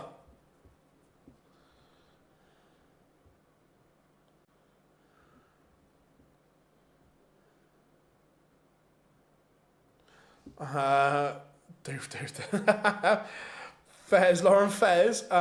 Do you see Simon? Possibly.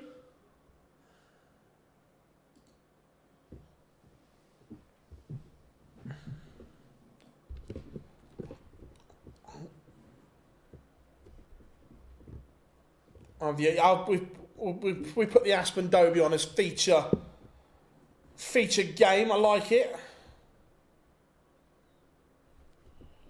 But all games are underway, which is good.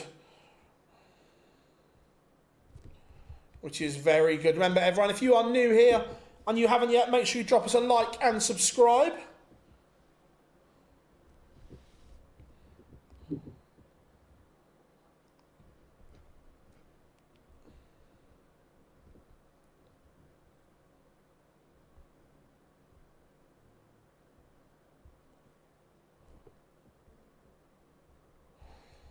Russell Nyman takes the opener against Gerwin Price. Dobie in control of leg 1 on throw against Aspinall. Misses, but we'll be back. No finish for the 180, leaving the 166.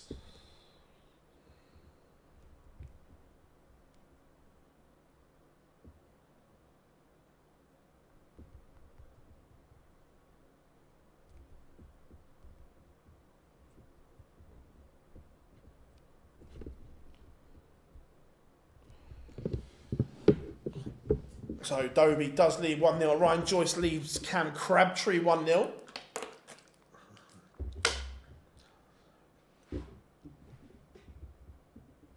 That's a very dodgy tash that Cam's got at the moment.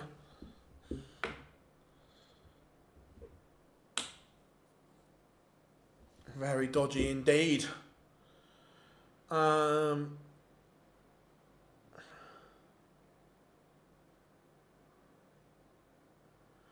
What do you think of Merv? Look, only Merv knows the answer to that. Nothing to see here. Nothing to see here. He's already hit one today. Go on, Nath. Oh. I tell you, this is Nathan Aspinall is playing the darts of his career at the moment. He is on absolute fire at the moment. How many world titles do you think Littler? I think it depends how long he plays for. Yes. Look, can I see him getting 3 or 4? Yeah.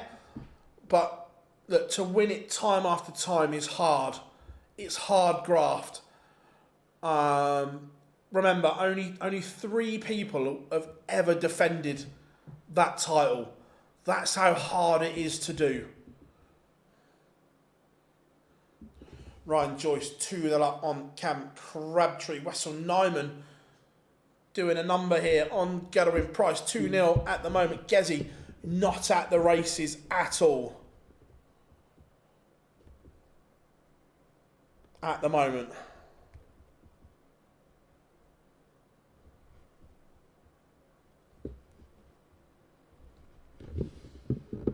Thibaut Tricol takes the opener against William O'Connor, keeping his hopes of Minehead alive.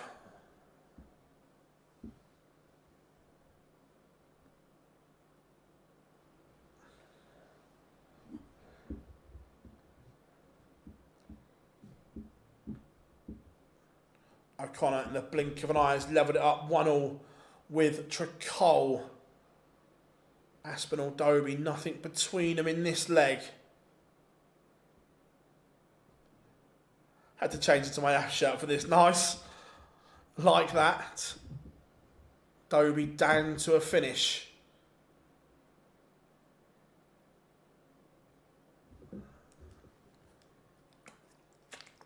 So is Aspinall. Ryan Joyce not hanging around here. 3-0 up on Cam Crabtree. He is going through the gears. Dobie misses. Aspinall going to get a little look at this 104. This would be for a break of throw. Needs a treble. It's not in, Nathan. It's not in. Wessel Nyman 3-0 to the good on Gathering Price.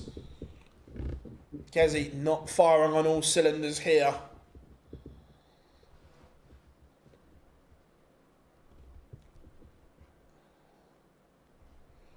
Dobie misses once more.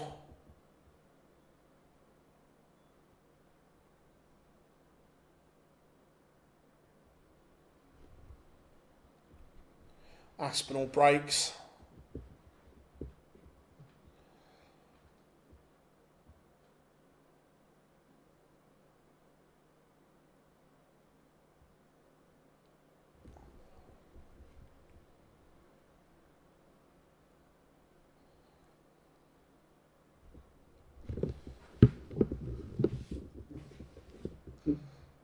Two games tight, the other two wide at the moment. Joyce and Nyman both halfway to the semi-finals.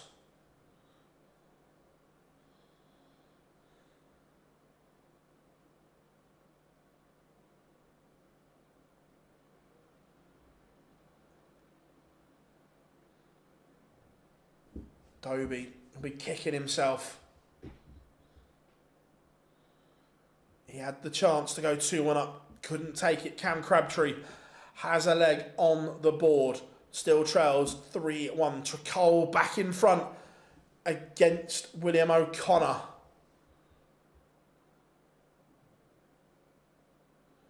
(4-0 Nyman. Are we in bagel territory yet? Dobie, 180. Break back opportunity for Hollywood. 1-2-4.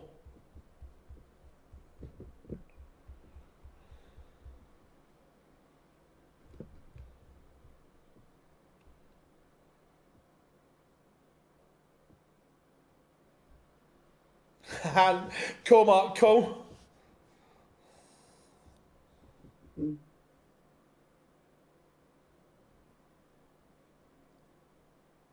We are level. Very good from Hollywood.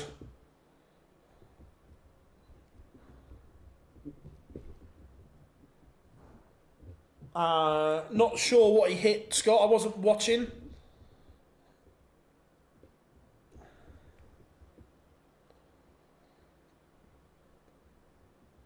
Dobie's put the afterburners on here. The scoring power has returned.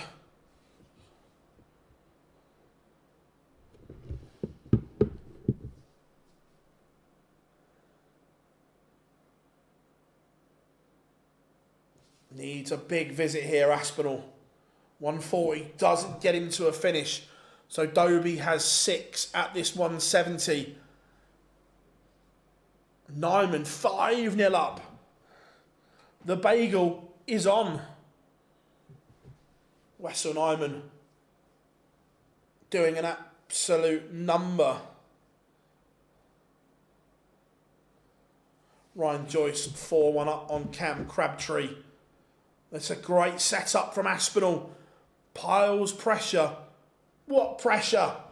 Dobie pins the 110 after Nathan hit the 132 to leave tops. What a game this is. Tricol has broken. The Frenchman has daylight between himself and William O'Connor.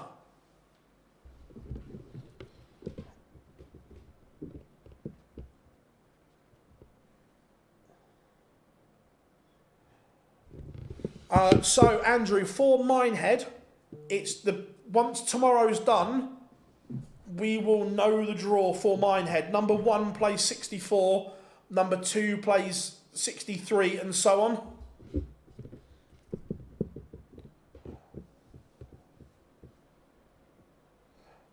Yeah, I think Tricol keeps his card anyway, but it's a good point. Agreed.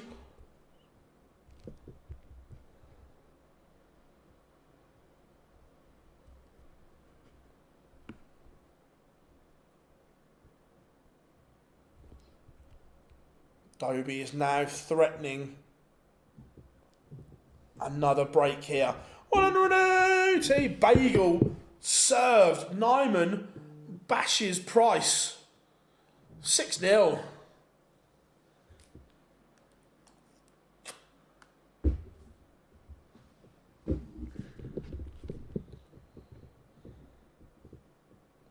Four, 2. What a little blitz this has been from Hollywood. He is in control.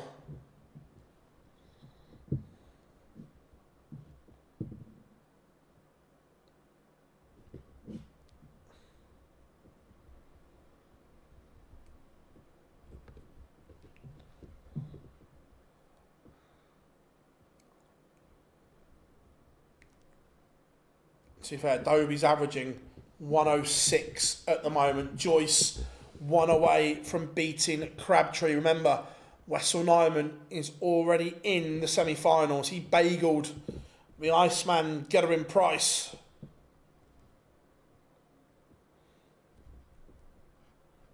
I'll tell you what, Hollywood cannot miss at the moment. Cannot miss. Look, this is unplayable from Dobie. He's on for a potential 10. I'd love him to go. I'd love this to say 51.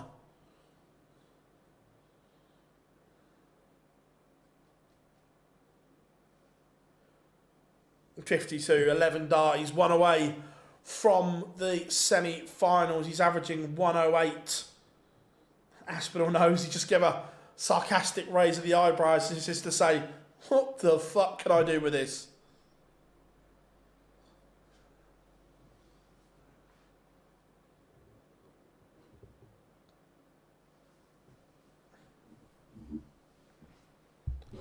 It's looking like Dobie is going to sweep aside Aspinall.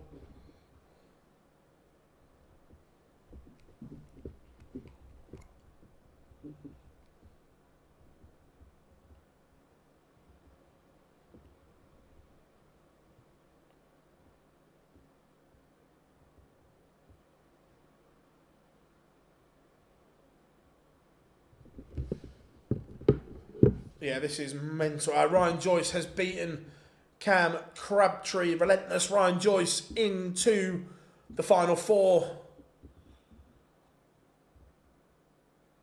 William O'Connor back-to-back legs. He's levelled it up with Thibaut Tricol. The Tricol average is just on the slide here, and O'Connor is making it count.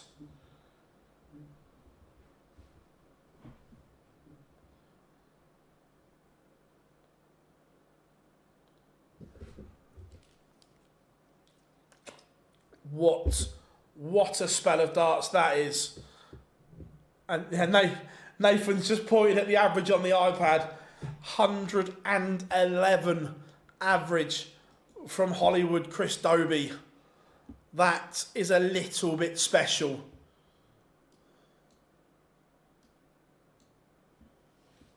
Yeah.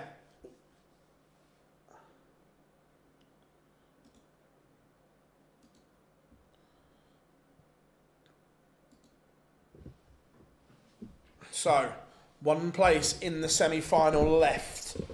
Will it be Tricol or O'Connor? That is the question.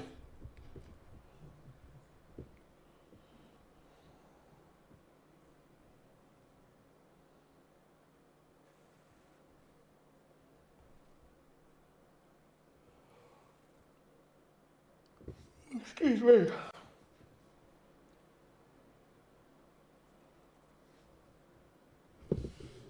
So, 152. Has O'Connor got that in the locker? Or is Tricol going to get a look at this 70? Oh, that's a bit good from William O'Connor. The 152 goes.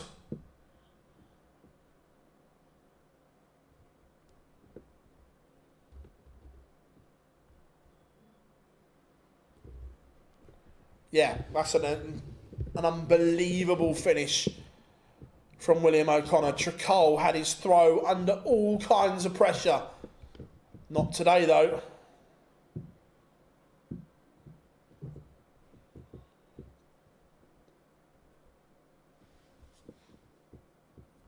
Yeah, an unbelievable finish of the highest order. Nice, Nathan, nice.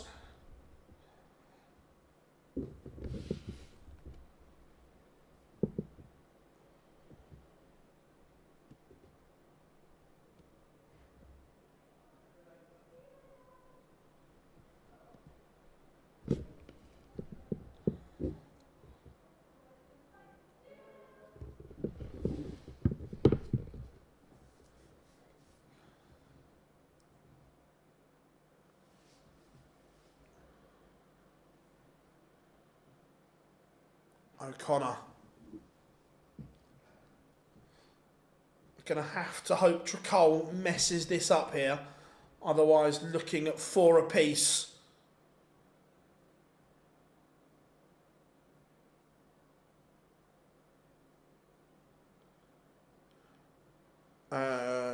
It will be Dobie Nyman next, yes, Mark.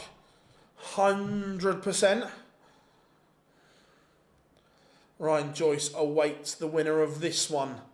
That 140 just reminds Tricol that I'm still there.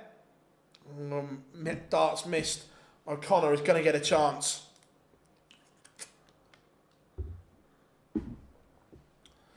Do I think Gezi goes to Minehead #1 seed?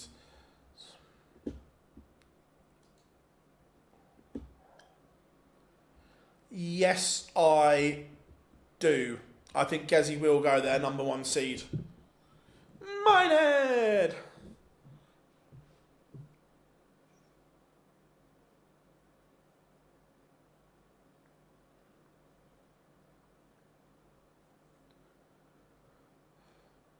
Tricol fluffed his lines. William O'Connor will now throw for a place in the semi-finals.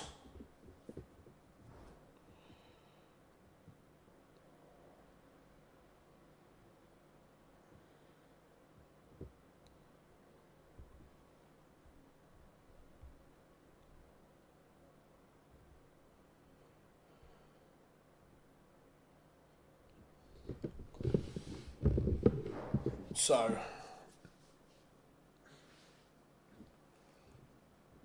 Tricol will have to win 3 on the spin here.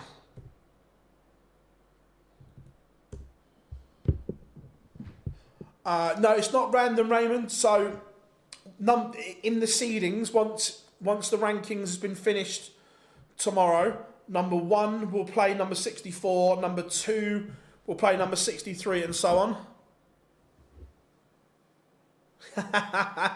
Love that, James. Love that. The good old Angel of the North, Dan, will be there, walking in Adobe Wonderland.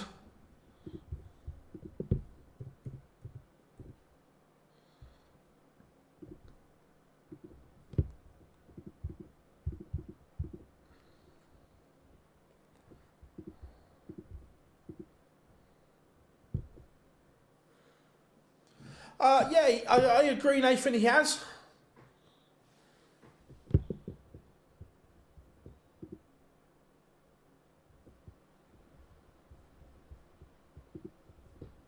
And that is very, very good from William O'Connor. He books his place in the semi-finals and leaves Trakal a lot of work to do tomorrow. So, Justin Hood will occupy 64th overnight. That draw is going to be massive tomorrow morning. Can I be controversial? Rock won't be in the Premier League. I don't think that's controversial, Johnny. I think that's realistic. I think at the moment there is probably 6 players for 4 spots. I think Van Veen has played himself into contention a little bit in the Premier League. Don't worry about that. I think there are players that are going to be pissed off when that announcement is made in early January. Yeah, so it's draw bracket. Once that pyramid's set, Raymond, you'll be able to plot your route to the final.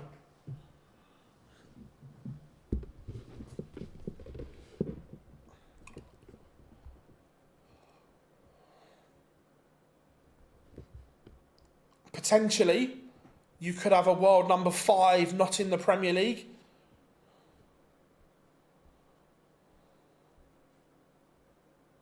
Or the world number 6.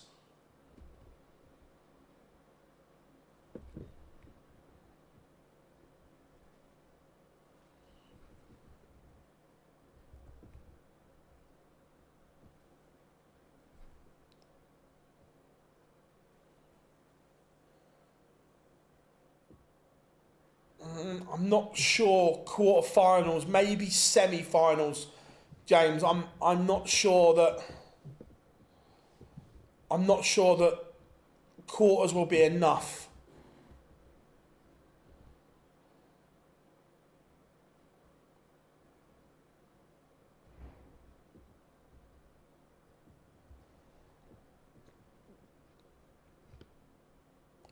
Yeah, Premier League is staying the same format.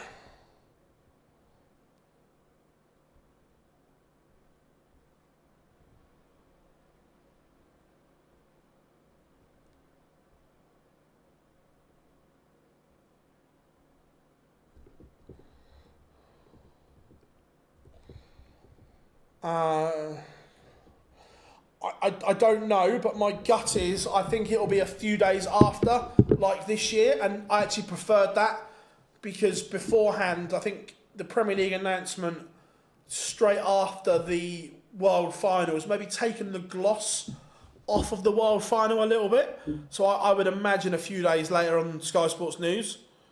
Littler, Humphreys, Gezi, Wade, Rock. I don't think that'll be the lineup, Grady Showman, but it's a good lineup. I don't think it'll be that though.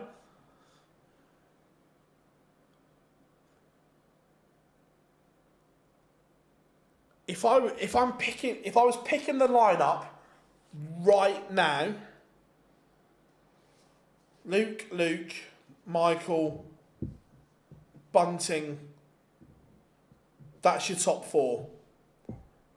Then the other four, if I'm picking it right now,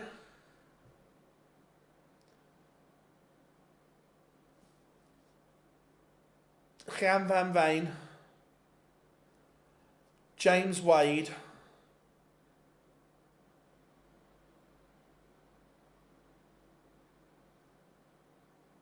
Josh Rock,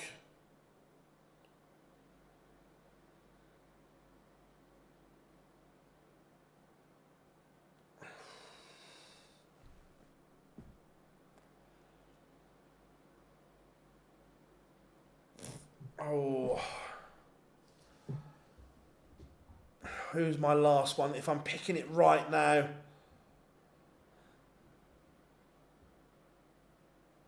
so if I'm picking it right now, Humphreys, Littler, Van Gerwen, Bunting, James Wade, Johnny Clayton, Josh Rock, Jan van Veen. I don't think it'll be that. That's me if I'm picking it. I think Gezi will be in. I 100% agree.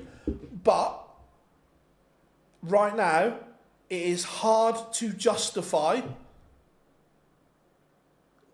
And I'd be interested to hear people's thoughts on this.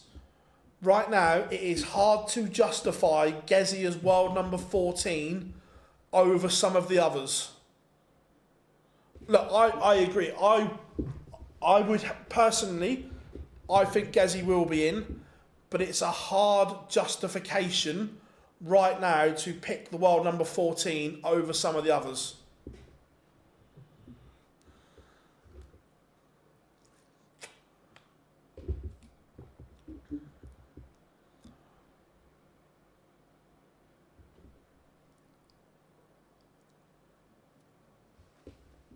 And look, right now, again, it's the same argument. It's hard to pick Aspinall because of his ranking. However, and this is quite a big however, I think if Nathan Aspinall is inside the top 12 or around that top 12, I think he will get in.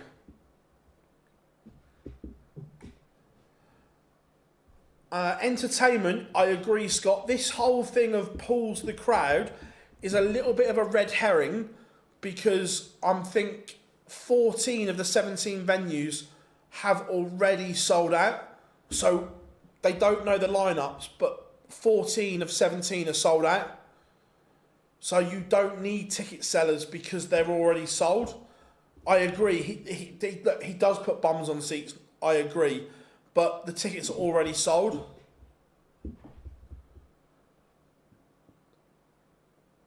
Right now, I've got a horrible feeling that the world number 5 and 6 may miss out.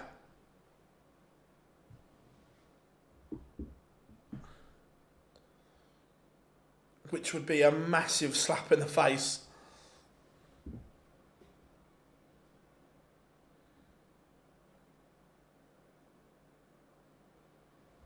Yeah, I agree, James. Look, I think right now, I think Wade and Clayton might miss out. Which then there'd be some interesting interviews.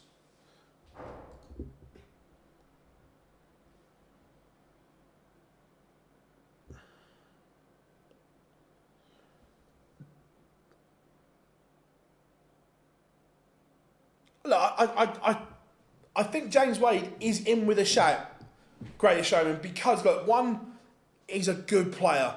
2, he's played unbelievably this year as well. But, and here's the but.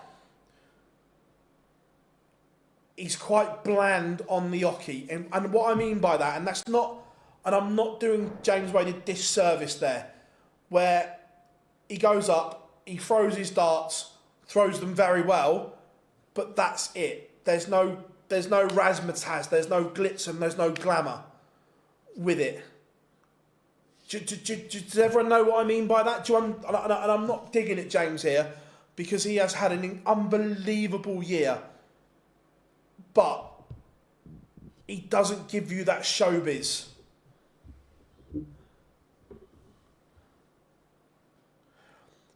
Oh, great! I'm with you there. I understand. Like I get that's the reason why, but the Premier League is about glitz. It's about glamour. It's about razzmatazz, which is why I think Johnny and James may miss out, and they'll go with Humphreys, Littler, MVG, Bunting, Price, Aspinall, Rock and Van Veen.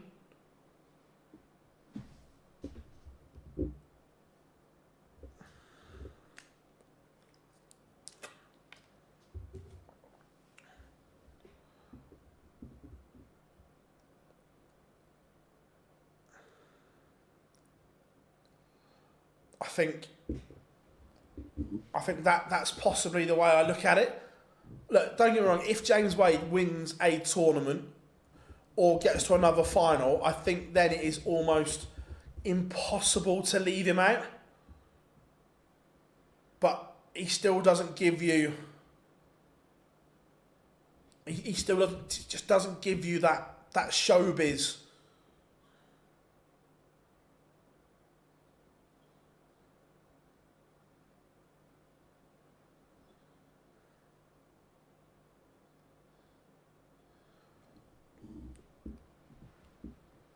Is the thing. It's just like, for me, I'd like 12 players. I can make a genuine case for having 12 players in the Premier League.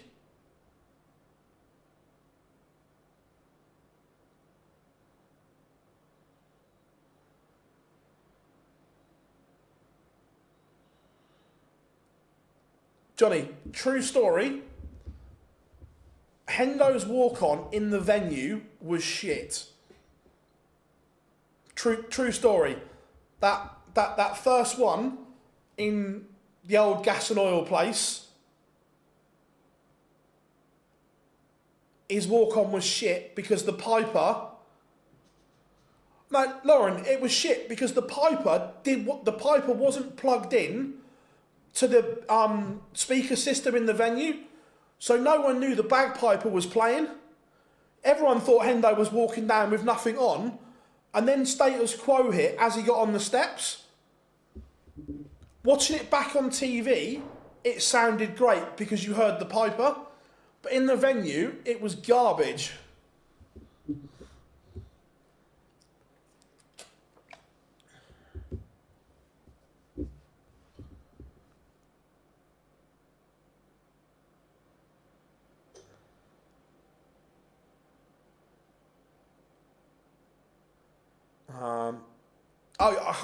For me, William O'Connor's walk-on in Dublin is the best live walk-on I've ever seen.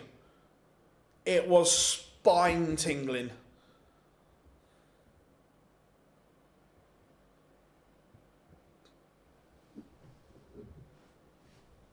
Yeah, William O'Connor's by far the best.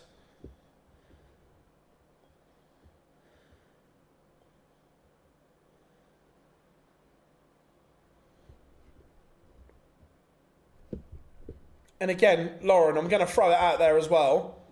The new arena in Aberdeen is shit compared to the old one in terms of atmosphere. The old P&J Oil place was much better.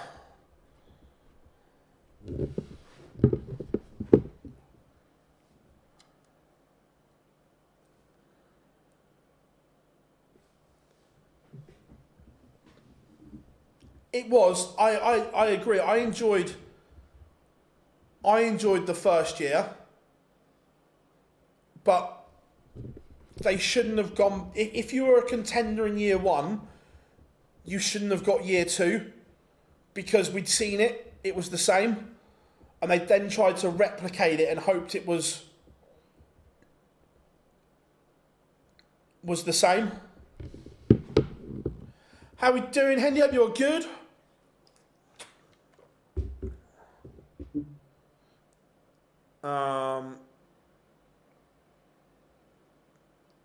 Somewhere, I can't think where was, I've missed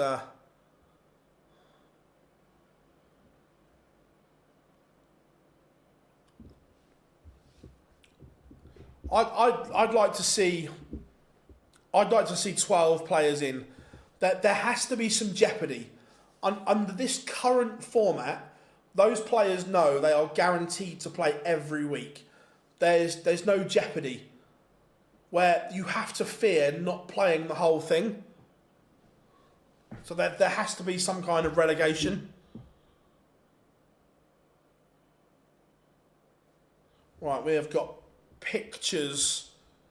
I will get both on screen as always.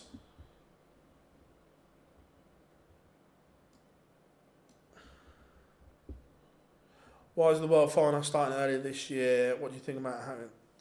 What time's the? I haven't looked at the timings, to be fair. The Prem will never burn out because they keep reinventing it. The problem is Greatest Showman. It's never going to be a true behind-the-scenes documentary. If it was done 100% true, then I like it. Let me just sort out this other game. There's a question in there that I will answer in a second as well.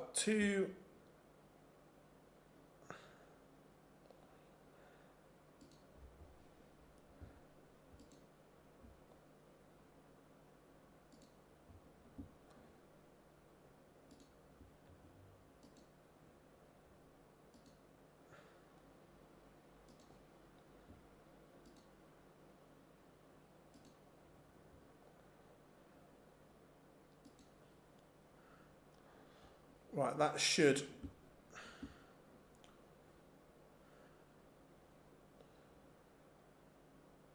go live in a second when O'Connor's game goes live.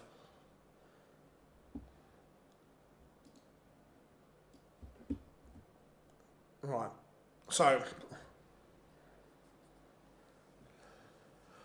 right. Heavy asked, what about two groups of 16 in two groups? Right, I personally like that idea. I'll tell you why this two-tier Premier League will never work and it will never happen. I don't mean this disrespectfully. Every venue will want Littler. And why wouldn't you? So if you say to, right, Newcastle, Sheffield, Liverpool, Manchester, Brighton, you're not getting Luke Littler, but these other venues are, they're going to go, fuck off. That's why splitting to two Premier Leagues will never happen, because with the greatest will in the world, the venues don't care about darts. They want to make as much money from that event as possible, so they want the biggest stars there and so on.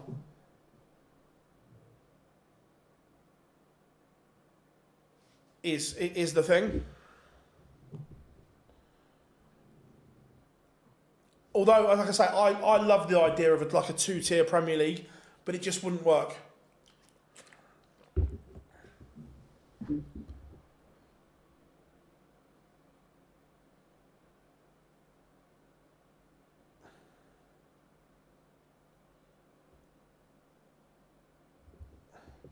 Wessel Nyman 1-1 with Chris Doe.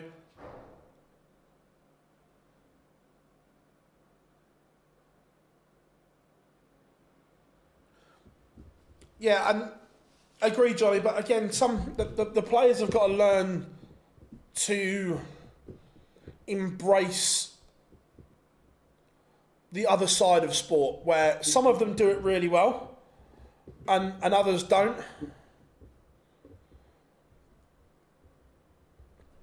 The entertainment side of sport and so on, and the social media side of sport, they've got to learn to embrace more.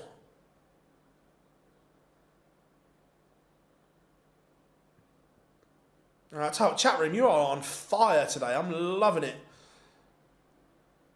You boys excited for Q School always? Well, that's a different story, Darryl, isn't it? That's a different story if that's on the line.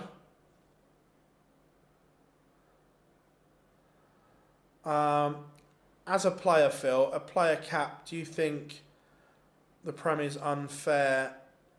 Ruined you for a few? No, not really. Look, most players would sell their left arm or their right arm if they're left-handed for a place in the Prem. Here's one for you. What do you think of the target? The target Star Wars looks great.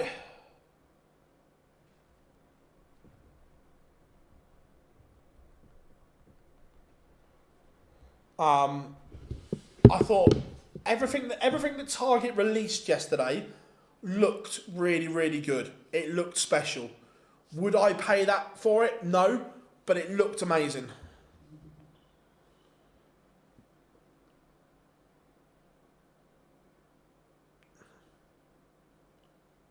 Yeah, Johnny, I am 100% with you. I love the race for the Premier League.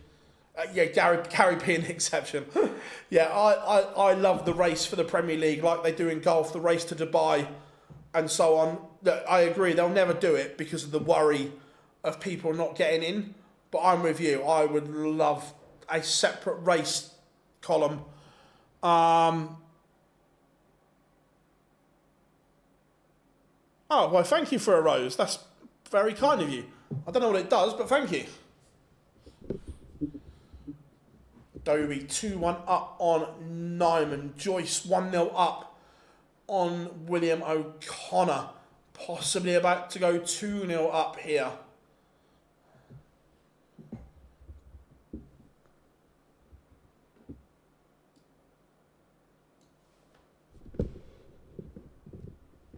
Nyman 73 to level things up.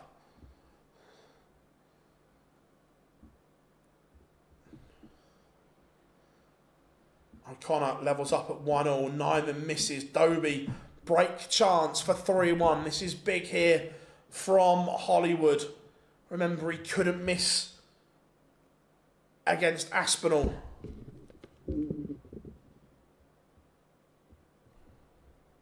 Hollywood leads. Gary Wood.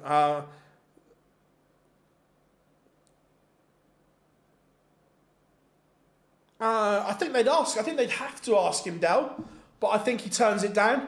That's why we're not. Look, I would love Gary Anderson in the Premier League, but I just think it's not going to happen. Billy is a massive Star Wars fan. Poor lad is gutted, absolutely no chance. Yeah, it's just like, don't get me wrong, the packaging, the marketing, the products all looked incredible. I just don't think it's at a price point for the normal fan.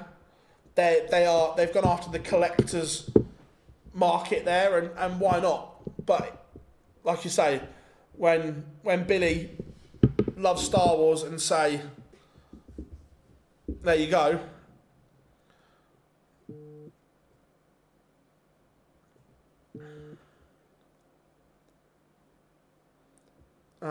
Humphrey's little, yeah.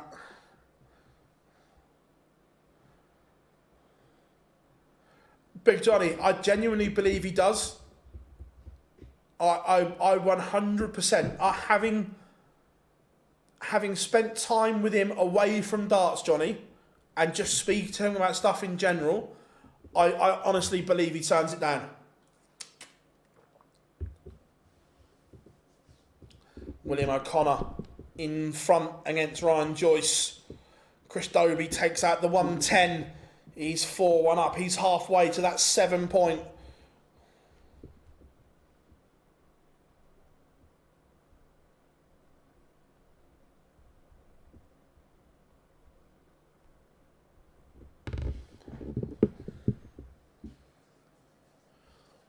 Not in its current format, Lauren. I think you could talk him into it if it was one game a night. But under this format, I just don't think it happens.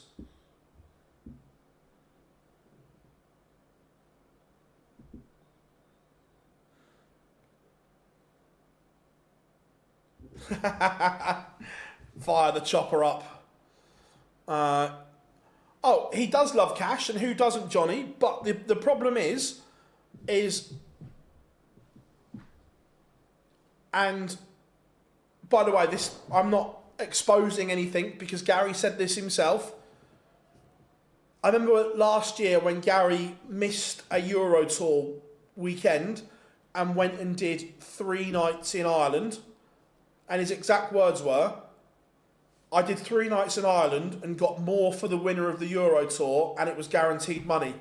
It's the same with the Premier League, where Gary could go and do 1 or 2 nights exhibition, not even every week, every other week, and pick up an absolute chunk, probably, well, more than finishing bottom of the Premier League.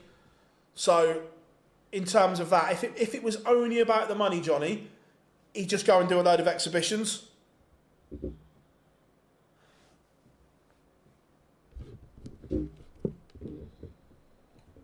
Dobie 4-2 in front.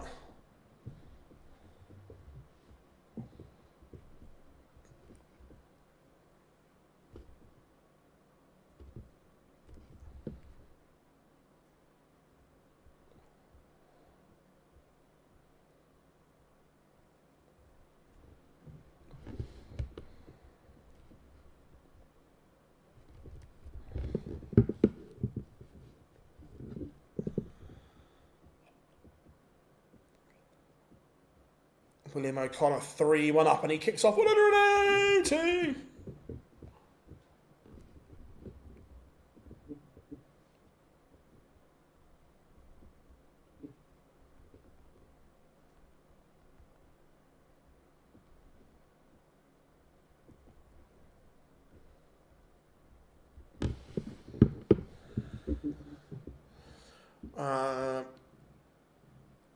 Yeah, I'd like relegation back as well.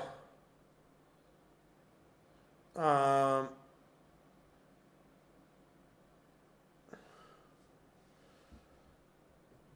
tell you what, Nyman just trying to get back into this. William O'Connor is doing a job here on Ryan Joyce. 180, 140, 134.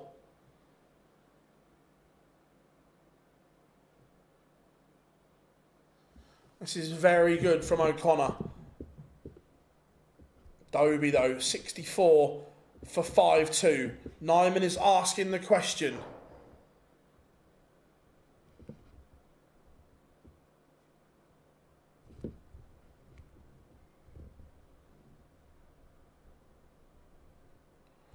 Dobie has missed.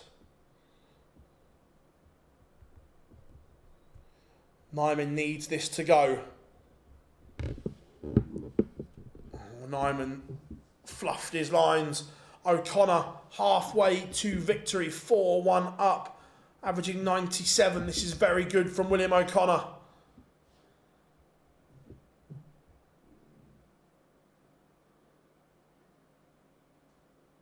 Dobie 5-2 in front. Oh yeah, Johnny, Edinburgh last year, when Gary's walk on, it was brilliant.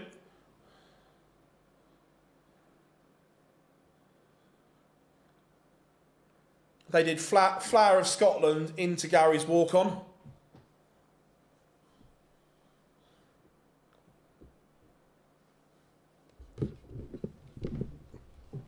O'Connor. Just let him off there. Would have liked more than 60.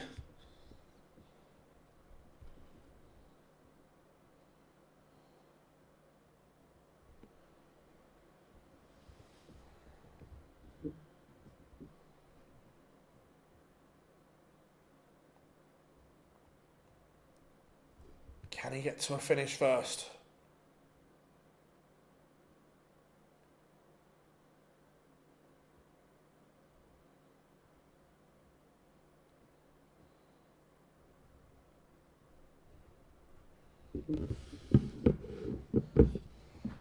O'Connor, 102 for another break and 5-1.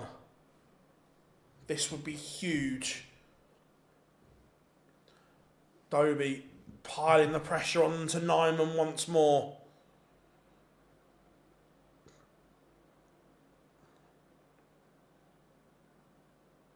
$80 for Dobie for 6-2.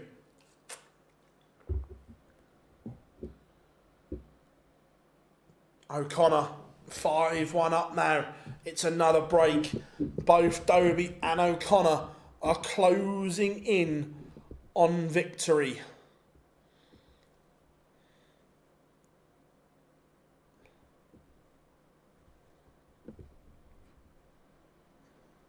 One-sided affairs so far. Can Nyman or Ryan Joyce find anything? Can they find some pressure? Do you think Q School... I'm not sure. I've heard lots of things around the entry fee for Q School this year, but nothing concrete.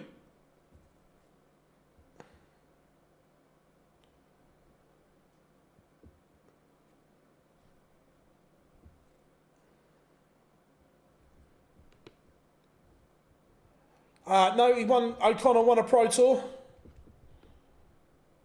Nice to see him win another one.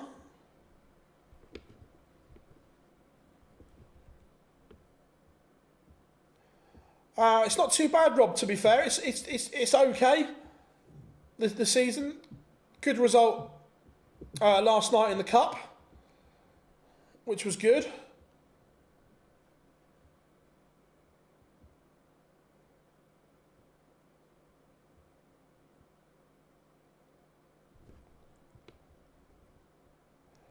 Do you get to watch many of the games? Only the midweek ones, Rob, or unless if there's no darts on the weekend, then yes, but it all depends around the calendar or midweek games.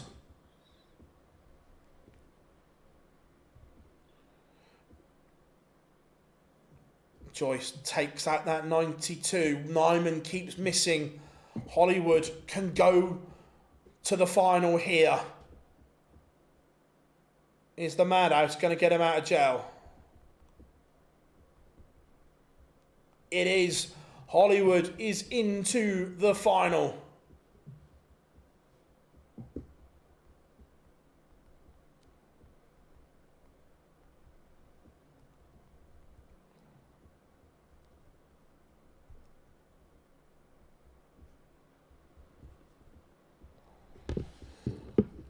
And over Chief Hooligan.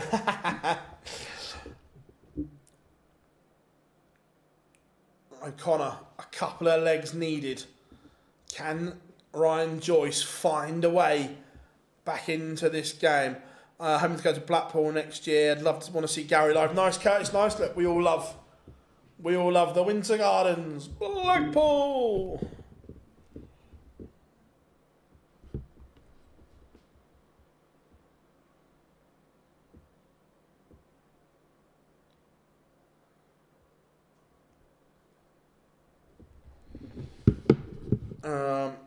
If Hollywood wins today, he's in the slam. Yes, I think so, Richard. Asked a few times in the chat. Phil, what do you think the Prem lineup being announced live at Venue 1? In theory, it's a good idea, Dal, but it will never happen because the bookies can't price it and so on. So it will never happen. I personally like it. It will just never happen. 100%. The chat room has been on fire today.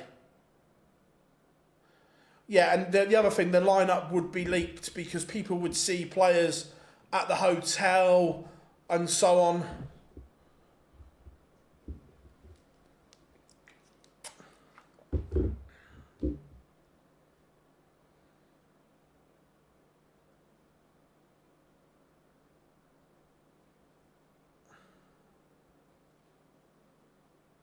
I actually like the idea, but it logistically it couldn't happen. William O'Connor is one away from a dance date with Chris Dobie in the final.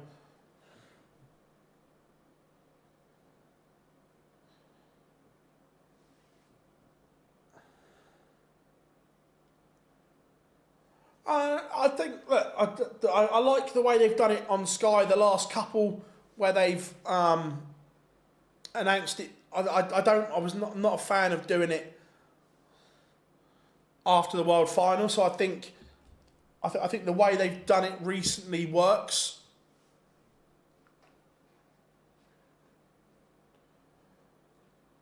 So, has Ryan Joyce got 5 legs on the spin in him? Not averaging 88, you wouldn't say so, because O'Connor around that 94 mark has just been more reliable. I always find online. So the last 2 have been announced live on Sky Sports News.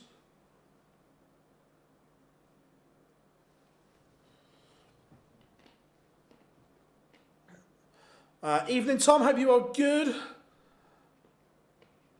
Yeah, look.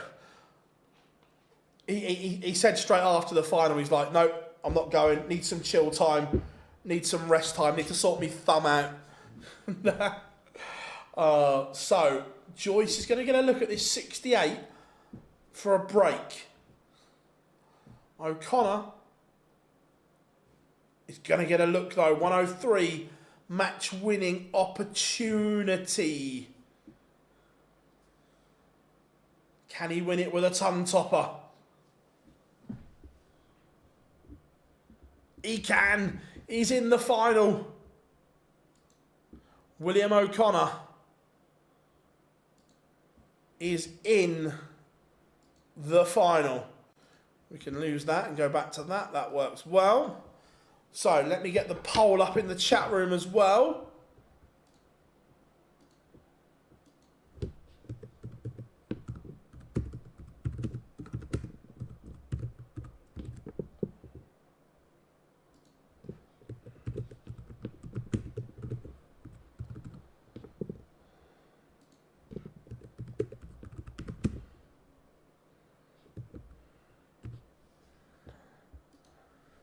There we go, poll up and running.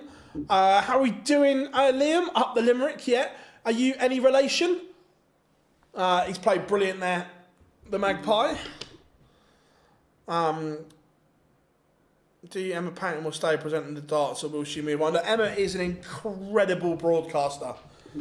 She has been absolutely brilliant at the darts. But look, if Super Sunday comes calling, it would be hard for her to say no. Look, can she do both? Hopefully. But look, Emma's an incredible broadcaster. Really is.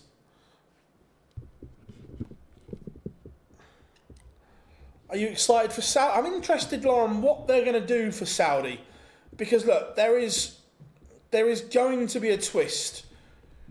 Look, we know that the Saudis don't do anything by halves. There will be a twist for the Saudi event. It's just what it is. I'm interested to see.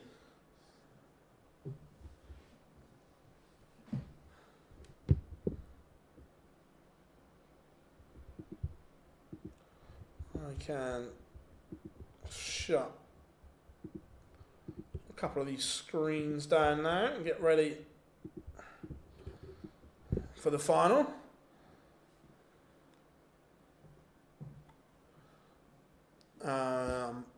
Phil, if Saudi had to pick 4 big boys, I think all the big boys will go to Saudi. Why wouldn't you? Look, we've seen in boxing His Excellency Turki Al-Sheikh only wants the best. So it will be the best that go to Saudi.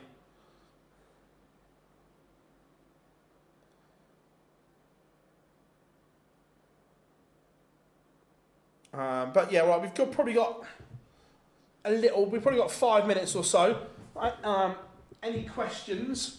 Fire them into the chat room. I wonder how Dan is feeling about this one. I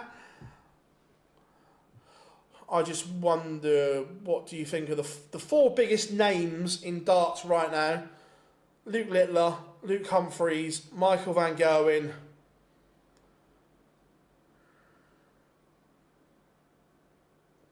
Gerwin Price. I still think they're the four biggest names. Aspinall's in there as well. Oh, any new conspiracy theories? It's not really a conspiracy theory, Rob, but I watched a really good program on the pyramids the other day about how the King's Chamber had to have been built. The pyramid had to have been built around it, not once it was built. Jack, the question wasn't form; it was the biggest names, and Gezi is still a massive name, the same as Aspinall as well. So I think either one of them. Gary's still a massive name as well, but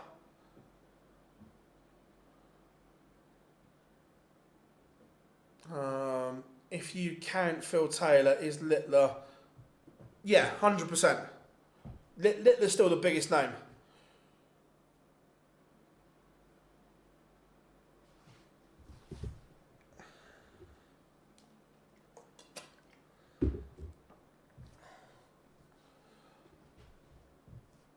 Lawrence Alar. I'm not sure how they're going to do the qualifiers for the other side of Saudi. Barney, not so much anymore. Used to be Luke, yeah. I wouldn't say he was a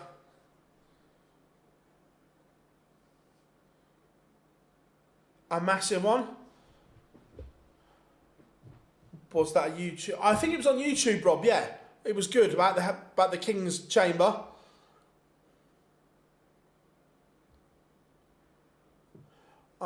What's the biggest and best exhibition that you've seen, Phil?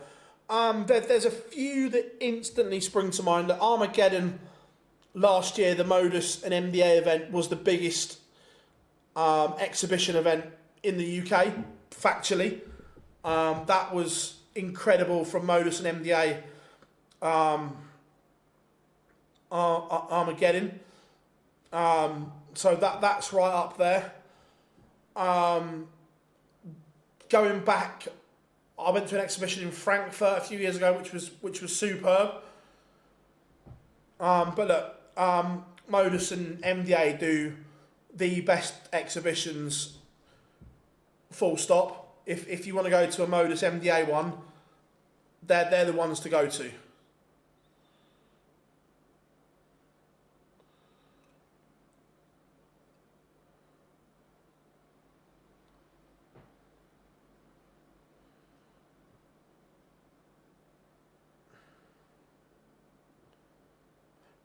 So at Armageddon last year, there was over 2,000 people, 2,000 fans at Armageddon in Leicester last year.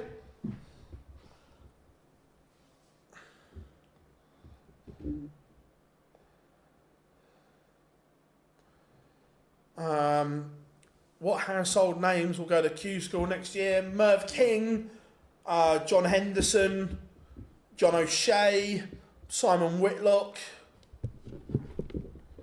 Steve Beaton maybe.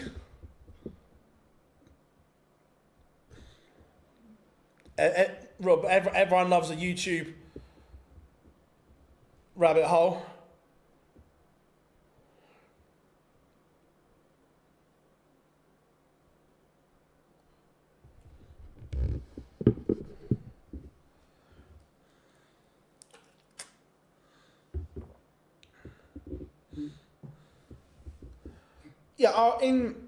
In parts of Germany, they have massive exhibitions over there, but you think there's no other darts there. So, yeah, the German galas are massive, but you think because there's no other darts, they all go to them because that's their only fix. look, the galas that PDC Europe put on are brilliant. But yeah, in the UK, 2,000 is the biggest. Dobie had a better score on my 10 pences on him. Nice, Luke, nice. John Part will always be at Q score. He loves it, doesn't he? He absolutely loves it.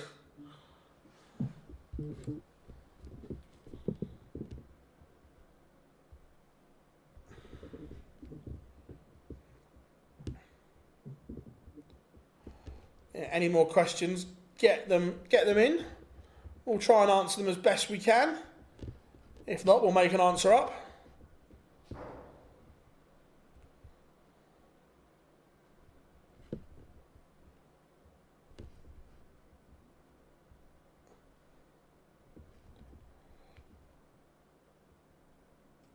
Oh, Spurs wearing the yellow shirt tonight. I like that.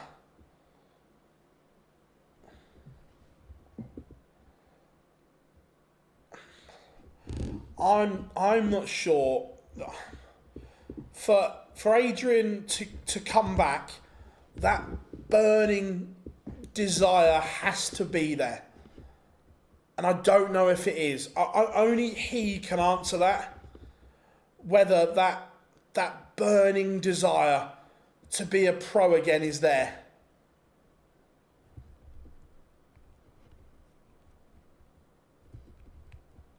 Could Paul Nicholson, if Paul wanted to, yes, but again, look, as a Paul Nicholson fan, I would love to see him play once more, but again,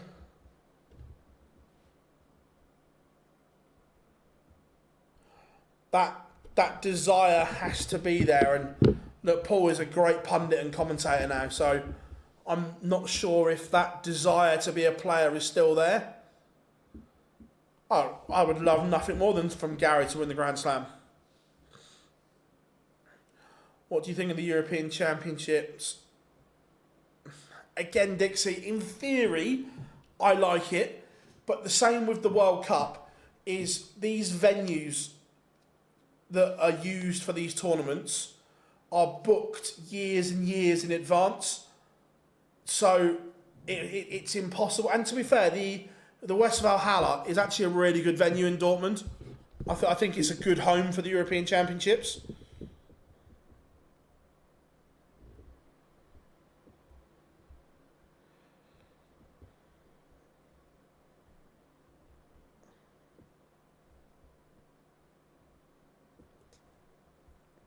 Shane McGurk could be right up there this year. Yeah, look, Shane's a great player.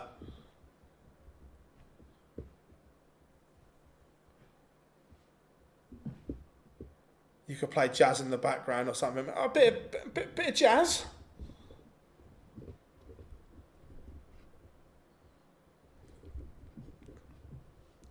To be fair, the Christmas decorations will be up. Remember.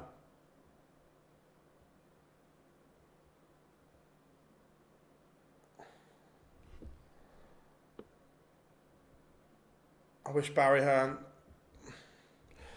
Just out of interest, why, Luke? I'm intrigued to see why. What's so special about Netflix?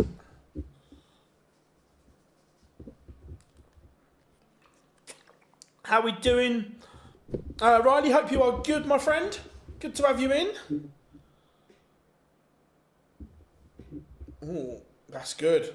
The official is in the booth.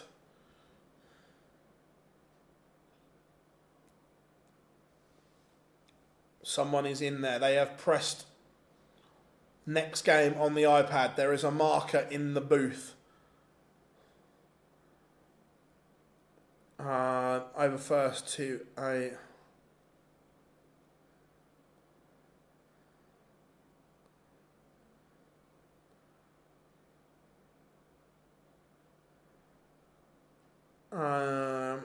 yes, play some chill. I want to see the Crimbo tree up in that office. Yeah, it will be, mate. Obviously not until November, but it will be up. Don't worry. Do you think it's realistic for Gary to continue and play in the schedule No, I've said this before. I don't think Gary has played enough this year. I think he skipped too much. Look, I understand that this is me talking as a Gary fan and want to see Gary at the top level. I fully appreciate he has got loads on at home with two young kids, the Lakes and so on. I understand that. But as a fan and watching his game, I think he skipped too much this year.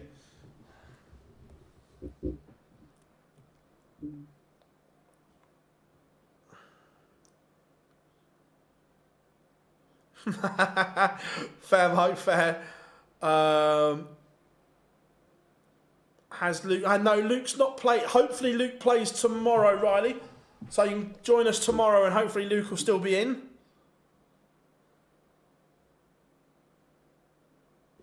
Oh,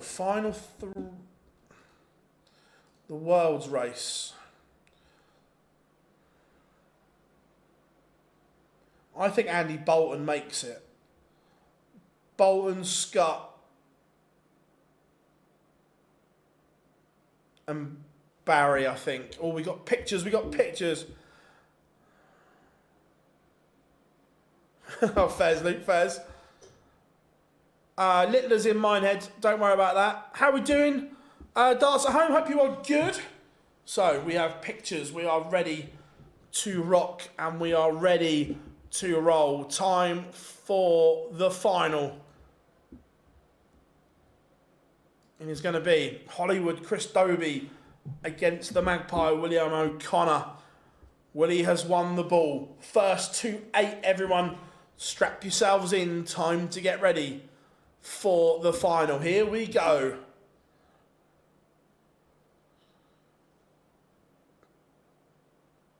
Yeah, Dobie at times has played absolutely lovely today.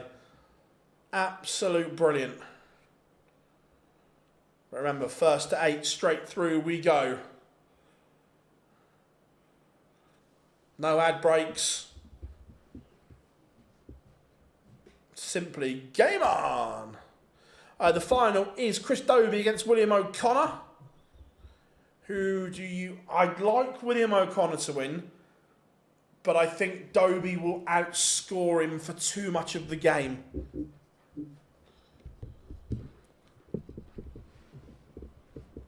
Is how I think it will go down.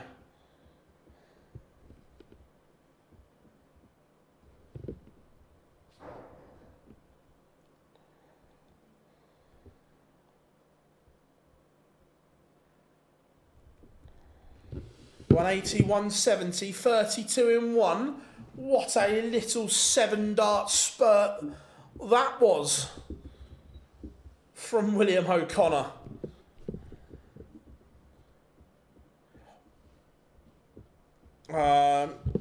Going to my first ADC event tonight with John Brown and Steve Brown in it. Nice, enjoy it, mate.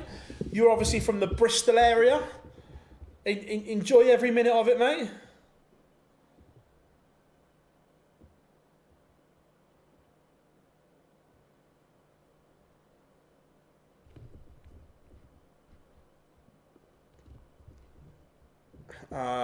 Hoping to get a win or two. Nice, let's just go and enjoy it. That's what it's all about. That's why I like the vaults as well, because you get plenty of darts for your money, which is good. Ton 140, 180 for Hollywood Chris Dobie.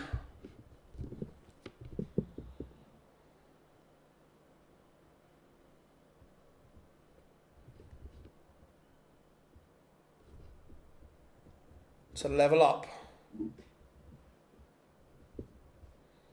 Not sure that's the best leave, but it's good so far. Look, this could be. He goes in 1, but I say double 3 is never a gimme. The averages are both well over the 105 mark. It's my birthday on Saturday. Happy birthday, right? How old are you? Sherry try. Oh, Christmas pudding all day long, Daryl. Silly question. Christmas pudding all day.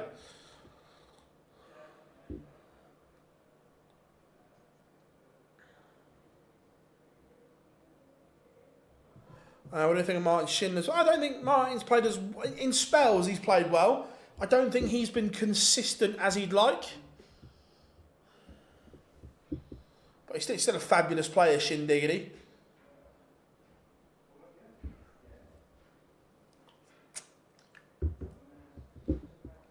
$14. Nice, mate, nice. Hope you have a good birthday. Got any good interviews coming up? We are coming into silly season now, Lauren, so I will be at a load of exhibitions, getting plenty of good ones, don't worry. Coming up to your neck of the woods as well.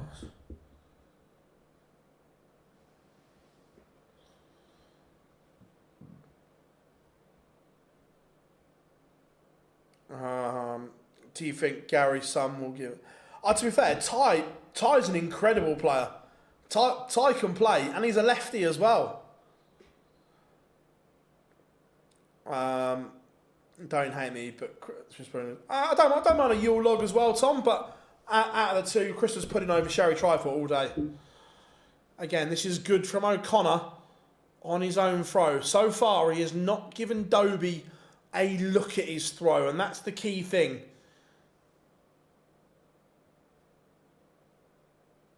On my birthday, I'm playing Van Veen at Darts Mania. Nice, mate. Enjoy that.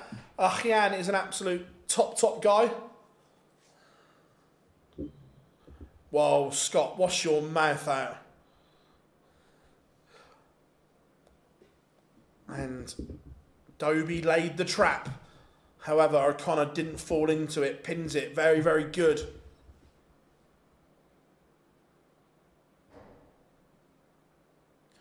It looked like it, Jack, yes, and it wasn't a great watch. Hopefully, I love Scott Williams to bits. Hopefully he can get sorted.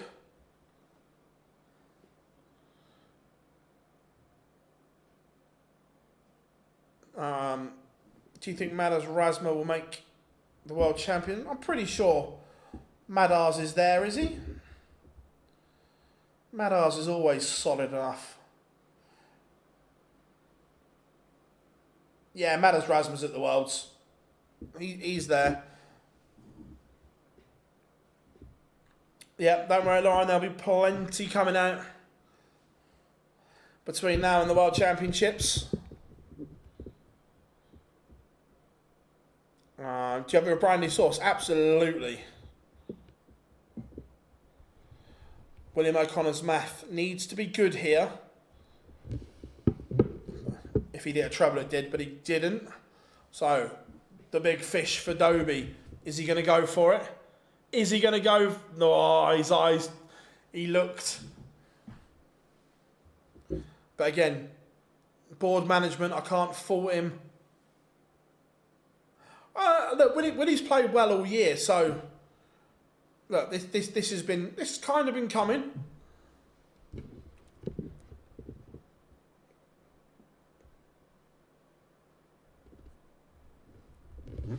Dobie levels it up 2-2. O'Connor's average 102.91. Dobie 103.50. This is good. This is very, very good. Remember, first to 8 in the final. You just feel at some point there will be a blitz from Dobie. It's can O'Connor weather that storm when it comes. 180.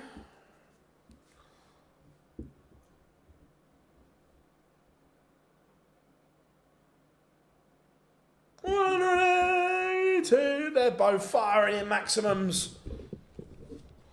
And this is what I said. At some point, Dobie would ask the questions.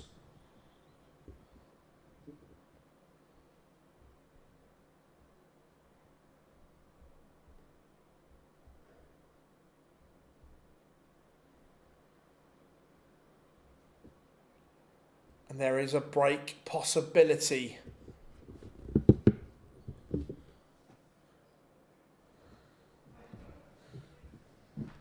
Both playing really well. Evening, Mark. Hope you are good, my friend. Thoughts on Nico Springer's before? I think Nico is going to be a top talent. Really is. Impressed with Nico Springer, and there's the break. Dobie has produced, and just William O'Connor's reaction behind says it all. He knew at some point this charge would come. Price without a source against Wessel. Yeah, it happens. How are we doing in the dark room? Hope you are good. Good to have you in.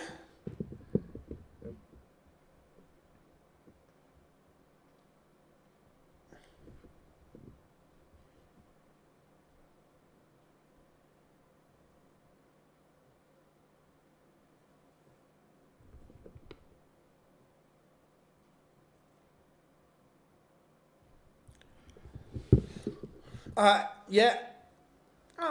To be fair, you say that though, that at the moment, William O'Connor is Ireland's best player. There's no ifs, there's no buts. Is anyone from Ireland playing better than Keane though?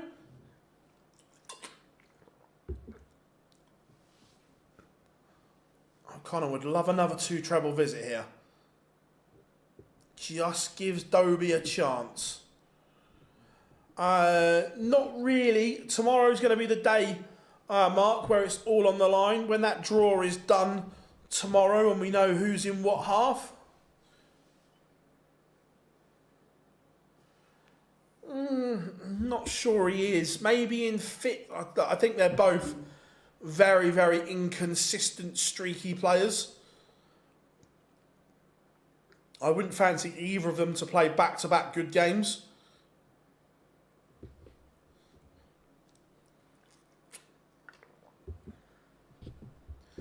O'Connor, going to get a look at this 118 to break straight back. Has he got Dobie's number here? He's going to get a dart at tops. William O'Connor breaks back with a ton topper of his own. Very good from the Magpie. Possibly, but I don't think there's a better option. Is the thing that Steve Lennon, is he playing well in games? Yes. Is he consistent? Absolutely not.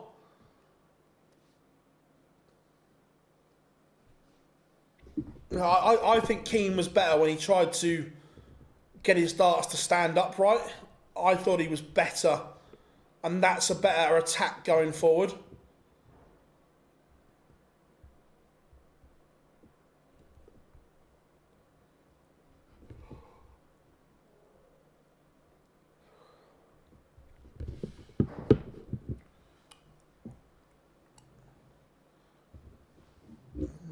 Dart on the floor, not ideal. But again, Dobie asking questions here. 6 legs in. 3-3, leg 7. A big visit here from Dobie, and he's favourite to break again. Needs a treble though. Doesn't find one, so no damage done. Has my deck fallen off? A little bit. But look, I still think Mike is a very good player. Is he playing as well as he hoped? Maybe not, but that'll come. What's for tea tonight? Going to stop at the shop on the way home, Raymond, and get ready for the Spurs game. Not looking forward to that, by the way.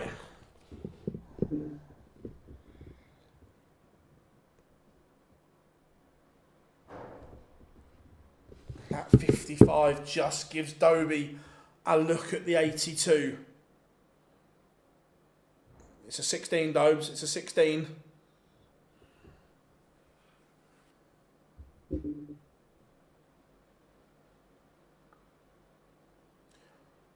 Bullseye.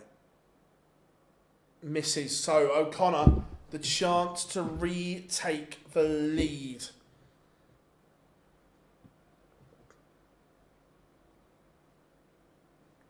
And he does. Very, very good. The Magpie back in front. The Decker was getting... I like a bit of arrogance. I like a bit of cockiness personally. And when you've won a major, in my opinion, I'm not saying you deserve to be or you should be in the Premier League. But if you win a major, you have the right and the arrogance to go, I've won a major. Why are these people above me? like I say, the people that pick it go, I don't think he's ready. Fair enough. But internally, you've got that right to be arrogant about it, in my opinion. Yeah, I saw the new... it looks like a new grip. Phil, Raymond Smith might be partnering Heta at next year's World Cup. Possibly. It depends on what Raymond does. If he goes to Q-Score and gets a card, then 100% he will be.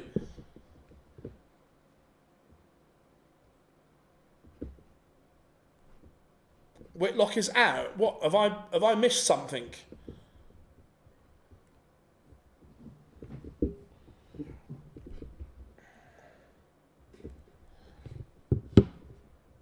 No, you didn't. I agree, but like I say, personally, as a winner, if I'm a winner, if I've won a tournament, I'm going to be bold and brash about it as well. So look, I'm a fan of that. But if I was a pro, I would be a nightmare. I would be an absolute mare. Big dart here for Dobie, and he's missed. Is this O'Connor's chance?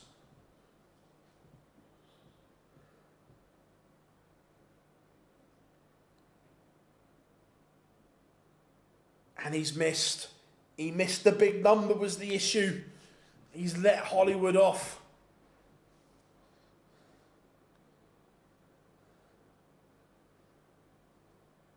And Dobie takes the opportunity. O'Connor had a chance for 5-3. Just my opinion, Scott, if there's not another Australian tour card holder, I think it will be Whitlock all day long again. O'Connor's won a Pro Tour 2019, I think it was.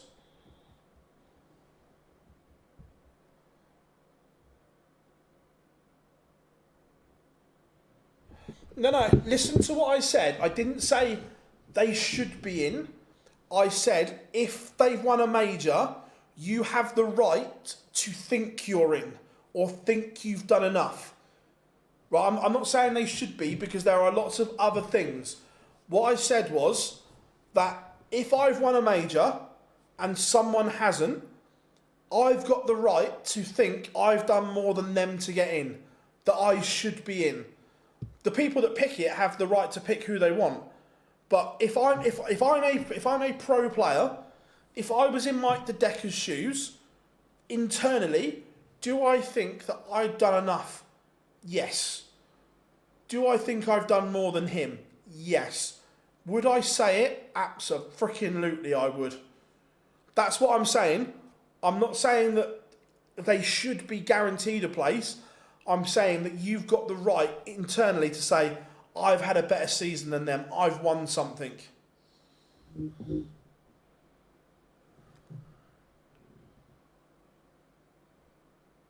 O'Connor's finishing has been on point here.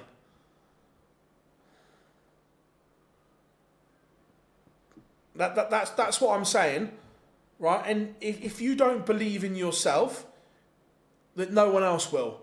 If you don't put your chest up and say, I'm good, pick me, I want to be picked, then no one else will. Look at Nathan Aspinall is a prime example and a great example of this. When you ask players, do you think you've done enough for the Premier League and so on, they'll go, I don't. And they'll go, it's up to the selectors. Nathan's like, I want to be picked. Pick me. That confidence, that arrogant streak that you have to be a top sportsman, you have to have that streak in you. That inner belief that no one will crush. You have to have that.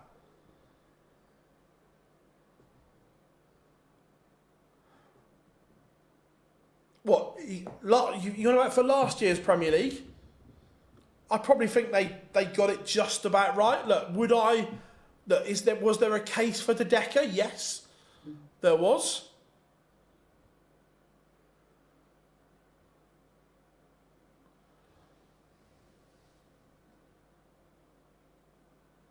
As far as I know, both Raymond Smith and nice. Look, Raymond Smith, if he goes to Q School, will be a massive danger in Germany. So I'm pleased that Raymond Smith is going.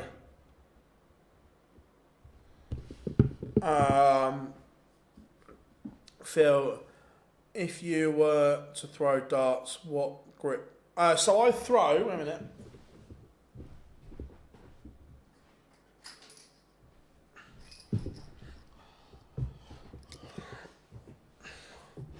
I throw a 24 gram dart, and I'm there. I'm a rear gripper, 2 fingers, this one just resting on the point. Chris Dobie has levelled things up 5 apiece. When and where does Q School take place? So there's 2 Q Schools. There is one in Milton Keynes, one in Germany. I haven't looked where it is, but I'm guessing, will it be Hildesheim perhaps? But there's one in Germany, I think the 5th of January to the 11th, I think, off the top of my head. Do you think Van Veen is nailed for the Prem? I don't think he's nailed. I think he is certainly very close. But if he were to fall early at the next 3 majors, it may be hard to pick him. Surely the Decker over one of... There is an argument, 100%, but the selectors feel they got it right.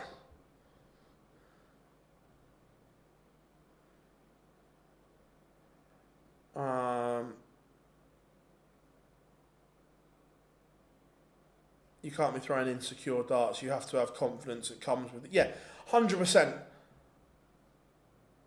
You have to be confident in your own ability, and you look at the... And I'm not being stereotypical here, but you think of... I look at Australian sportsmen, especially Australian cricketers. They are bold, they are brash, they are brazen. Chest is out, and I love it.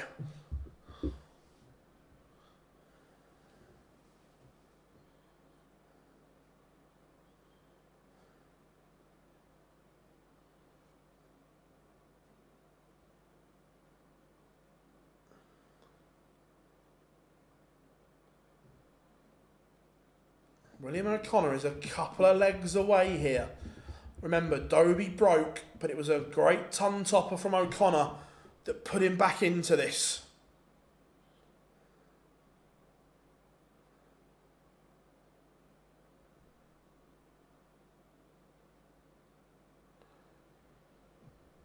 Oh my. Dobie is out of the blocks here. Do you think Littler getting selected for the Prem the first time? No, look, the first time that he got to the final, so...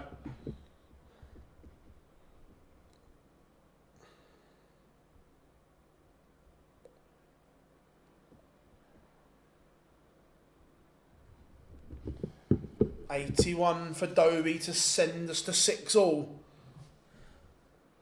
And does. Now, it's a best of 3 for the title.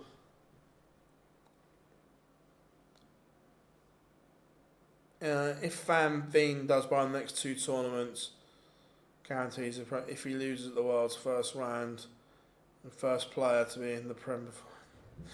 Look, a lot depends on the Worlds. Dan will be loving the deep run from Dobie today. Don't worry about that. I'm sure there'll be Dobie shirts out in the Simpson household. This is all about the setup from both players here. Why is Willie, why have you not got downstairs? Should be starting on the 19s there. Has he opened the... Well, he had opened the door, but Dobie is not punished. Oh, yeah, well, you think Gian has never won a game at the Worlds? So, yeah, if he goes to the Worlds and wins in round 1, he's laughing. He's instantly gaming. Would love to see Mason and Simon on the Pro Tour. Yeah, it would be nice. Bit of father and son combo.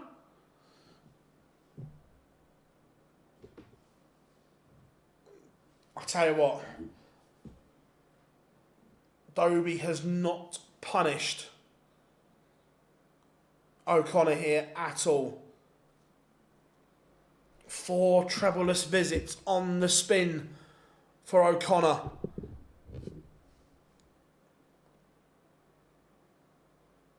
Oh, that's brutal from Dobie. Piles the pressure on this 1-2-6.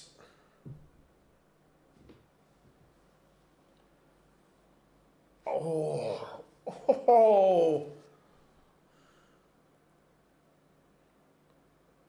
And Dobie is 1 away from victory.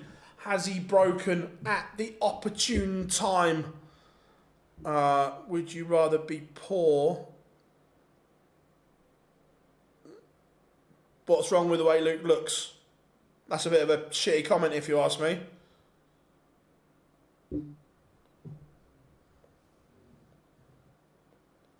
Van Veen and MVG for the World Cup at the moment, but look, Danny Noppert will have something to say on that. He's not a million miles away from Khian in the rankings. Danny is playing well. Can you see Heta reaching the heights that Whitlock reached? He has the game to. Whether he does or not is another matter, but he has the ability to.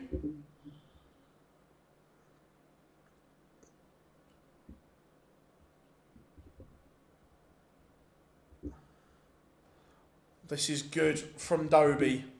He found a break when it matters. Is it going to be more heartbreak for William O'Connor? Because Dobie now has 6 to win it from here.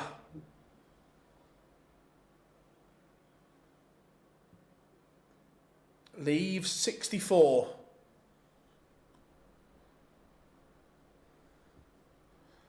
Is it time for Hollywood? Chris Dobie.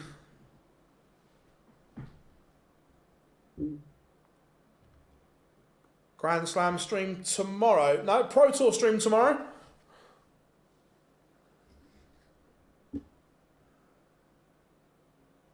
And Dobie wins it. It's a great run from O'Connor, but it just wasn't enough as Hollywood Chris Dobie gets over the line. Very, very good from Chris Dobie. Everyone, thank you so much for joining us today on the Pro Tour stream. Remember, tomorrow it is Last Chance Saloon. Minehead for 64 players. Who misses out? Join us from 1 o'clock tomorrow to find out, where we will know the lineup for the Players' Championship final. If you haven't yet, make sure you drop us a like and subscribe. As always, I've been Phil Bars. We've been Online Darts. Make sure you join us 1 o'clock tomorrow. Set your alarm and be there.